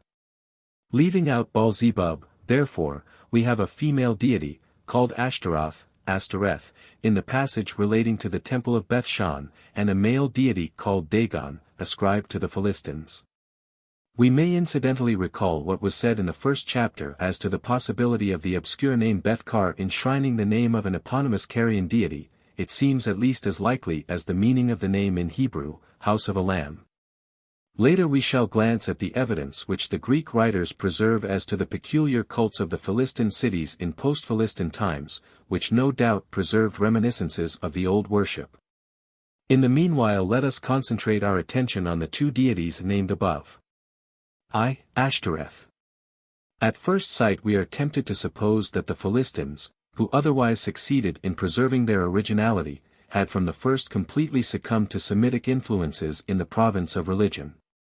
As immigrants, says Winkler in his Geschichte Israels, they naturally adopted the civilization of the land they seized, and with it the cultus also.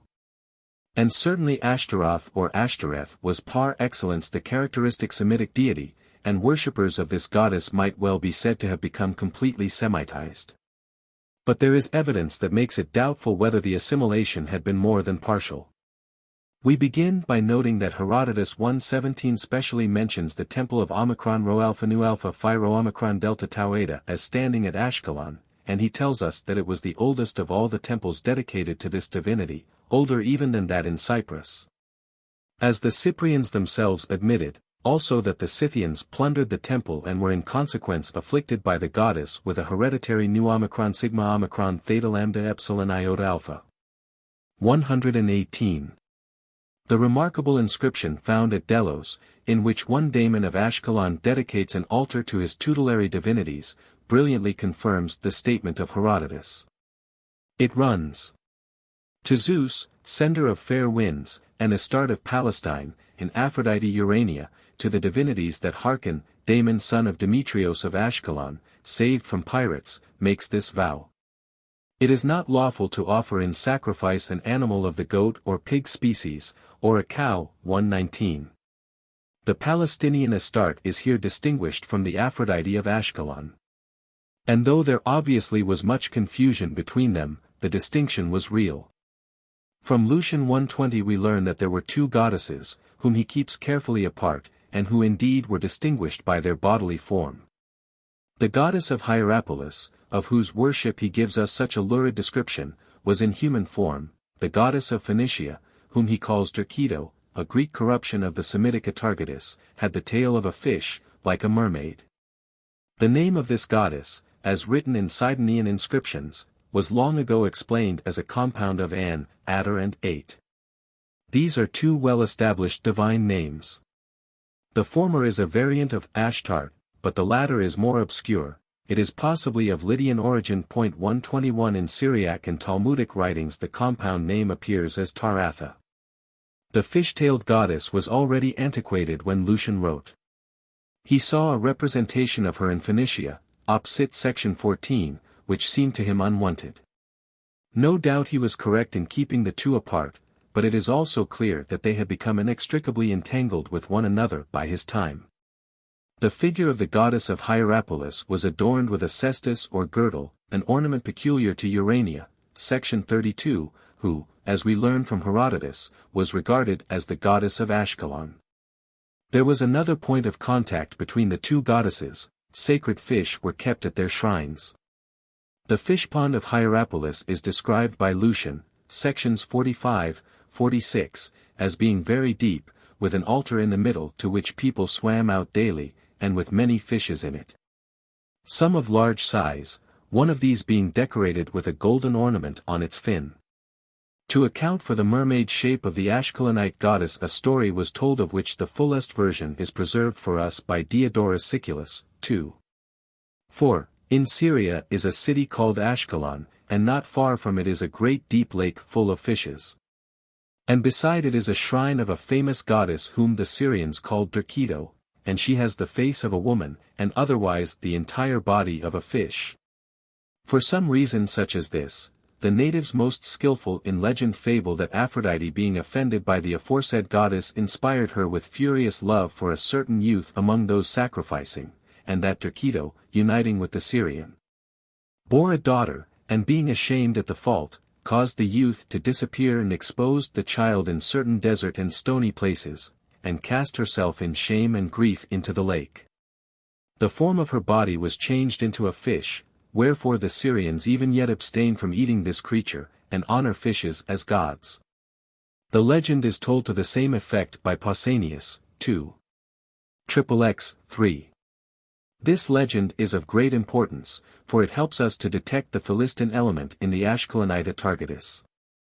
An essentially identical legend was told in Crete, the heroine being Britomartis or Dictina. According to Callimachus, hymn to Artemis, Britomartis was a nymph of Gortina, beloved of Artemis, whom Minos, inflamed with love, chased over the mountains of Crete. The nymph now hid herself in the forests, now in the low-lying meadows. Till at last, when for 9 months she had been chased over crags, and Minos was on the point of seizing her, she leaped into the sea from the high rocks of the Dictaean mountain. But she sprang into fishers' nets, Delta Capitau Upsilon Alpha, which saved her. And hence the Sidonians called the nymph Dictina, and the mountain from which she had leaped called they Dictaean, and they set up altars to her and performed sacrifices. The myth of the Atargatis of Ashkelon fits very badly on to the Syrian deity. She was the very last being to be troubled with shame at the events recorded by Diodorus Siculus. She had no special connection with the sea, except in so far as fishes, on account of their extreme fertility, might be taken as typical of the departments of life over which she presided. There can surely be little question that the coyness of the Cretan nymph, her leap into the sea, and her deliverance by means of something relating to fishes, has been transferred to the Ashkelonite divinity by the immigrants. The Atargatis myth is more primitive than that of Britomartis. The union from which Britomartis was fleeing has actually taken place, and the metamorphosis into a fish is of the crudest kind. The ruder Carians of the mainland might well have preserved an earlier phase of the myth which the cultured Cretans had in a measure refined. The cult of Britomartis was evidently very ancient. Her temple was said to have been built by Daedalus. The name is alleged to mean Virgo Dulcis 122, and as Hesychius and the Etymologicon Magnum give us respectively gamma lambda upsilon kappa and gamma alpha theta nu as meanings of beta rho iota tau or beta rho tau omicron nu, the explanation is very likely correct. The name of the barley drink, beta rho tau omicron or beta rho tau omicron nu, may possibly have some connection with this word.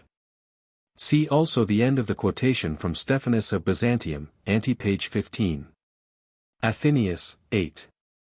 37, gives us an amusing piece of etymology on the authority of Antipater of Tarsus, to the effect that one Gaddis was a queen of Syria who was so fond of fish that she allowed no one to eat fish without inviting her to the feast, in fact. That no one could eat tau epsilon rho gamma tau iota delta omicron, and that the common people thought her name was Atergatis on account of this formula, and so abstained from fish altogether. He further quotes from the History of Asia by Nasius to the effect that Atargatis was originally a tyrannous queen who forbade the use of fish to her subjects.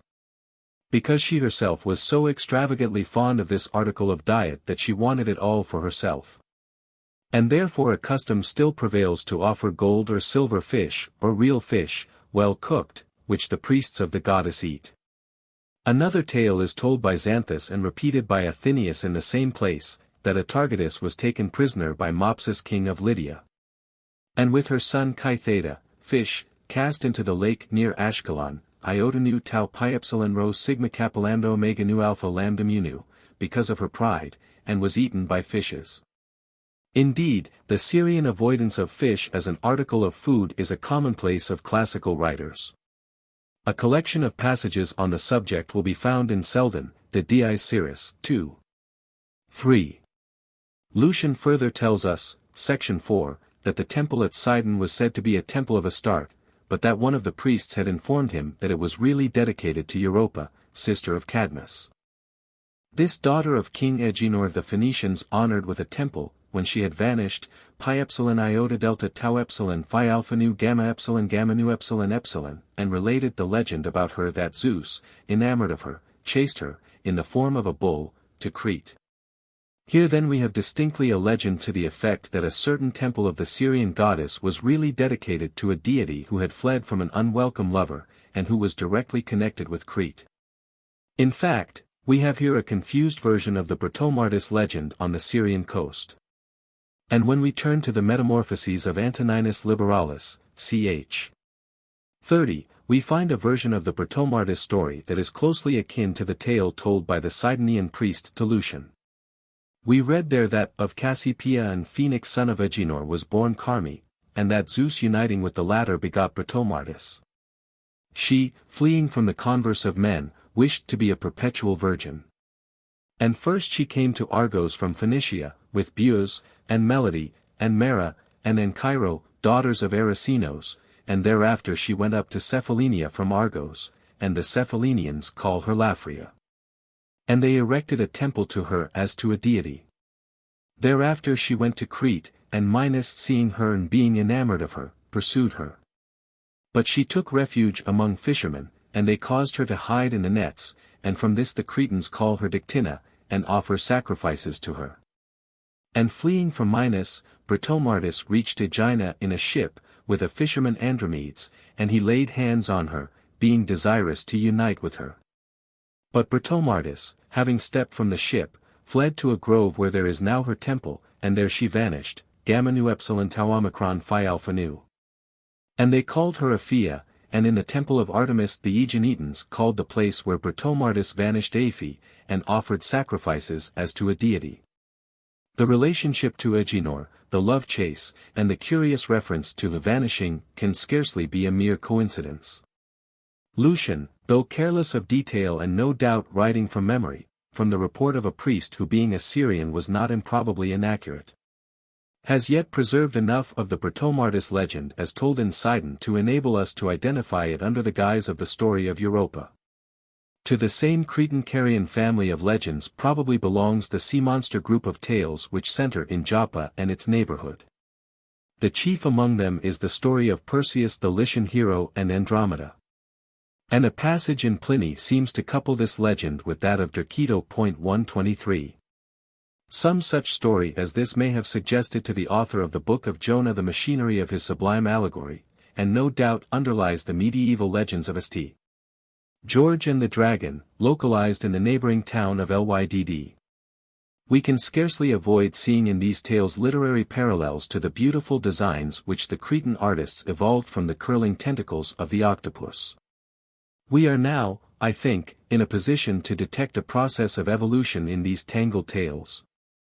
We begin with a community dwelling somewhere on the sea-coast, probably at the low cultural level of the tribes who heaped the piles of midden refuse on the coasts of eastern Denmark. These evolved, from the porpoises and other sea monsters that came under their observation, the conception of a mermaid sea goddess who sent them their food. And no doubt prayers and charms and magical formulae were uttered in her name to ensure that the creeks should be filled with fish. The sacredness of fish to the goddess would follow as a matter of course, and would be most naturally expressed by a prohibition against eating certain specified kinds. 124 and etiological myths would of course be developed to account for her fishtail shape. The Dictina legend, with a folk's etymology connecting the name of the nymph with a fishing net, is one version. The legend afterwards attached to a Targetus is another. When the Carian Cretan League, after their repulse from Egypt, settled on the Palestine coast, they of course brought their legends with them. In their new home they found a bona dea all-powerful, to whom inter alia fish were sacred, and with her they confused their own Virgo Dulcis, patroness of fishermen. They built her temples, a thing unheard of before in Palestine, and told of her the same tales that in their old home they had told of Britomartis. They transferred the scene of the tragedy from the eastern headland of Crete to the Lamdamunueta of Ashkelon, and they fashioned the legend into the form in which it ultimately reached the ears of Diodorus Siculus. To the legend of Atargatis Diodorus adds that the exposed child was tended and fed by doves till it was a year old, when it was found by one Sima, who being childless adopted it, and named it Semiramis. A name derived from the word for dove in the Syrian language. In after years she became the famous Babylonian queen, and the Syrians all honor doves as divine in consequence. The etymology is of the same order as Justin's derivation of Sidon, from a Phoenician word meaning fish. The tale was no doubt told primarily to account for the sacredness of doves to the Syrian goddess. The goddess of Ashkelon was likewise patroness of doves, and this bird frequently figures on coins of the city. 2. Dagon was evidently the head of the pantheon of the Philistines, after their settlement in Palestine.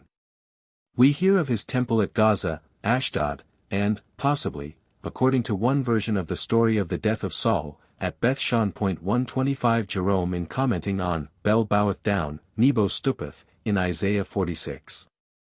1. Where some versions of the Greek have Dagon for Nebo, says Dagon is the idol of Ashkelon, Gaza, and the other cities of the Philistines. 126 The important temple of Gaza is mirrored for us in the graphic story of the death of Samson, as we shall see in the following section. In the temple of Ashdod there was an image of the god, a thing probably unknown in the rude early Canaanite shrines. Josephus, Wars, v. 9, 4, calls it a Xialpha nu Omicron nu, which possibly preserves a true tradition that the figure was of wood. Some interesting though obscure particulars are given us regarding it in 1 Samuel v. 1-5. The ark, captured at F.A.C., was laid up 2 nights in the temple. The first night the image of Dagon fell on its face before the ark, and was replaced by the priests of Dagon, the only reference we have to specifically religious functionaries among the Philistines. The second night he was fallen again, and the head of the figure and the palms of its hands were broken off and lay on the threshold. The account of the abasement of Dagon is of considerable importance with regard to the question of the form under which he was represented. The current idea is that he was of merman form, the upper half man, the lower half fish. This theory is by modern writers derived from the medieval Jewish commentators. Rabbi Levi, in the 3rd century, said that Dagon was in the figure of a man, the first statement of his half-fish form, so far as extant authorities go, is made by David Emy, who writes, "They say that Dagon had the shape of a fish front his navel downwards, because he is called Dagon, equals fish, and upwards from his navel the form of a man. As it is said, both the palms of his bands were cut off on the threshold. Abarbanel appears to make the god even more monstrous by supposing that it was the upper end which was the fishy part. But the idea must have been considerably older than Emi. As we shall see presently, it underlies one of the readings of the Greek translation, and the attempts at etymology in the Onomastica 127 show clearly that the idea arose out of the accident that means, a fish. While the story in 1 Samuel v requires us to picture the god with hands, coupled with vague recollections of the bodily form of the Atargatis of Ashkelon. If we examine the passage, we note, first, that he had a head and hands, so that he must have been at least partly human. Next we observe that exactly the same phrase is used in describing both falls of the idol. The first time it was unbroken, and the priests could put it in its place again. The second time it was fallen again, but the projecting parts of it were broken off. In other words, the first fall of the statue was just as bad as the second, except that it was not broken. There is no statement made that on the second occasion the image, whatever its form, snapped across in the middle. In both cases it fell as a whole, being smashed the second time, just as might happen to a china vase. This would imply that what was left standing and intact was not so much any part of the statue itself, as the pedestal or some other accessory. The difficulty lies in the words which follow the account of the fracture of the statue. In the English version these are rendered only, the stump of Dagon was left. The words in brackets, for which the Hebrew gives no warrant, are inserted as a makeshift to make some kind of sense of the passage. Wellhausen ingeniously suggested omission of the at the end of, supposing that it had been inserted by dautography before the initial of the following word. This would make the word mean only his fish was left. But this assumes the thesis to be proved. When we turn to the Greek version we find that it represents a much fuller text. It reads thus. The passage in brackets has no equivalent in the Hebrew text. It suggests that a line has been lost from the archetype of the extant Hebrew version. Point 128 if with some MSS. We omit the first chi-epsilon iota rho nu, which makes no satisfactory sense with chi-nu-eta. This lost line would imply that Dagon's feet were also fallen on the threshold, mu alpha phi theta equals Hebrew. This does not accord with the fishtail hypothesis. But, on the other hand, it shows that the fishtail conception is considerably older than Chemi, for chi-epsilon iota rho nu must in the first instance have been inserted by a glossator obsessed with it. And the homo iota luton caused the scribe's eye to wander. And what are we to make of pi lambda nu chi iota pi epsilon lambda epsilon phi theta eta?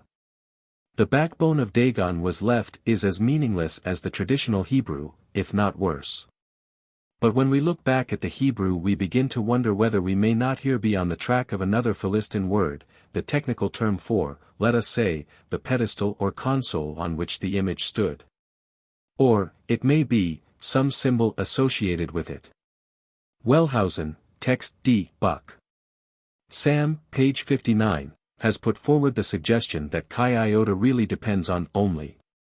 But the translators would presumably have understood this simple word. They have indeed rendered it correctly, by pi lambda nu. We need a second to account for chi iota, and such, I submit, must have stood in the Hebrew text. Some word like, let us say, especially if unintelligible to a late Hebrew copyist, would certainly drop out sooner or later from the collocation. It would be very natural for the original author to use such a word, for the sake of the paronomasia. And it would fully account for chi iota, which in this case is not the Greek word at all, but a transliteration of an unknown word in the Hebrew original. The word mu alpha phi theta, immediately before, which has given much trouble to the copyists of the Greek text, see the numerous variants in Holmes and Parsons, is an example of an even easier word in the Hebrew being transferred to the Greek untranslated.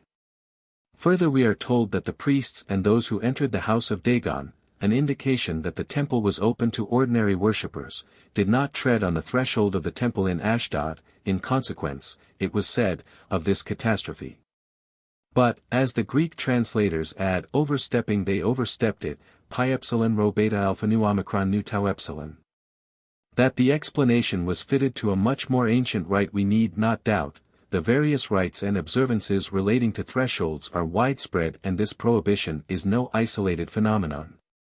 129. It is not certain whether the threshold of the Ashdod temple only was thus reverently regarded, or whether the other Dagon temples had similar observances. The latter is probable, though evidently the writer of Samuel supposed that the former was the case. The possible connection between the Ashdod prohibition and the leaping on, preferably over, the threshold, of Zephaniah I:9, has already been noted. We must, however, face the fact that Dagon cannot be considered as exclusively a Philistine deity, even though the Semitic etymologies which have been sought for his name are open to question. There are fish, as already mentioned, and corn. Philo-Biblios favored the second of these. The inscription of Eshmunazar, king of Sidon, is well known to refer to Joppa and Dor as, which seems at first sight to mean, the land of Dagon. But more probably this is simply a reference to that fertile region as, the land of corn. However, we have, through Philo, references associating Dagon with the Phoenicians. In the Sanchuniathon cosmogony reported in the fragments of Philo we have an account of his birth from Auranes and Gu, 130 with his brethren Ilos and Chronos and Beatalos. He is equated to Sigma Tau Omega Nu, corn, which is apparently personified. And by virtue of this equation he is identified with a zeta epsilon rho tau rho iota omicron. All this is very nebulous, and not more definite is the curious note respecting the gods Tautos, Chronos, Dagon and the rest being symbolized by sacred letters. 131. If these passages mean anything at all, they imply that the people who taught the Phoenicians the use of letters, and possibly also of beatific stones, also imparted to them the knowledge of the god Dagon. But stories which ostensibly reach us at third hand afford a rather unsafe apparatus criticus. In Palestine itself there is clear evidence of the presence of Dagon before the coming of the Philistines. A certain Dagon Takala contributed 2 letters 132 to the Tel El Amarna correspondence. By ill luck they do not mention the place of which he was apparently the chieftain, nor do they tell us anything else to the point. The one letter is merely a protestation of loyalty. The other the usual petition for deliverance from the Aramean invaders. Dagon is not here preceded by the usual determinative prefix of divinity, but neither is the name so preceded in the references to the town of Beth Dagon in the inscriptions of Sennacherib. This name, Beth Dagon, appears in several Palestinian villages.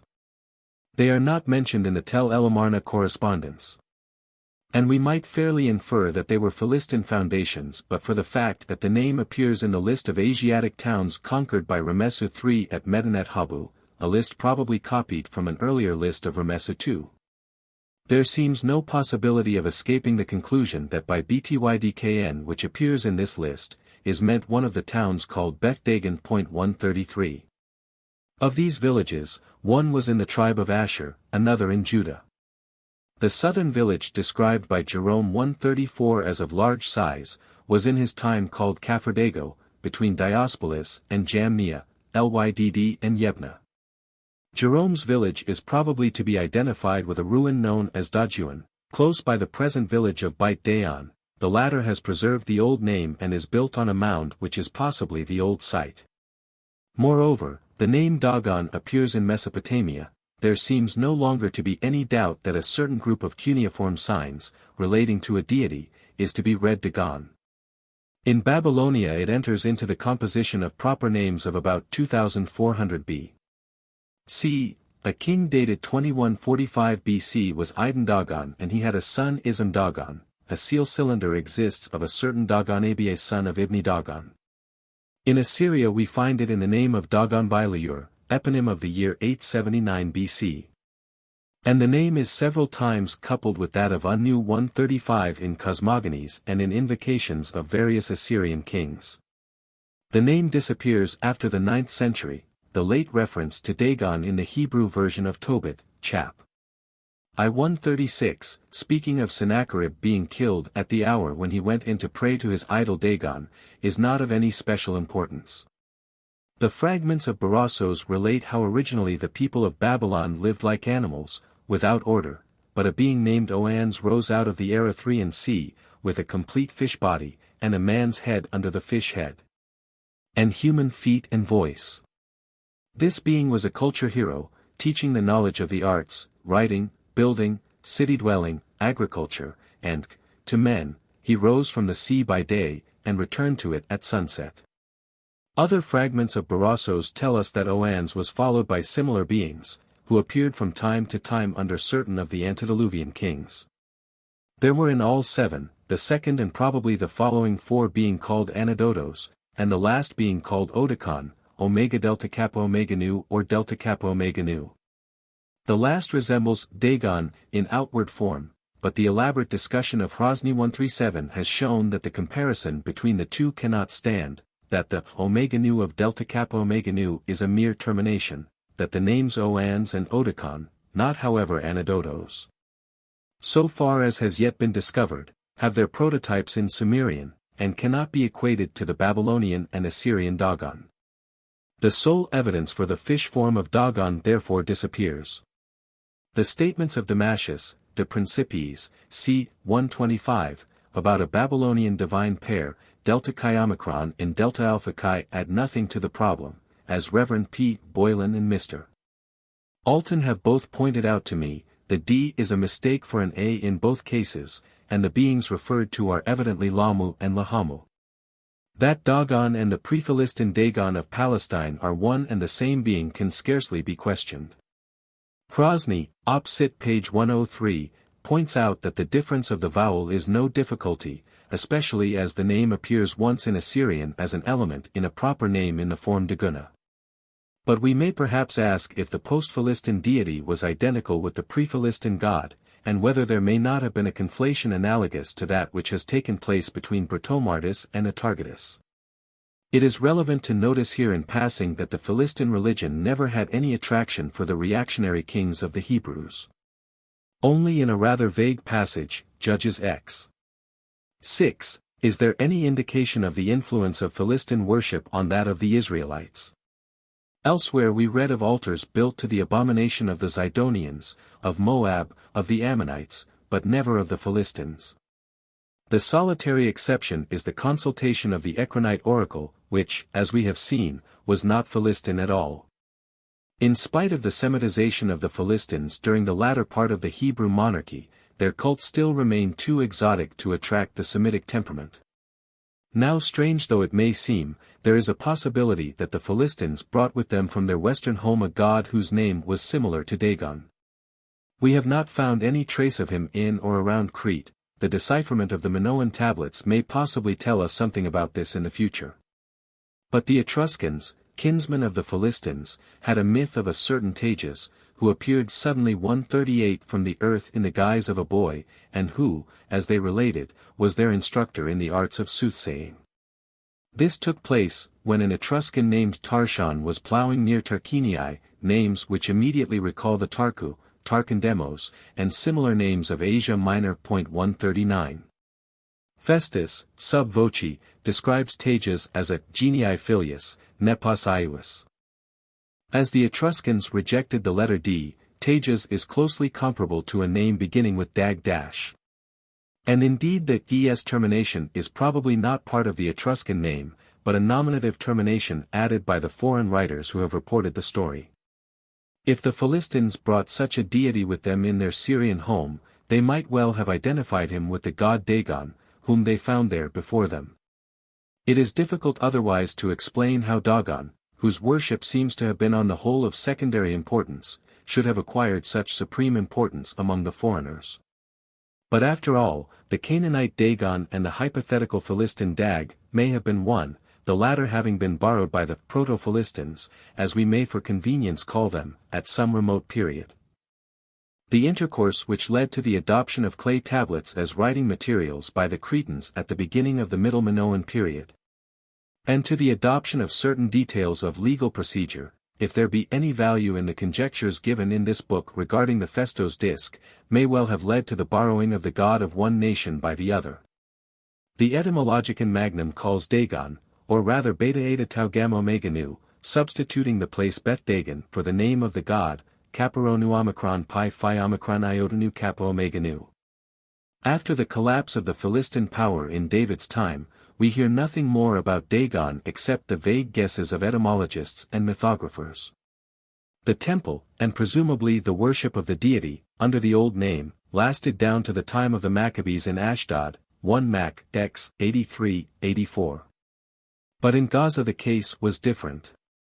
Here powerful Hellenic influences introduced numerous foreign deities, which, however, there is every reason to believe were grafted on to the old local gods and noumena. Josephus tells us of a temple of Apollo. But our leading source is the life of Porphyrius, bishop of Gaza at the end of the 4th and beginning of the 5th century, written by his friend the deacon Marcus. This valuable little work gives us a picture of the last struggle of heathenism, of which Gaza was the storm center. The descriptions are terse but vivid. We see Porphyrius, after his appointment to the bishopric, making his way painfully from Diospolis, Lydd, because the heathen living in the villages on the way erected barriers to prevent his passing, and annoyed him by burning substances that gave forth fetid odors. After they had arrived, a drought fell in the same year, which the heathen ascribed to the wrath of Marna their god, on account of the coming of Porphyrius. For 2 months no rain fell, notwithstanding their prayers to Marna, whom they say is Zeus, in his capacity of Lord of Rain. There was a place of prayer outside the city, and the whole of the heathen population frequented this for intercession to the Kappa Iota Omicron Tau Nu Mu Beta Rho Omega Nu. This place was no doubt a sanctuary with an ancient tradition. Most probably to be identified with the Aldioma, or place of Zeus Aldemios. This, according to the Etymologicon Magnum, was the name of the chief god of Gaza, and a god of fertility, probably therefore identical with Marna.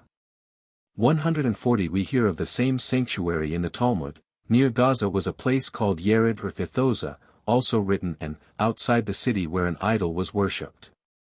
141 In the sequel we learn that Porphyrius took from the Aldioma the stones with which he built the church erected by him on the site of the Marnian.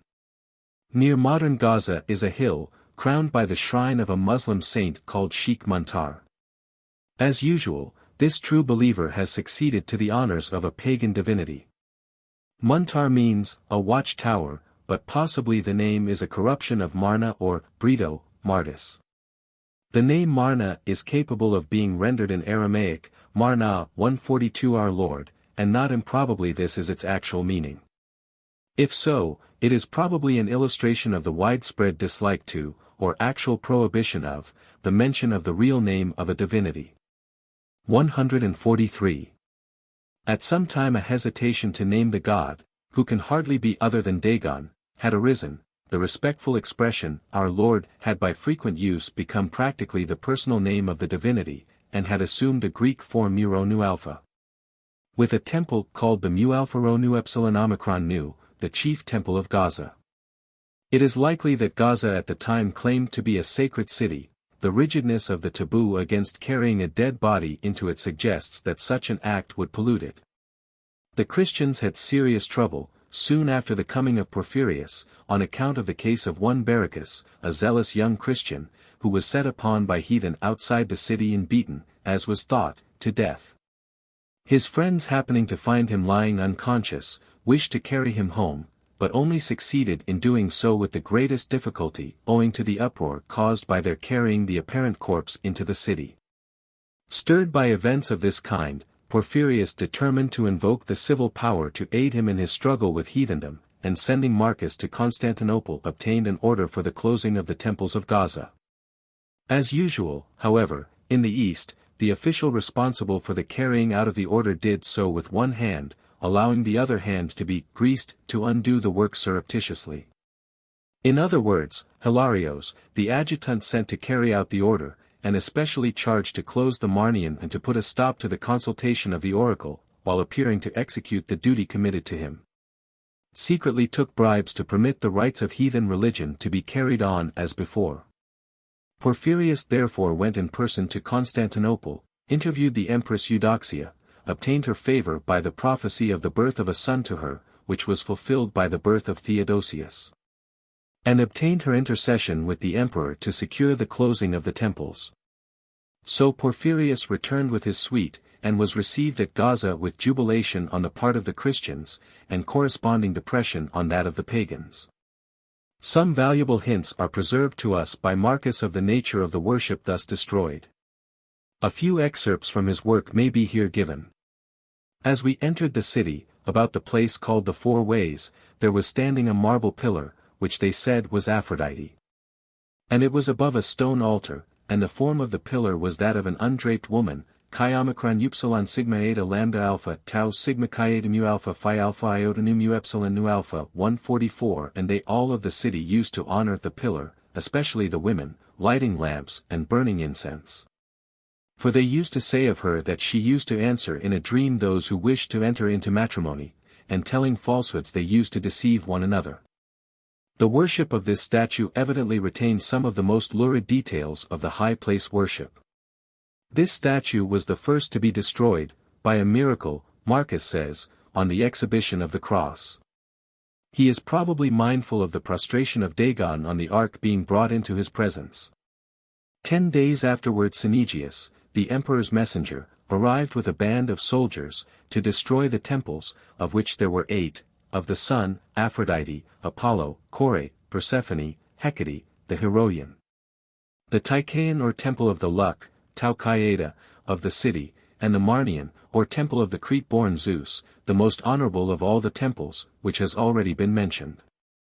Besides these there were a countless number of minor deities in the houses and the villages. The destroying party first made its way to the Marnian. The priests, however, had been forewarned, and blocked the doors of the inner chamber with great stones. In the inner chamber or adytum they stored the sacred furniture of the temple and the images of the god, and then fled by other exits, of which it was said there were several, opening out of the adyta of the temple in various directions. Baffled therefore for the time, the destroying party made their way to the other temples, which they demolished. Porphyrius, like another Joshua, laying under an anathema any of the Christians who should take to himself any plunder from the treasuries. This work occupied 10 days, and the question of the fate of the Marnian was then discussed. Some were for razing it, some for burning it, others again wished to preserve it and after purifying it, to dedicate it for Christian worship.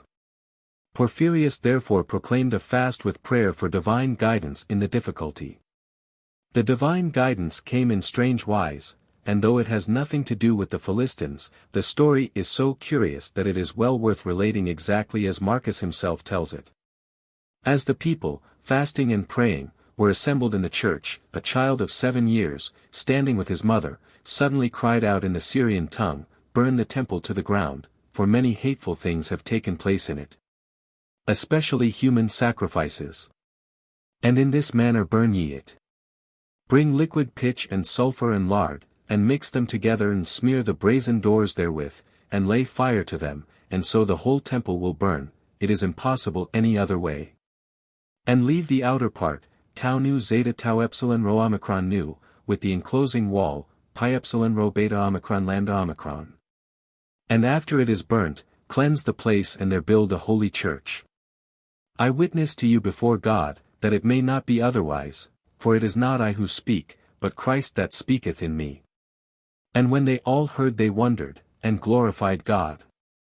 And this portent came to the ears of the holy bishop, Porphyrius, who stretching his hands to heaven gave glory to God and said, "Glory to thee, Holy Father, who hast hidden from the wise and prudent, and hast revealed even these things to babes." When the people were dismissed from the church he summoned the child and his mother to him in the bishop's house, and setting the child apart he said to the woman, "I adjure thee by the Son of the living God to say if it was on thy suggestion or of some other known to thee that thy son spoke as he did concerning the Marnian." The woman said, "I deliver myself to the dread and awful judgment seat of Christ, if I had foreknowledge of any of those things that my son spoke this day. But if it seem fit to thee, behold the boy, take him and examine him with threats, and if he said these things on the suggestion of any, he will confess it in fear, if he says nothing else it will be clear that he was inspired by the Holy Spirit." So to make a long story short, the boy was brought in, and the bishop bade him speak and say who had put these words in his mouth, brandishing a whip as he spoke. The poor bewildered child kept silence, even though, we who were around him, Marcus speaks as an eyewitness, repeated the questions likewise with threats. At last the child opened his mouth and made exactly the same utterance as before, but this time in Greek, a language of which, as appeared on inquiry from the mother, he was ignorant. This settled the matter, and sealed the fate of the Marnian. The bishop gave 3 pieces of money to the mother, but the child, seeing them in her hand, said in the Syrian tongue, "Take it not, mother, sell not thou the gift of God for money."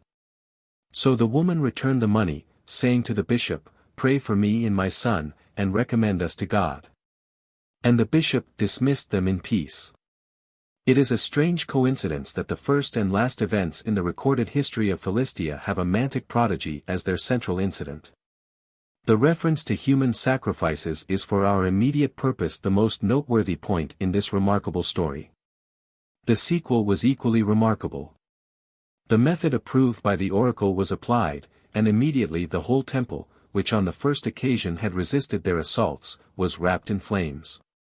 It burnt for many days, during which there was a good deal of looting of treasures. In the course of this at least one fatal accident occurred. At the same time a house-to-house search for idols, books of sorcery, and the like relics of heathenism, was effected, and anything of the kind discovered was destroyed. When the plan of the new church came to be discussed, some were for rebuilding it after the fashion of the old temple, others for making a complete break with heathen tradition by erecting a building entirely different. The latter counsel ultimately prevailed. Important for us is the fact of the dispute, because, propos thereof, Marcus has given us a few words of description which tell us something of what the building was like. It was cylindrical, with 2 porticos, one inside the other, in the middle like a ciborium, the canopy above an altar, puffed out, i.e. presumably domed, but stretched upwards, equals stilted, and it had other things fit for idols and suited to the horrible and lawless concomitants of idolatry. This clearly takes us far away from the Megaron plan of the old Dagon temple. We have to do with a peristyle circular building, not unlike the Roman Pantheon, but with a stilted dome and surrounded by 2 rows of columns, see the sketch, page 124. The other things suitable for idol worship were presumably the addita of which we have already heard, which must have been either recesses in the wall or else underground chambers. The apparently secret exits made use of by the priests seem to favor the latter hypothesis. Not improbably they were ancient sacred caves. I picture the temple to myself as resembling the dome of the rock at Jerusalem, substituting the double portico for the aisle that runs round that building. In clearing off the ashes and debris of the Marnian, Porphyrius came upon certain marbles, or a marble incrustation, mu alpha rho mu rho omega sigma iota, which the Marna worshippers considered holy and not to be trodden upon, especially by women. We are of course reminded of the threshold of Dagon at Ashdod, but as we have no information as to the part of the temple to which the marbles belonged, we cannot say if there was any very close analogy. Porphyrius, we are told, paved the street with these sacred stones, so that not only men, but women, dogs, pigs, and beasts should be compelled to tread upon them, a proceeding which we learn caused more pain to the idolaters than even the destruction of their temple. But yet to this day, says Marcus, most of them, especially the women, will not tread on the marbles. On coins of Gaza of the time of Hadrian a different temple is represented, with an ordinary distyle front. This type bears the inscription Gaza Marna, with figures of a male and female divinity, presumably Marna and Tyche. The coin is evidence that the distyle temple, the old Megaron type, survived in Gaza till this time, and it is not improbable that the Marnian destroyed by Porphyrius was built immediately afterwards. The resemblance to the Dome of the Rock at Jerusalem may be more than merely superficial. This structure was built on the ruins of Hadrian's Temple of Jupiter, the Dodecapelon, which he erected over the sacred rock, when he made his determined effort to paganize the holy city. We have no description of this building, which was already in ruins in A. 333, but its situation seems to require a round or symmetrically polygonal structure, and the name Dodecapelon suggests a 12-sided building. The Dome of the Rock, an octagon, may well have been built after this model, and the Pantheon, which has also been compared with the building indicated by the account of Marcus, is likewise of the time of Hadrian. The Marnean, therefore, might have been erected under the auspices of that enthusiastic builder, or at least after the model of other buildings which he had left behind him in Palestine. This would give a date for the break with the tradition of the old building. The sacred marbles might well have been some stones preserved from the old structure, and on that account of peculiar sanctity. Figure 5. Coins of Gaza and Ashkelon. Figure 5. Coins of Gaza and Ashkelon, 1. Coin of Gaza showing Temple of Marna. 2. Coin of Gaza bearing the figure and name of Io, and a debased Phoenician M, the symbolic initial of Marna. 3. Coin of Gaza bearing the figure and name of Minos. 4. Coin of Gaza bearing the initial of Marna. 5. Coin of Ashkelon, with the sacred fish pond. 6. Coin of Ashkelon, with figure of Astarte. 7. Coin of Ashkelon, with figure bearing a dove, below, a sea monster. 8. Coin of Ashkelon, with figure of a dove. The rest of the acts of Porphyrius do not concern us, though we may note that there was a well in the courtyard of the Marnean, as we learn from the account of a miracle performed by him soon after the erection of the church. Jerome, in his Life of Hilarion, narrates sundry miraculous events, especially a remarkable victory in the circus by a Christian combatant, in which even the pagans were compelled to acknowledge Marna's Victus a Christo. Epiphanius of Constantia in his Anchoratus, page 109, enumerating a number of persons who have been deified, speaks of Marnas the slave of Asterios of Crete as having so been honored in Gaza. Here again the persistent Cretan tradition appears, but what the value or even the meaning of this particular form of it may be we cannot say. Mr. Alton has ingeniously suggested to me that Epiphanios saw and misunderstood a dedicatory inscription from the old sanctuary inscribed mu alpha rho nu alpha iota alpha c tau epsilon rho iota omega iota kappa rho eta tau alpha gamma epsilon nu eta iota. Outside Gaza there is scarcely any hint of Marna worship. The name is used as an expletive in Lampridius's Life of Alexander Severus, and Waddington 145 reports an inscription from Kanata, Carrick, built into a modern wall, and reading alpha nu eta lambda, omicron, c delta iota iota mu alpha rho nu alpha iota tau omega iota kappa upsilon rho iota omega iota. But Anellos very likely was a native of Gaza.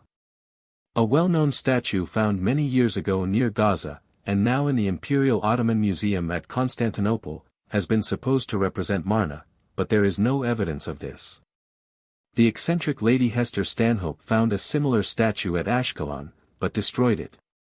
Certain heathenized Jews of Constantia adored as deities Marthas, or Marthes, and Marthana, the daughters of a certain false prophet of the time of Trajan, by name Elzai 146, but this is hardly more than a coincidence. In Ashkelon, also, there was a special deity in late pagan times. This was sigma kappa lambda eta pi iota lambda epsilon omicron nu tau omicron chi omicron, once referred to by Marinus, writing in the 5th century A.D. 147. It may be that this is the deity spoken of in the Talmud, which mentions a temple of Aripa, at Ashkelon, evidently a form of Serapis. 148. But we know nothing of Asclepius the lion holder but his name. Probably the name of the town suggested a dedication to the similarly sounding Asclepius, just as it suggested the word alpha c phi alpha lambda eta c on the coins of the city. Asclepius does not appear, so far as I can find, on any coins of Ashkelon. Mars, Neptune, the genius of the city, and Aphrodite Urania, are the deities generally found on the coins. Once or twice the latter is represented standing on lions. 149. On other coins an erection is represented which may be the lambda mu or fish pond for which the sanctuary was famous, see figure 5 and p. 112. 4. Their place in history and civilization. A people, or rather a group of peoples, the remnant, the degenerate remnant if you will, of a great civilization, settled on the Palestine coast. They found before them a servile aboriginal population ready to their use, who could relieve them of the necessary but unaccustomed labor of extracting life and wealth from the prolific soil. They were thus free to cultivate the commercial facilities which were already established in the land they made their own. Gaza, Ashkelon, and Ashdod had harbors which opened the way to trade by sea. The great land route from Egypt to Babylon passed right through the heart of the country from end to end. Gaza was from the beginning the principal mart for northern Arabia, in the expressive words of Principal G.A. Smith, we hear the jingling of shekels in the very name of Ashkelon. Corn and wine were produced abundantly within their favored territory, even in years when the rest of the country suffered famine. An active slave trade, one of the most lucrative sources of wealth, centered in Philistia, as we learn from the bitter denunciation of Amos. Small wonder then that the lords of the Philistines could offer an enormous bribe to a wretched woman to betray her husband. Small wonder that the Philistines were the carriers and controllers of the arts of civilization in Palestine. The settlement of the Philistines in Palestine falls in that period of fog, as we may call it, when the iron culture succeeds the bronze in the eastern Mediterranean. Recent excavations have given us a clear-cut picture of the development of civilization during the Bronze Age, that wonderful history which was sketched in its barest outline in the course of Chapter 1. Then a cloud seems to settle down on the world, through which we can dimly perceive scenes of turmoil, and the shifting of nations. When the mist rolls away it is as though a new world is before us. We see new powers on earth, new gods in heaven, new styles of architecture, new methods of warfare, the alphabet has been invented, and above all, iron has become the metal of which the chief implements are made. Crete and the great days of Egypt belong to the past, the glorious days of classical Greece are the goal before us. The chief interest of the Philistines lies in this, that their history falls almost entirely within this period of obscurity, when the Iron Age of Europe was in its birth throes. They and their kin, the Zakala in the east and Turisha in the west, bridged the gap between the old world and the new. It is owing to them that the reminiscences of the days of Crete were handed across a couple of troubled centuries, to form the basis of new civilizations in Greece, in Italy, and in the East. Our materials for estimating the culture of the Philistines and their place in civilization are the following: 1. The Festos disc, 2. The Medinet Habu sculptures, 3. The results of excavation in Philistia, 4. Scattered biblical references. 1. On the Festos disc are 45 characters. Of some of these it is not very easy to determine the signification, but others have some value as indicating the nature of the civilization of those who invented its script, and its analogues. The writing, running from right to left, is in the same direction as the Carian inscriptions, but not as the Minoan linear tablets. The plumed headdress of the sign here called M has been referred to as being the link which connects this disc with Curia on the one hand and with the Philistines on the other. A. J. Renach, Revue Archéologique, Serre. V. Volume 15, pp. 26, 27, publishes Sardinian statuettes showing the same form of headdress. The Sardinians being probably a later stage in the history of one branch of the Sea Peoples, it is natural that they should show an analogous equipment. The sign A man running, shows the simple waistband which forms the sole body covering of the Keftian envoys. The sign B, a captive with arms bound behind, has no more covering than a girdle. The symbol Z appears to represent a handcuff or fetter. Perhaps Samson was secured with some such fastening. The sign C from its small size appears to represent a child. He is clad in a tunic fitting closely to the body and reaching barely to the hips. No doubt, as often in Egypt ancient and modern, in some of the remoter parts of Palestine and among the Bedouin, young children went naked. Fig. D represents a woman. She has long flowing hair, and seems to be wearing a single garment not unlike the fustan of the modern Palestinian peasant, the upper part of which, however, has been dropped down over the lower so as to expose the body from the girdle upwards. Hall, in a recent article in the Journal of Hellenic Studies, shows that the figure has Mycenaean analogies. Fig. E, with the shaved head, perhaps represents a slave. A figure of 8, an ownership mark in tattoo, is represented on the cheek. 150. Fig. F may represent a sandaled foot, figure G may possibly represent a closed hand, but both are doubtful. Figs H and I possibly represent a breast and member mulibra respectively, though the former may be a Phrygian cap. The interpretation of these four signs is too uncertain to allow us to attach any weight to them. In figs J and K we may possibly see the sacred doves, and in L the sacred fish. But this cannot be pressed. The ram's head, O, the hoof, P, the horn, Q, and the hide, S, all indicate a pastoral life. The symbols T, U, Y, W, X, Y are drawn from the plant world, and it must be noticed that those who developed the script of the disc showed an unusual appreciation of plant shapes. It is quite remarkable to find such a variety of floral symbols. The sign S set is probably a section of a river, suggestive of water. The sign delta is very remarkable. It is almost certainly a representation of a domed house, such as is imitated in the Lycian tombs. It may be the prototype of one of the palaces of Ashdod. The sign zeta is a pillar with a square capital. The curious sign theta may represent some kind of key. Very important is the ship, figure eta. It is one more link with the Medinet Habu sculptures, in which, as we shall see, an identical ship makes its appearance. The bow and arrow, figs kappa, lambda, are especially interesting. Renach, opposite p. 35, ingeniously points out that it is a true picture of the bow of the Lycian Pandarus, made of two horns of the wild goat fixed and bound on a piece of wood. Iliad, 4. 105-11. The curved poignard, rho, has also Lycian and Carian analogies, Renach, opposite page 35. The axe, mu, square, sigma, plane, tau, signet ring, psi, and leather cutter's knife, phi, the latter perforated with a hole in the butt for suspension, all show the specializing of tools which is a characteristic of civilization. Of especial importance is the round shield with bosses, psi. It is not Cretan, the Cretan shield is a long oval. But the Sherdanian warriors at Medinet Habu bear the round bossed shield, and Renach, opposite p. 30, figures an Etruscan statuette which bears an identical protection.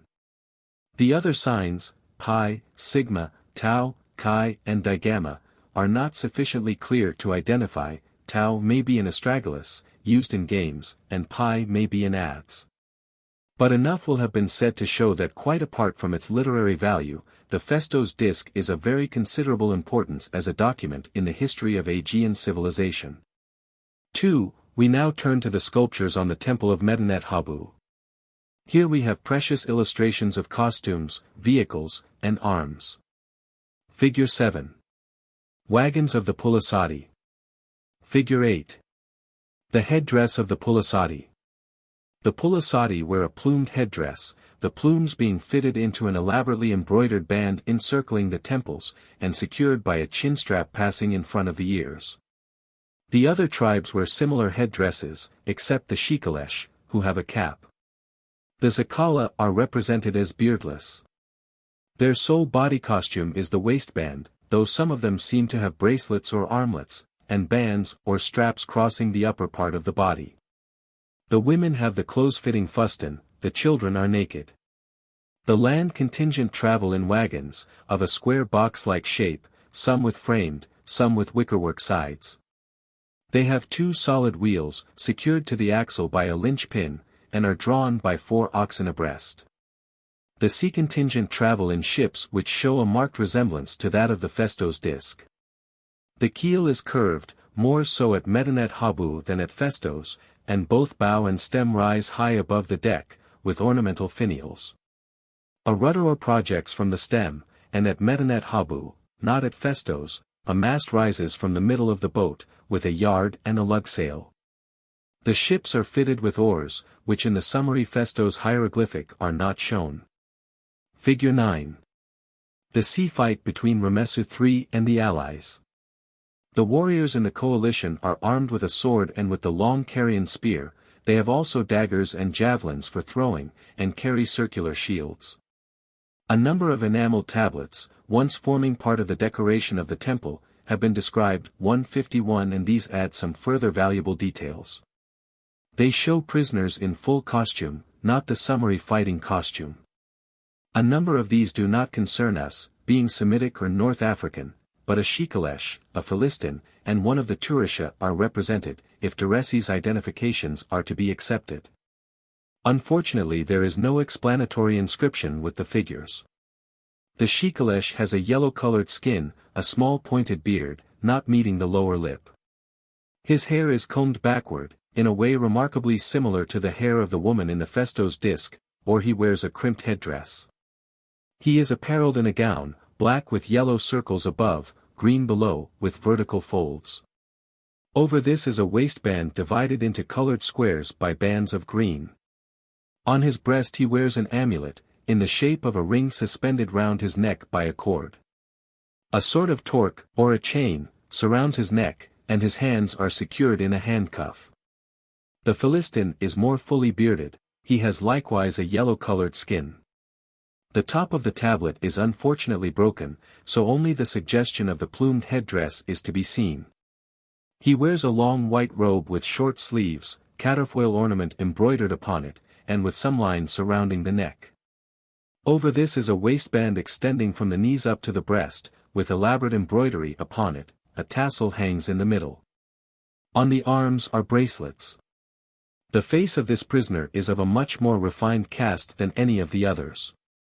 The supposed Turisha has a red skin, his costume resembles that of the Philistine, but it is less elaborately embroidered. 3 long ornamental tassels hang from the waistband. 3. In a country like Palestine, frequently plundered and possessing a climate that does not permit of the preservation of frescoes and similar ancient records, we cannot hope to find anything like the rich documentation that Egypt offers us on the subject of commerce. Some suggestive facts may, however, be learnt from finds made in recent excavations, more especially pottery with colored decoration. This will be found described in the section on pottery in my excavation of Gezer, Volume 2, pages 128 to 241. Fig. 10. A bird, as painted on an Amorite and a Philistine vase respectively.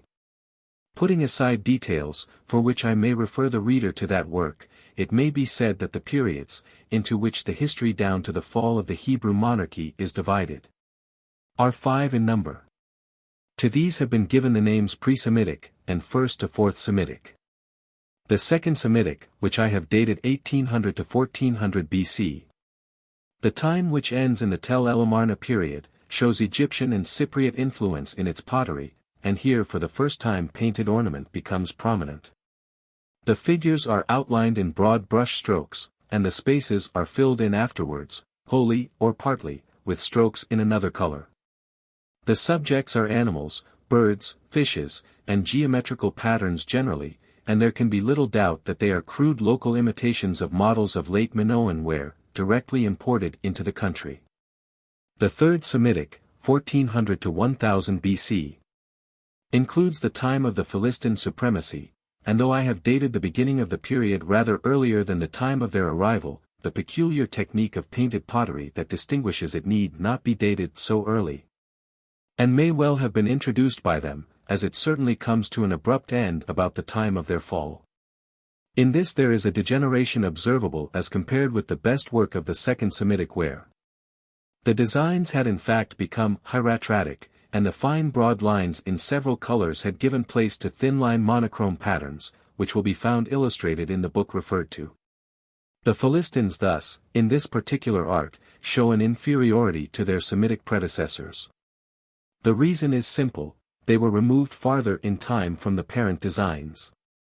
But the sudden substitution of the fine-line technique of the 3rd Semitic period for the broad-line technique of the 2nd, while the general plan of the designs remains the same, can be most easily accounted for by the assumption that the art passed from one race to another.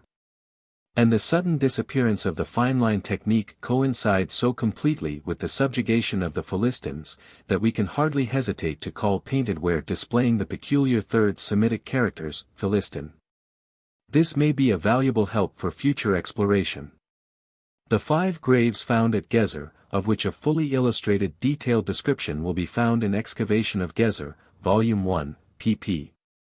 289 to 300, were so absolutely different from native Palestinian graves of any period that unless they were those of Philistines or some other foreign tribe they would be inexplicable.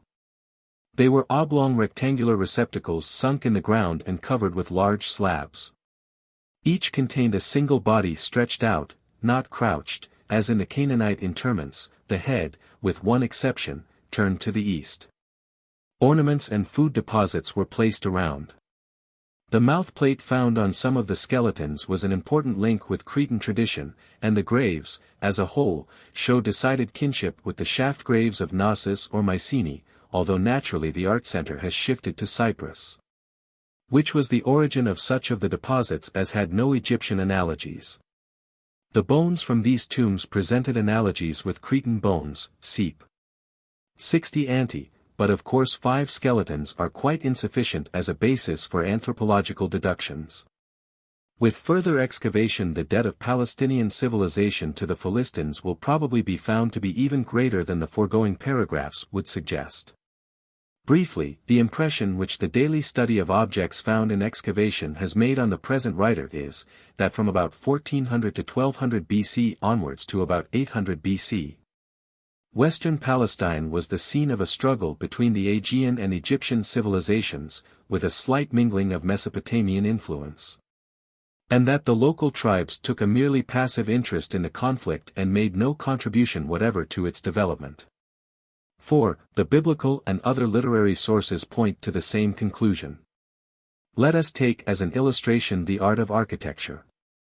It is notable that the only Palestine temples we read about in the Old Testament, until the building of Solomon's temple, are the houses of the Philistine deities. 152. Yahweh has a simple tent. The Canaanite deities have to be content with their primitive high places, open areas of ground with rude pillar stones. But Gaza, Ashdod, and Beth-shan have their temples, and most likely the place called Beth-kar and some of the Beth-dagons derived their Semitic names from some conspicuous temples of gods of the Philistine pantheon. We can deduce something as to the architecture of the Gaza temple from the account of its destruction by Samson, Judges 16. There were 2 groups of spectators, a large crowd, the figure 3,000 need not be taken literally, on the roof, and the lords and their attendants inside.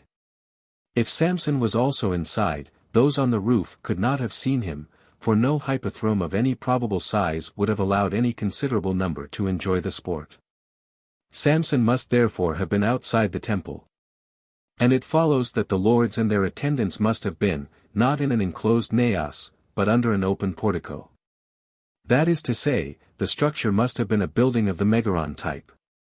When Samson rested, just where we should expect, at the edge of the grateful shade of the portico, where he could the more quickly recover his strength but would be at a respectful distance from the Philistine notables, he seized the wooden pillars of the portico, which probably tapered downwards in the Mycenaean style.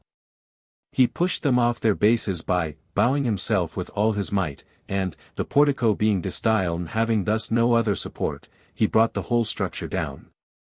Only a megaron plan will satisfy all the conditions of the story.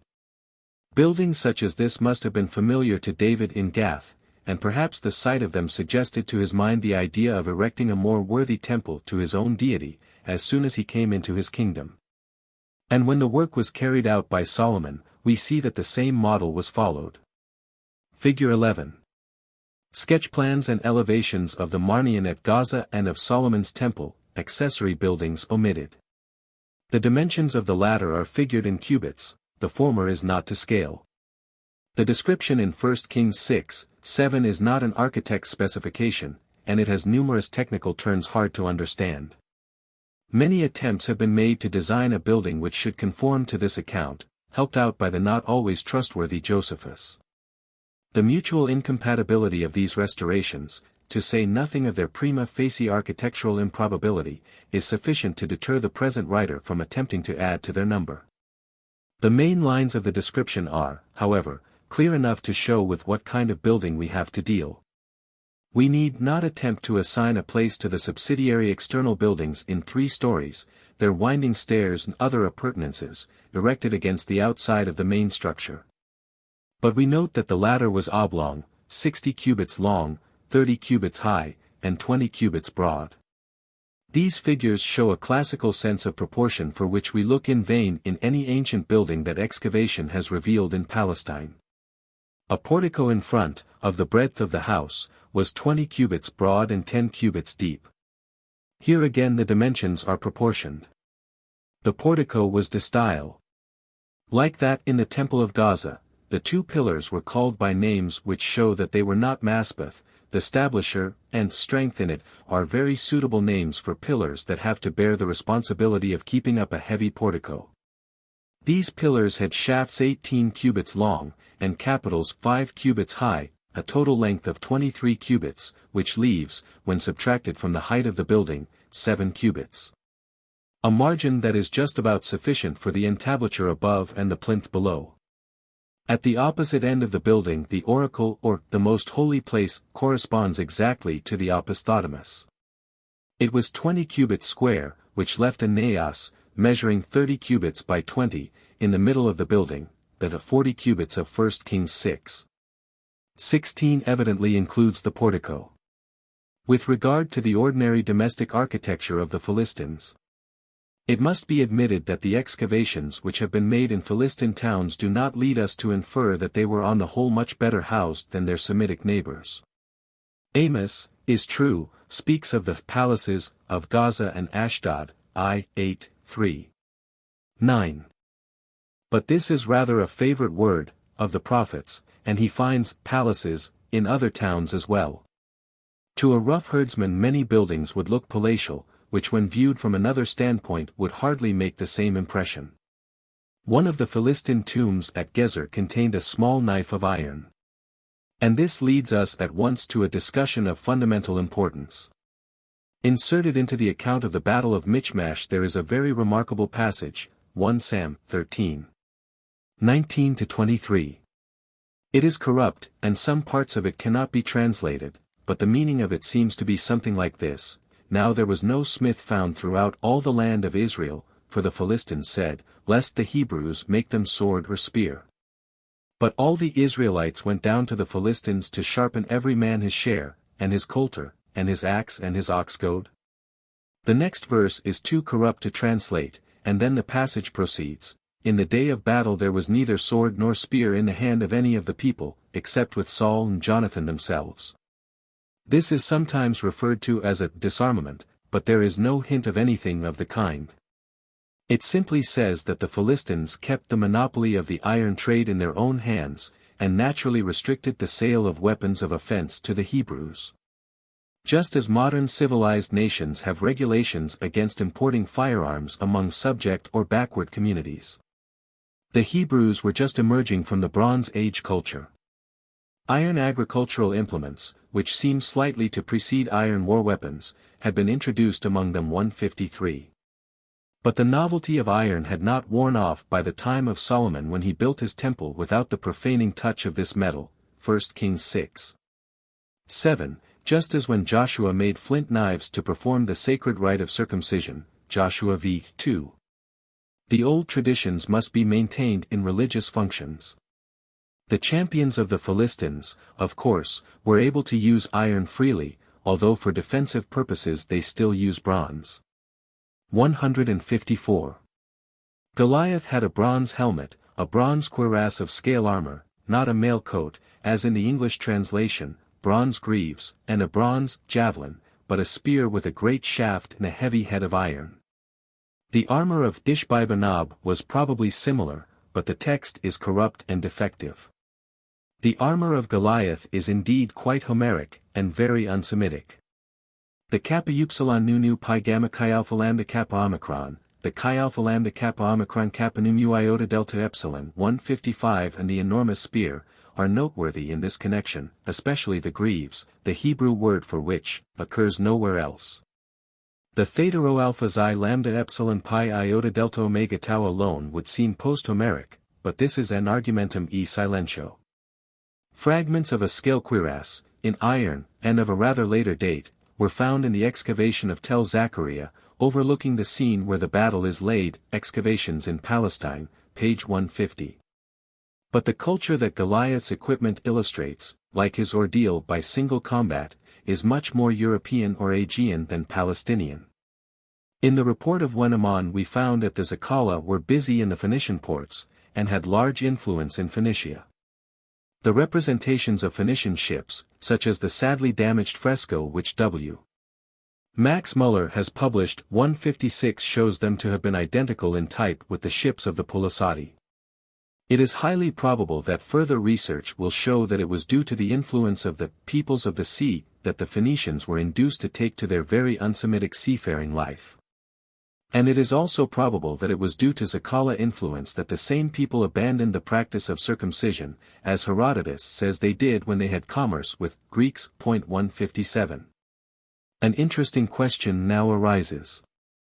Was it to the Philistines and their kinsmen that the civilized world owes the alphabet? The facts that suggest this query may be briefly stated. For countless generations the Egyptians, the Babylonians, and probably the Hittites, had been lumbering away with their complex syllabaries, scripts as difficult to learn and to use as is the Chinese of today. As in China, the complexity of the scripts was a bar to the diffusion of learning. The arts of reading and writing were perforce in the hand of specially trained guilds of scribes. No one thought of the possibility of simplifying the complexities. While current hieratic forms of the letters might come into being with hasty writing, all the elaborate machinery of syllables and ideograms and determinatives was retained without essential modification. Suddenly we find that a little nation in Syria appears to have hit upon a series of 22 easily written signs by which the whole complex system of the sounds of their language can be expressed with sufficient clearness. If it was really the Phoenicians, of all people, who performed this feat of analysis, it was one of the most stupendous miracles in the history of the world. That the Phoenicians ever originated the alphabet, or anything else, becomes more and more impossible to believe with every advance of knowledge. The alphabet makes its appearance soon after the movements of the sea peoples. Zakarbal is found keeping his accounts, not on clay tablets, and therefore not in cuneiform, but on papyrus, which he imports from Egypt in large quantities. And we are tempted to ask if the characters he used were some early form of the signs of the so-called Phoenician alphabet. The oldest specimen of this alphabet yet found has come to light in Cyprus. The next oldest is the far-famed Moabite stone. W. Max Muller 158 cleverly infers from some peculiarities in the rendering of names in the list of Sheshonk's captured towns, that the scribe of that document was working from a catalogue in which the names were written in the Phoenician alphabet. This would bring the use of this alphabet in Palestine back to about 930 BC, or about a century earlier than the Moabite stone. A letter in Neo-Babylonian cuneiform, probably not much earlier than this, and certainly of local origin, was found at Gezer. The date of the introduction of the Phoenician alphabet is thus narrowed down very closely. Whence came the signs of this alphabet? De Rouget's theory, which derived them from Egyptian hieratic, was the most reasonable of any, but no longer commands favor. There was for long a script of linear signs, strangely resembling the Phoenician alphabet, in use in Crete. It must be admitted, however, that so far no very satisfactory analogies have been drawn between them, though their comparison is not without promise of future fruit. But in this connection the Festos disc once more seems to assume importance. We are inclined to ask if it is possible that in the script of which this document is so far the sole representative, we are to see the long-sought origin. It is not unreasonable to suppose that in process of time the script of the disk would become simplified into just such a linear script as that alphabet, and the principle of elision of the terminal vowel of syllables, already noticed in analyzing the inscription on the disk, is just what is wanted to help the process of evolution over that last most difficult fence, which divides a syllabary from a pure alphabet. Suppose that 3 syllables, ka, ko, ku, represented each by a special symbol, lost their vowel under certain grammatical or euphonic conditions. Then all 3 being simply pronounced k might in writing become confused, leading ultimately to the choice of one of the syllabic signs to denote the letter k. Thus an alphabet of consonants would develop, which is just what we have in the Phoenician alphabet. The 45 plus X characters of the original script, for we have no guarantee that we have all the characters of the script represented on the disk, could very easily wear down by some such process as this to the 22 signs of the Phoenician alphabet. As to the forms of the letters, in the total absence of intermediate links, and our total ignorance of the phonetic value of the F.S.A.'s signs, it would be premature to institute any elaborate comparisons between the two scripts. The F.S.A.'s disk is dated not later than 1600 BC, the Phoenician alphabet cannot be traced even so far back as about 1000 BC, and what may have happened in the intervening 600 years we do not know. But some arresting comparisons are already possible. The symbol which I have called H might well in rapid writing develop into the Phoenician sign Aleph. The little man running, A, is not unlike some forms of Tsada. The head, E, both in name and shape reminds us of Resh. The dotted triangle recalls Daleth or Taith, the fish, L, in name and to some extent in shape suggests Nun. It is notable that the fish on the disc always stands upright on its tail. The five-leaved sprig, W, is something like Samek. The water sign, S-set, might be MEM, the three teeth of the Phoenician letter preserving the three lines of the original sign. The manacles, Z, resembles Beth, the nail pillar or prop, Zeta, resembles Ne in both shape and meaning, the remarkable key, Theta, simplifies into Zayin, the square, Sigma, into Gimel, and the object, Pi, whatever it may be, into Pe. These tentative equivalents have been added for comparison to the table of characters on page 116. The direction of writing is from right to left in each case. The plumed headdress, so conspicuous as a sign on the disc, connects it with the Philistines, and the evidence afforded us by the Golnashef papyrus of the Syrian colonies of Philistines, or of their near kinsman the Zakala, links it with the Phoenicians. How far it may be possible to make further comparisons, with the various scripts of Crete, Cyprus, and Asia Minor, are questions which must be left for future discoveries and for special research. We are not here writing a history of the alphabet, but one or two points may be noticed which have a bearing on the subject. It is commonly assumed that because the names of the letters have a meaning in Semitic, and no meaning in Greek, therefore they are Semitic words adapted into Greek. This is, however, a non sequitur. 159. It would be more probable that the borrowing nation should cast about for words similar in sound, and possessing a meaning which would make the names of the letters easily remembered. Such an attempt would be sure to be unsuccessful in some cases, and in point of fact there are several letter names in the Semitic alphabet to which the tortures of the Inquisition have to be applied before a meaning can be extracted from them. Through Semitic.